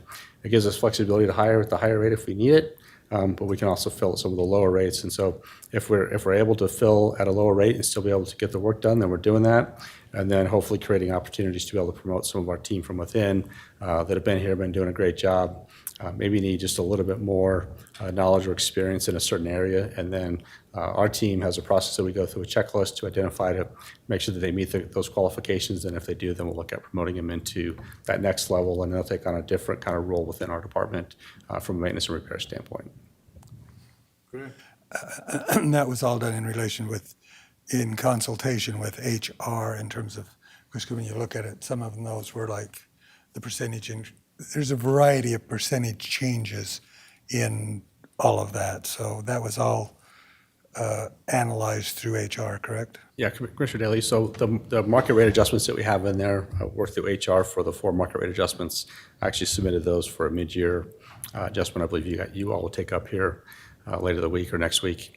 The other ones are all based on the person in the position and the entry level into the new. So we have a set base level that we work with HR on. So for our maintenance mechanic, whatever that dollar amount is, we might have someone in a maintenance mechanic 1 position that makes a little bit more than the base level of maintenance mechanic 1. So if they get promoted into that maintenance mechanic 2, they go into that entry level number. Well, there's a delta between those two. And so that's what that percentage is. So if someone's in a maintenance mechanic 1 that's been here for a shorter period of time, they might make a little bit less than that, than the person who's been here for a little bit longer. So that's why you see that fluctuation in percentages. It should all get to the same landing point, which is the same salary for that promotion to that maintenance mechanic 2 position. For that position. Next, Yeah, go ahead. the Idaho Power rate increase, of course, we budget for that based on their request, and hopefully PUC will not give them the full request, but we still have to budget for it in case they do. But my question is, in terms of the amount, you said in-house you could, how did you analyze that? Like at the coroner's facility, we have the solar, we now have a year's worth of experience in that building in terms of utility bills, gas, electricity. So you took that into kind of an analysis of what you estimate next year is going to be, and the solar, all the component parts when you put together that, what you thought was going to be, and then you $43,000 to $50,000 increase in Idaho Power, and that was all. That's the way you analyzed it, correct? Yeah, Commissioner Daly, our team does a great job. Salina Energy Specialists can pull data out of reporting. It shows all of our energy uses for all of our facilities. We can track trends that show what's the weather been like the last couple of years as well. Are we seeing a decrease because it was a cooler summer? Are we seeing an increase in gas because it was a colder winter? So we analyze all of that. And then Selena will meet with Katie in our office who does our budget. Katie then tracks all the expenses. She's looking at all of those factors that come into play. We're looking at those trends. So you see the graphs that we put together. So we're looking at those trends. And then we typically forecast for a small bump, knowing that it may come from Idaho Power. And part of that is I'd rather have the little bump there and turn money back in at the end of the year than not have it and overspend and then have to pull from other areas and have it impact it. And utilities are challenges, as you know. It's, today's 90-something degrees outside, so of course we're seeing our utility usage go up. And so, weather dependent. Some of our facilities are dependent. Some of our older facilities, right, a little bit more expensive to operate. We are seeing, again, that trend in our maintenance and repair lines, and we'll see it in some of our energy usage. All of the RTUs that we replace being much more energy efficient now help all of that. And so when we look at our budget as a whole, we're seeing increases in service contracts. We're seeing potential increases in Idaho Power. We're seeing increases in other areas, and we were able to offset all of that because of some of the changes that we've made within our budget. Whether it's less labor here, whether it's seeing some of our expenses come down. So our total utility costs is down a little bit, but then we forecast for that potential increase. So that helps to level out our budget from where it was from previous years. Another question? Okay, go ahead. I don't know if somebody else has questions. They can. No, go ahead. On the grounds maintenance, we've had discussions and you've reviewed this. You continue the review in terms of what it would cost to take out some grass in places and have xeriscape in places in our buildings versus keeping certain things that are costing more in terms of water and other things. You've analyzed that and you continue to analyze that, right? Because we've had this discussion before. Yeah, Chris, we analyze that on a regular basis. And you'll see some things in there too where you'll see a decrease in our grounds maintenance costs. Last year, we took snow removal out for the courthouse complex. We have a team doing it in-house. we made an investment in some one-time equipment, and then based off what we saved over the next 5 years, it'd be roughly about $300,000 in savings in that contract alone. So those are the kind of things that we're constantly doing and looking for. We have our sustainability specialist who oversees our Intermountain gas and then our water usage as well. Constantly working with our team on how we're irrigating our spaces. If we're seeing water leaks, if we're seeing spikes, we immediately notify our team. We built out an irrigation process for our group, so all of our facilities get watered the same, so we don't have excess water running, flooding out areas, running across parking lots, right? That's a waste if we got that taking place. And then looking at different areas too, like you mentioned, for, are there things we can do differently at those spaces? Can we plant different shrubs, different trees? Can we pull out grass? Can we look at xeriscape? We've looked at some different areas throughout the Treasure Valley where we've done some xeriscape and try to just find some ideas that make sense, and then try to do some test plot of some different facilities and see if it takes, and if it takes, then we can move that direction going forward. And we appreciate what you did at the courthouse in terms of the lighting too, because that was something that was positive, will be positive in terms of what we did there, so. Yeah, Mr. Commissioner, that will be a positive impact on our budget, and I think the payback was like 3 years, and then they have a 10-year warranty, so we'll have a benefit over that 7-year period where we'll have another cost savings for our budget. Okay. One more question. I think it's only one more question. The Morris Hill facility, have you analyzed in terms of the net savings in terms of the consolidation of the storage? Commissioner, we did an initial report. I'll have to dive back into it with Josh and see. I think there was about a $40,000 or $50,000 in savings if we were to consolidate everything into one location, and then also get into inventory management, inventory control. I think that'll be a huge help, right, to make sure that we're utilizing the resources the county's already paid for, to whether it's in maintenance, repair, whether it's with the sheriff's office with what they need to service the jail or any other department within the county. Having that inventory control process, I think, will be great, and make sure that we're actually using stuff instead of having it sit on the shelf for several years and not get used, and then the equipment or whatever goes away, and then now we have a part or piece that we paid for that's we can't use anymore. So really trying to streamline that process and make sure that we're getting the best bang for the parts and supplies that we have in inventory. Yeah, just as a follow-up, it would be useful, just like you've done with the coroner's facility, in terms of over a period of time, what that's actually saved the county in terms of what we did, initially expense, but has actually saved the county over that would be useful even next year as we report through. Thanks. Yeah. Great, thank you. All right, any other questions? You have some questions? If we did hire a warehouse manager for that facility, you think there's enough work on a day-to-day basis to justify that? I think in the initial setup and process, I do. The goal is to have that kind of grow and expand, especially when we get into moving, the document storage over there, the digitizing process over to that facility, taken out of the basement of the Victim Services Center facility. I do think there'll be benefit there. There's also benefit of picking up, 20 to 25,000 square feet here in downtown at that facility to be able to expand services. And so I do think it'll be helpful. And then the nice thing too is they'll be part of our operations team. And so we can have them engage in other activities if we need to, if things, we get some lulls or slow periods. We'll certainly be active in that process to ensure that they're fully engaged and on board with what we're doing. As you know, snow removal for us is all hands on deck operation, and so if we need them for those kind of things, we certainly can pull them and pull that person and do those kind of things. How are we looking overall for space in our facilities? Done some space studies and all that. How are we looking for the future? Commissioner, it just depends on the facility, and hopefully with our updated master facility plan, we'll be able to go through that process a little bit more and provide the board with a report. If you go out to the Barrister campus, that's tight. They've got people shoved in every nook and cranny inside that space, and it's one of the areas that we'll look at through our MFP update process. We've done some office swaps already, which has been great. We do have space out at Elder. We got about 11,000 square feet that's sitting empty right now. And so through this process with the MFP update, hopefully we'll be able to identify some groups that can utilize that space and not have it sit empty. And then of course the Morris Hill space. Outside of that, a lot of the other spaces are pretty full. And so then the question becomes, at some point, do we look at potential admin facility down the road. I don't know what that looks like, but excited to engage with our consultant that's going to help us with the MFP update. As mentioned, we'll have some conversations with the board, hopefully get a little bit of direction from you before we dive in with both feet, and then come back with several checkpoints along the way, provide you all some updates, and then hopefully have a finished report that really allows us to ensure that we're utilizing our facilities in the most effective way for the citizens of Ada County. Thank you. Okay. All right, well, thank you. Appreciate the report. Appreciate the work you do. Thank you. Thank Have a you. great day. All right.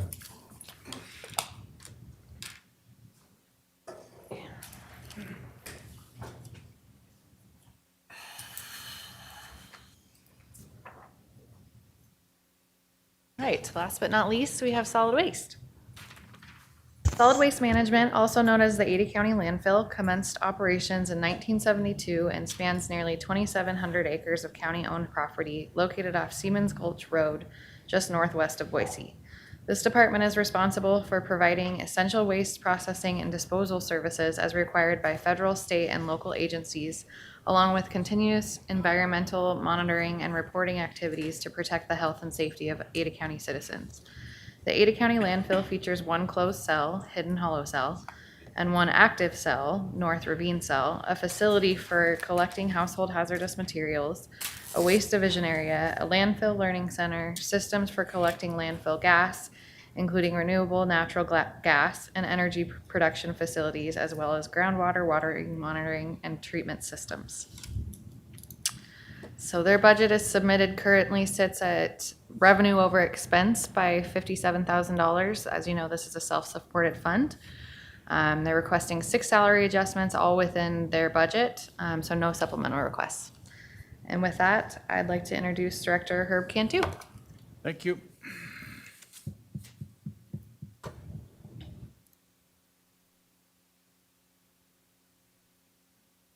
Well, welcome, Herb. Good afternoon, Mr. Chairman, Commissioners. And thank you for all the troopers out here hanging in there. 4 o'clock. Thank you.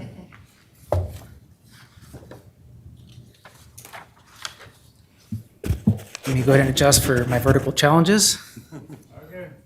It is a privilege to serve Ada County. I would like to take this opportunity to thank the landfill team for their efforts and support as we strive to provide innovative and sustainable solutions to preserve resources and protect our growing community. I would also like to express my gratitude to our commissioners, operations, human resources, procurement, IT, COO, auditors, and prosecutors' offices for their invaluable support.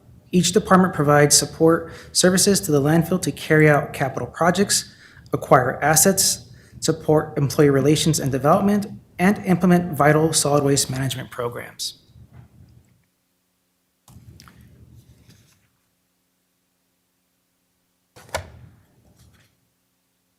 So why do we still need landfills? Unfortunately, ChatGPT has not solved that problem for us, nor has any technology available today solved that problem for us. So landfills are still the most effective way to dispose waste that it's not recyclable. Also, landfills serve a major facet to protecting health and safety. Landfills are very highly regulated. Regulations started as early as the 1960s, tied back to the Solid Waste Disposal Act, then evolved into the 1976 Resource Conservation Recovery Act, and then ultimately the federal 40 CFR 258, which currently governs all the regulations that are required for landfills. So state statutes Title 31, Chapter 44, and Title 39, Chapter 74, both refer back to 40 CFR 258. So everything we do in the landfill industry ties back to these regulations, including Idaho Administrative Code IDAP of 28. And so in regards to how we operate, how we monitor groundwater, how we monitor landfill gas, how we inspect loads, those are all governed by the regulations that I just listed. Additionally, we have what's called an operating plan that essentially is our landfill Bible that refers back to these regulations and goes into detail to our practices at the landfill. What's unique about our industry, we're one of the few service providers where our services are in perpetuity. And what I mean by that is Typically, what you'll see in a business or some other service provider, that service will be had for whatever given duration. In our case, we have to maintain our landfill essentially until it's no longer deemed a threat, or typically forever. So we don't get to walk away from it. So we are collecting revenues today to process trash coming in from customers. In addition, that trash we receive today will have to be maintained forever. Excuse me.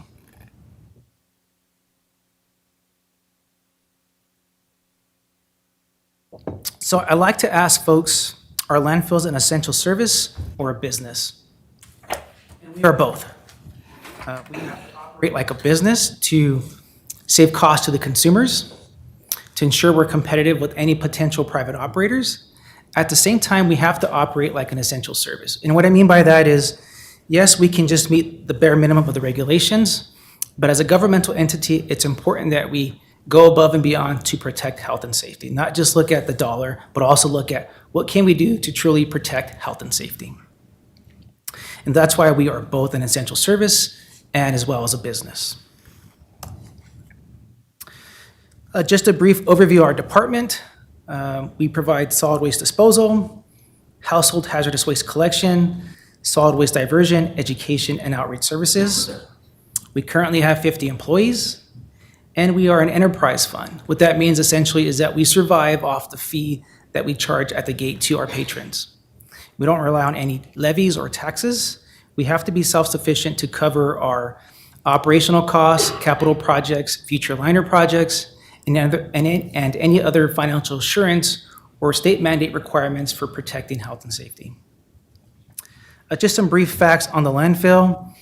We average anywhere from 1,500 to 3,300 tons per day. Last year, we disposed, or FY24, we disposed 592,000 tons. We average anywhere from 600 to 1,000 transactions per day.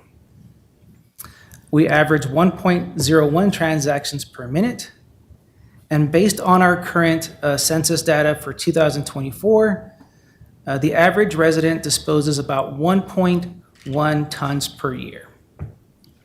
Now, if you look at the grand scheme of things, that equates roughly to $35.20 per year for a resident to dispose their trash at our landfill. So essentially that levels out to roughly about $2.93 per month. So anything that the residents pay for or the business pay for in addition to that fee is fees for collections only. Their disposal fee will average around $2.93 per month, which is very low. The national average per ton for disposal is roughly $56.80. And that's based on 2023 statistics for the industry.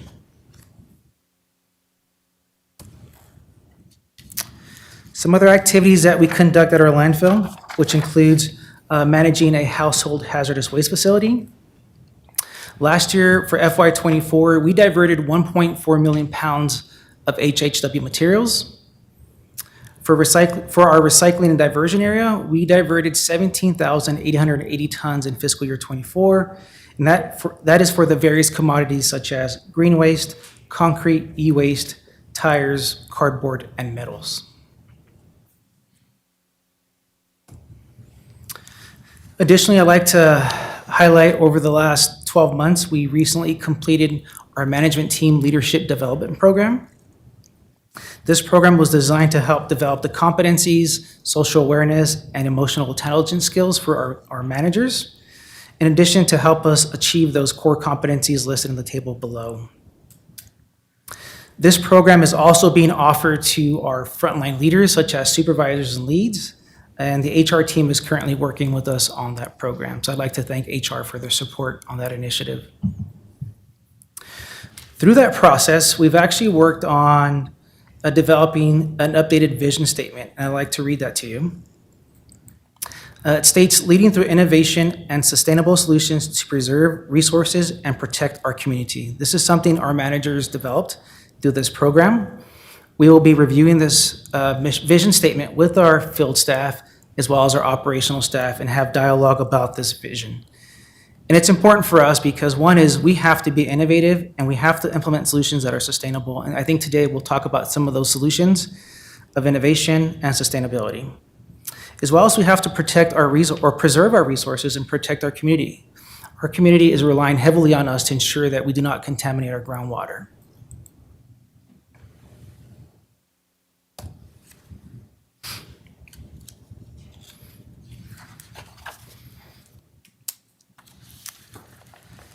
So this next slide is something I'm not extremely proud of, but I think it's important that we acknowledge it and look at how we can develop a plan to improve upon it.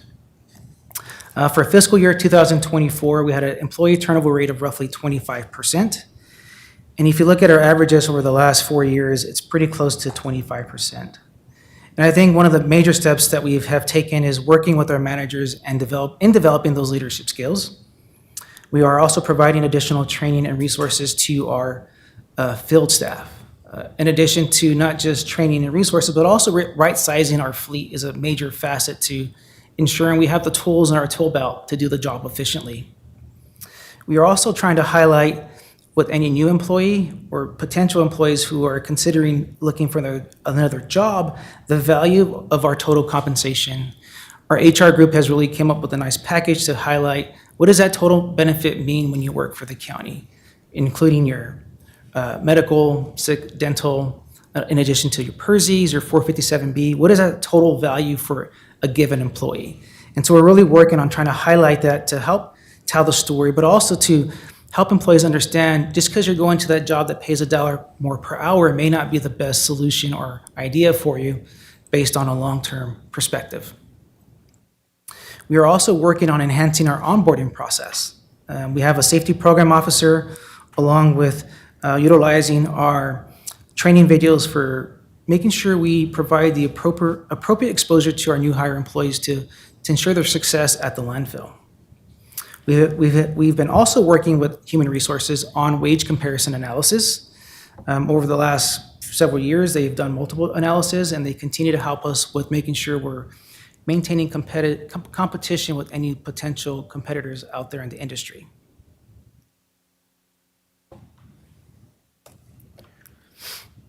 I'd like to highlight some of our department milestones.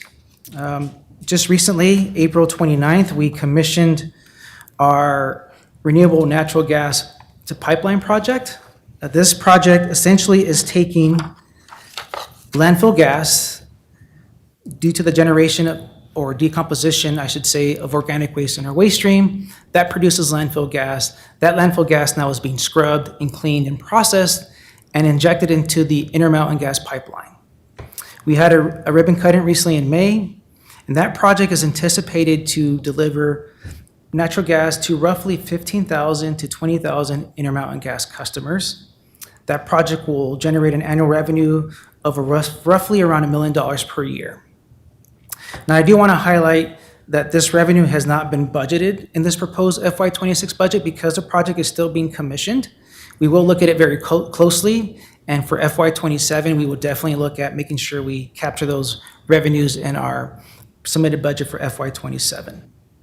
With that being said, the intent of this project is to help us offset future disposal fee increases, as well as help us cover any future capital obligations as well.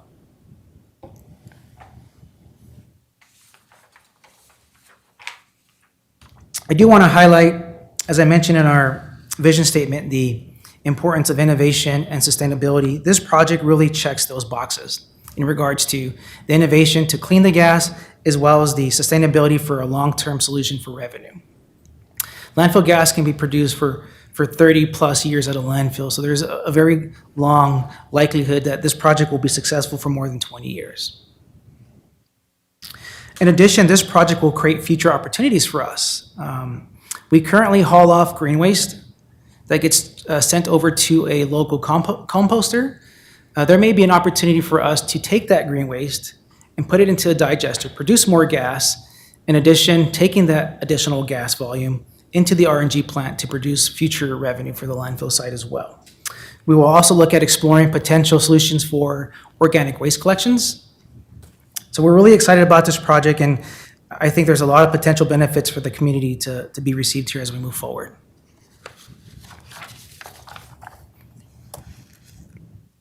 Another project I'd like to highlight that was recently completed was our landfill cost of service study. This project is very important because it provides a 10-year business outlook for the landfill. It will enable staff to forecast and plan future operating and maintenance expenses, as well as help us implement capital projects and forecast those costs, help us plan our acquisition for major equipment out there. A brand new compactor runs about $1.7 million. The dozers around $1.2 million. So it's important for us to make sure we forecast those acquisitions in this cost of service study. And then it enables us to determine what are the proper rates that need to be collected to facilitate these acquisitions or to perform any major capital project. And we are currently working on the design for our scale optimization project, as well as we will be working on the design for stage 5 liner construction. Stage 5 liner construction will cost us anywhere from $15 to $20 million. So it's important that we can have this model to project where we need to be over a long term. And lastly, it'll allow us to allocate proper funding for funding mandated closure, post-closure, and corrective action requirements. Those are also called financial assurance requirements, which are required by our state and federal statutes.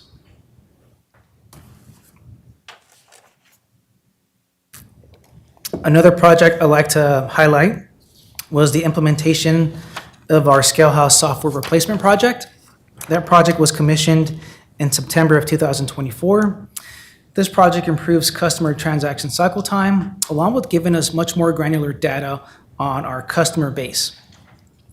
It also helps us be more efficient on reporting and generating reports to help us understand what that customer base looks like, their volumes, the percent of revenue that we collect at the landfill based on their transaction count and total cost. This project will also serve as the foundation for our scale optimization project as well.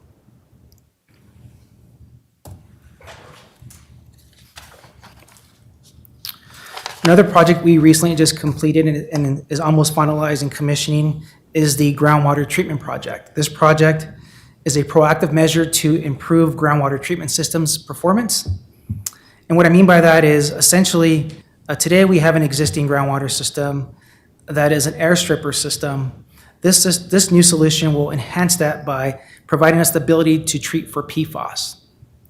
PFAS is a constituent in groundwater. It's in wastewater facilities. PFAS is a constituent in pretty much everyday use consumer products. And today in California, facilities are required to treat for PFAS. My presumption is that over time, DEQ here in Idaho will require some type of form of treatment for PFAS at the Ada County landfill.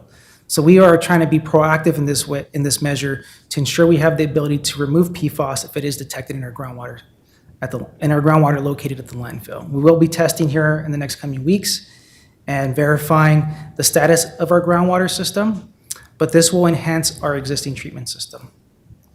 I also like to highlight this project is ARPA funded, so it is not funded by any landfill disposal fees. It is entirely covered through the ARPA funds. Moving on to operational initiatives for FY26. We have what's called the Scale Optimization Project. This initiative is to support the growth within Ada County, as you guys are all aware. We've had significant growth in Ada County. We plan to add a third inbound and a third outbound lane and scales. We also intend to create a commercial customer outbound bypass lane. Additionally, this project will allow us to have additional queuing on the inbound for customers, as well as continue to improve our customer cycle time and minimize bottlenecks at the landfill. I really want to highlight and stress the benefits of the commercial customer outbound bypass lane. In the future, our commercial customers will have a stored tare weight in the system, so they'll be able to process and complete their transactions on the inbound side, and then ultimately will be able to drive and leave the site just through scanning their RFID labels on their tractor and trailer, which essentially won't require them to do any weighing on the outbound process. Another operational initiative that we are planning to take on this summer and fall of 2025 is the implementation of pancake compaction. We are currently compacting waste on a slope. By transitioning to a pancake method, as you see on the bottom photo, this will improve our waste density and our compaction rates. We anticipate that we will gain an additional 10 to 15 years of capacity at the landfill because of the increased density and compaction. We will also reduce equipment wear and tear and fuel consumption because of the amount of work, reduction in work required to pack the waste. Anytime you have to climb up a slope with a piece of equipment, you are increasing the amount of work that machine has to perform. We are currently developing an operational or implementation plan, and we will be collaborating with a third-party vendor, Blue Ridge Services, who is tasked with performing what's called a comprehensive operations review at the landfill. This third-party vendor does site assessments throughout the states, and I've utilized them in the past when I worked for Fresno County over 8 years ago, and we were very successful in rolling out pancake compaction, so they will really serve an important role in our implementation for pancake compaction as well. Okay, moving on to the financials. Our proposed revenue for FY26 is broken down into two major categories. We have the solid waste revenue categories that pertain to our franchise haulers, self-haul customers, and commercial customers. And then we have what's called other revenue categories, which includes interest, the revenue from the sale of landfill gas, the recycling revenue, which includes materials that we ship off the landfill for recycling that we receive revenue from, such as metals. And then we have the gas monitoring reimbursement fee or revenue category. This is the revenue, it's basically a wash, I should say. We are paying for the new, as part of our contract with RNG, the RNG developers, we are paying for what's called the loci equipment on the landfill gas wells to monitor the landfill gas quality and have the features to automatically adjust based on our standards. So we pay for that equipment, and ultimately the vendor or RNG development reimburses us each year. So it's essentially a wash, but it's a line item in our revenue stream. So our proposed total revenue for FY26 is a little over $22 million. This is roughly a $508,000 increase from 2025. Moving on to our next slide, if you look at the breakdown, roughly 55% of our total revenue comes from franchise haulers. You'll see the 17, the 27, and the 16. That is roughly 55% of our total revenue coming from franchise haulers. Then you have 15% of the revenue coming from self-haulers, and then you have 22% coming from commercial and non-franchise haulers. And then you have a makeup of roughly 8% from interest, the sale of landfill gas, recycling revenue, and the gas monitoring reimbursement. Any questions on the revenue? Any questions? Yeah, go ahead. Yeah, the allocation of the revenue, I guess, in terms of, because you have the closing study of the closed, how do you allocate that? So this was through our cost of service study, along with being able to capture additional data through our new ScaleHouse software system. Because we have more granularity, we are able to refine those categories. And once we get a full fiscal year under our new ScaleHouse software, these figures will continue to be refined. But looking at our first quarter of FY25, we felt like this makeup would reflect what we would anticipate for FY26. So once we see the actuals for FY25, we will make adjustments to these figures for our proposed budget for FY27.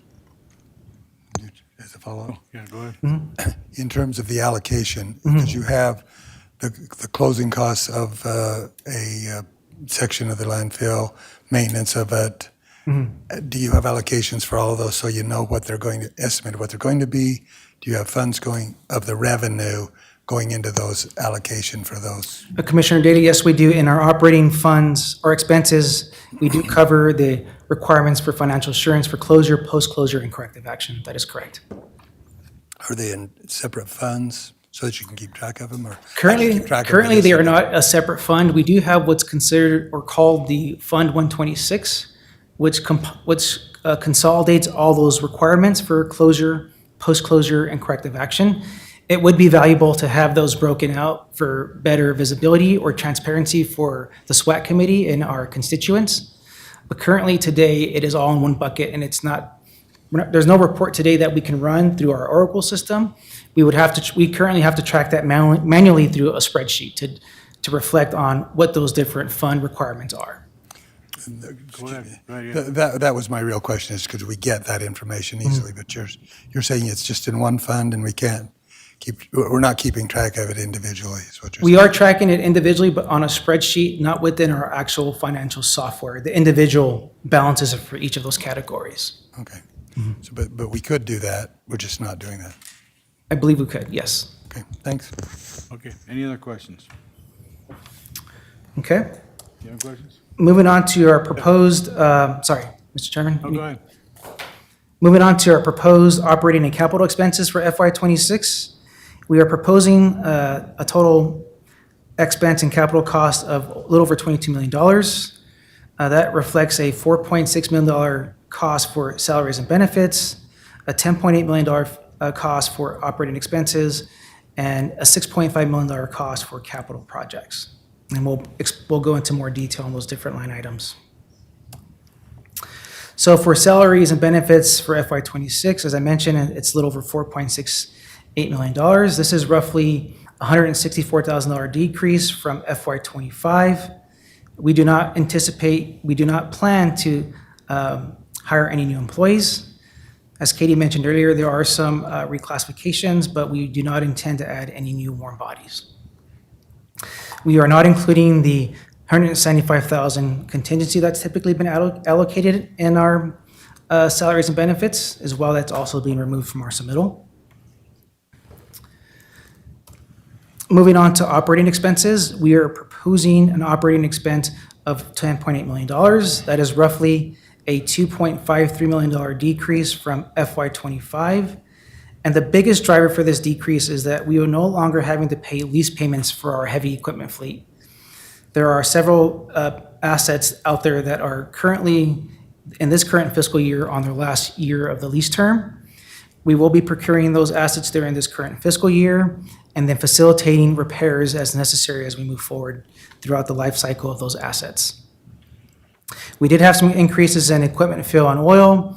Contingency should say $500,000 and not $50,000 with the comma on the wrong location. That should reflect $500,000. I apologize for the error there.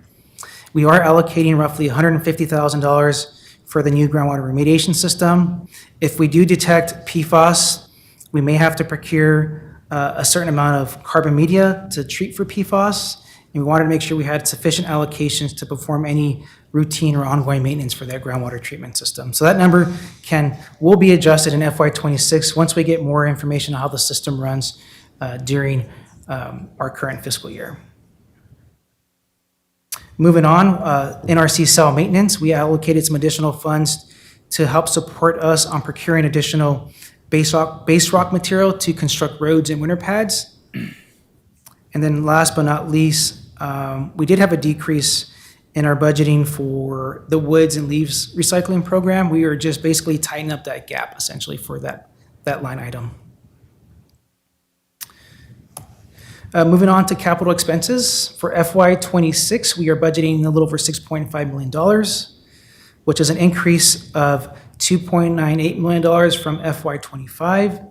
The biggest drivers include roughly about $3.6 million in machinery and equipment, and then we have projects in the amount of $2.835 million. I do want to highlight on the machinery and equipment component, we are implementing a certified rebuild program with Western States. So our D6 dozer, as you see listed on there, for $400,000, as well as our 836 compactor for $1 million. Those are two assets that we will perform a certified rebuild. So essentially, rather than buying a new machine at essentially 40% more, we can rebuild those assets at 60% of the cost of a new machine and get a brand new warranty for those assets, just like it would be if we bought it off the shelf. So that's something we will continue to facilitate throughout our entire heavy equipment fleet. We are excited about the savings that we can obtain from that program. And the good news is, from my experience in the past, we were only able to get one rebuild on a machine, but Western States has conveyed to me that they are now able to get 2 to 3 rebuilds on those machines and have very good success. So it's very exciting. For the projects, we do plan to upgrade our fuel system. This is a placeholder at the moment. We did some recent work to the system to increase our productivity, our pumping capacity, and we will continue to evaluate it during the current fiscal year and then make the final determination in FY26 if we need to execute the fuel system upgrade. In addition, as I mentioned earlier, one of the initiatives that we talked about was the scale optimization project. That is in the amount of $1.65 million. And then we will have to procure equipment for that scale optimization project from Paradigm Software, which is roughly in the amount of $55,000. We will also be working during FY26 on the design for Stage 5 liner construction. This is constructing roughly 30 additional acres of a fill area for the NRC cell. And this chart here provides a brief overview of our cost by percentage. Salaries accounts roughly 21.3% of our budget. Operational expenses includes 49.13%. That also includes allocating money for our financial assurance obligations, such as closure, post-closure, and corrective action. And then also, we're allocating $2.8 million for capital, or 12.89%. And then ultimately, for machinery and equipment, that is roughly about 16.69% of our total budget for FY26. You're not including any hauling off leachate in your budget, are you? We increased our contingency by that $500,000 just to be on the safe side. Now, good news today, I was checking with our environmental compliance manager, and we are roughly 2 million gallons below the same time last year, which is a very positive sign that our evaporators are helping. In addition, the weather has been very cooperative for the last few months. It's a combination of weather and the evaporators. It's a combination of weather and the evaporators, yes, sir. Good. It's great news. We spent a lot of money last year, Mr. Chairman. I hope to avoid that this year, or this current fiscal year, I should say. That completes my presentation. I'm happy to answer any questions. Thank you.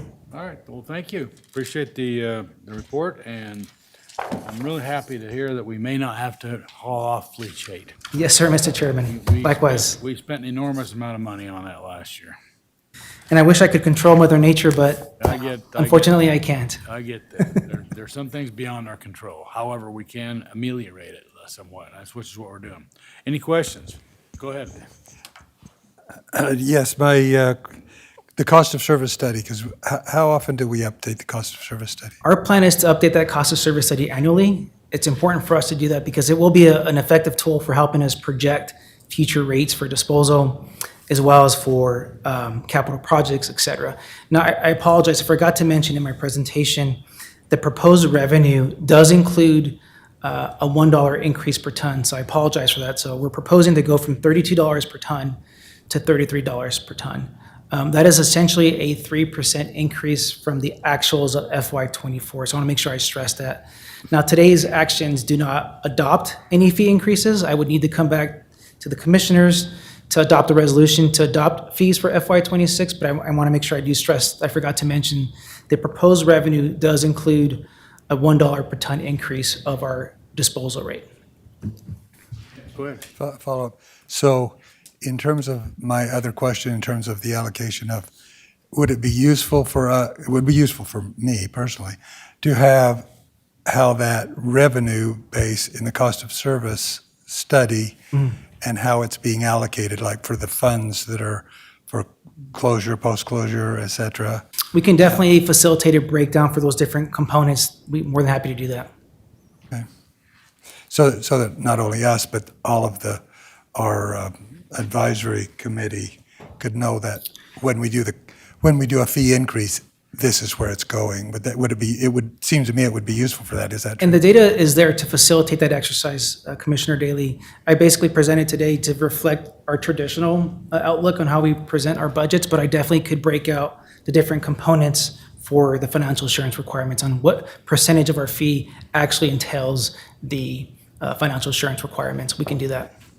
Because even though we're an enterprise fund and it only costs, you said $2.93 per month per resident, the residents that would be useful for them to know where that money's going as well, it seems to me, so. Yes, sir. Yes, sir. Thanks. Which, I thought it was 1 ton per household, and you've got it 1.1 ton. I went per- up to I used the latest, Mr. Chairman, the latest census data from the internet, which was 2023, and then I took our total tons that we disposed of in FY24 So and just a updated little- that Just a figure. little higher then. Just a tad bit higher. Not much. People are still spending more money. Yeah, but that's still, it only raises it to like less than 30 cents a household per month. Yes. All right. Any questions? Or how the RNG plant is doing right now? Is everything working smoothly over there? They are making progress. As I mentioned in our quarterly meeting, I think it's going to be about 3 to 4 months where things are fine-tuned and everything is running smoothly. There's a significant amount of different components, sensors, programming that have to all jive and work together to make that system run like a smooth running machine here. So I think they're about 3 to 4 months away, maybe sooner, but just given my experience working in manufacturing and installing new production lines, it's very complex, a lot of moving pieces, but I think they have the team in place to get it there. That's a complex filtration system. It very, sure is, yes, sir. Any other questions? All right. Well, thank you, Herb. Thank you, Mr. Chairman. Thank you, Commissioners. And Appreciate your we're- time. We're glad you're there, doing us a good job. You're doing a great job for the citizens of Ada County. Thank you. Thank you very much. All right. Mr. Chairman, just one more thing. Since this is an essential service required by state and federal law, it's basically, even though it's paid for by a user fee, basically, it's Still mandated service. still a mandated service. Yes, sir, Mr. Commissioner Daley. Title 31 requires counties to facilitate this service. Now, cities could facilitate this service, but they would have to then facilitate construction of their own landfill and bury their own materials. But currently, the statutes require the counties to perform solid waste management for disposal, along with acquiring land, charging any types of fees as necessary or levies to perform those services as required by state statute. Mr. Chairman, just one. Go ahead. So the law allows us to have a assessment, but we don't. We just use it with user fees, correct? That is correct, Commissioner Daley. Thank you. One more question. I understand John Deere is now yellow. That is correct. The John Deere landfill equipment is yellow. The farm equipment is green, Mr. Chairman. Okay. Okay. All right. Thank you very much. Thank you. I guess we don't have any more business now, so we'll be adjourned until, we do. What do we do? Oh, yeah, make a motion. That's right. We do have a motion. We're waiting on Commissioner Davidson to make the motion. Mr. Chair, I'll move to amend the agenda to move presentations from Weed Pest Mosquito Abatement District and Expo Idaho to tomorrow. Are they going first?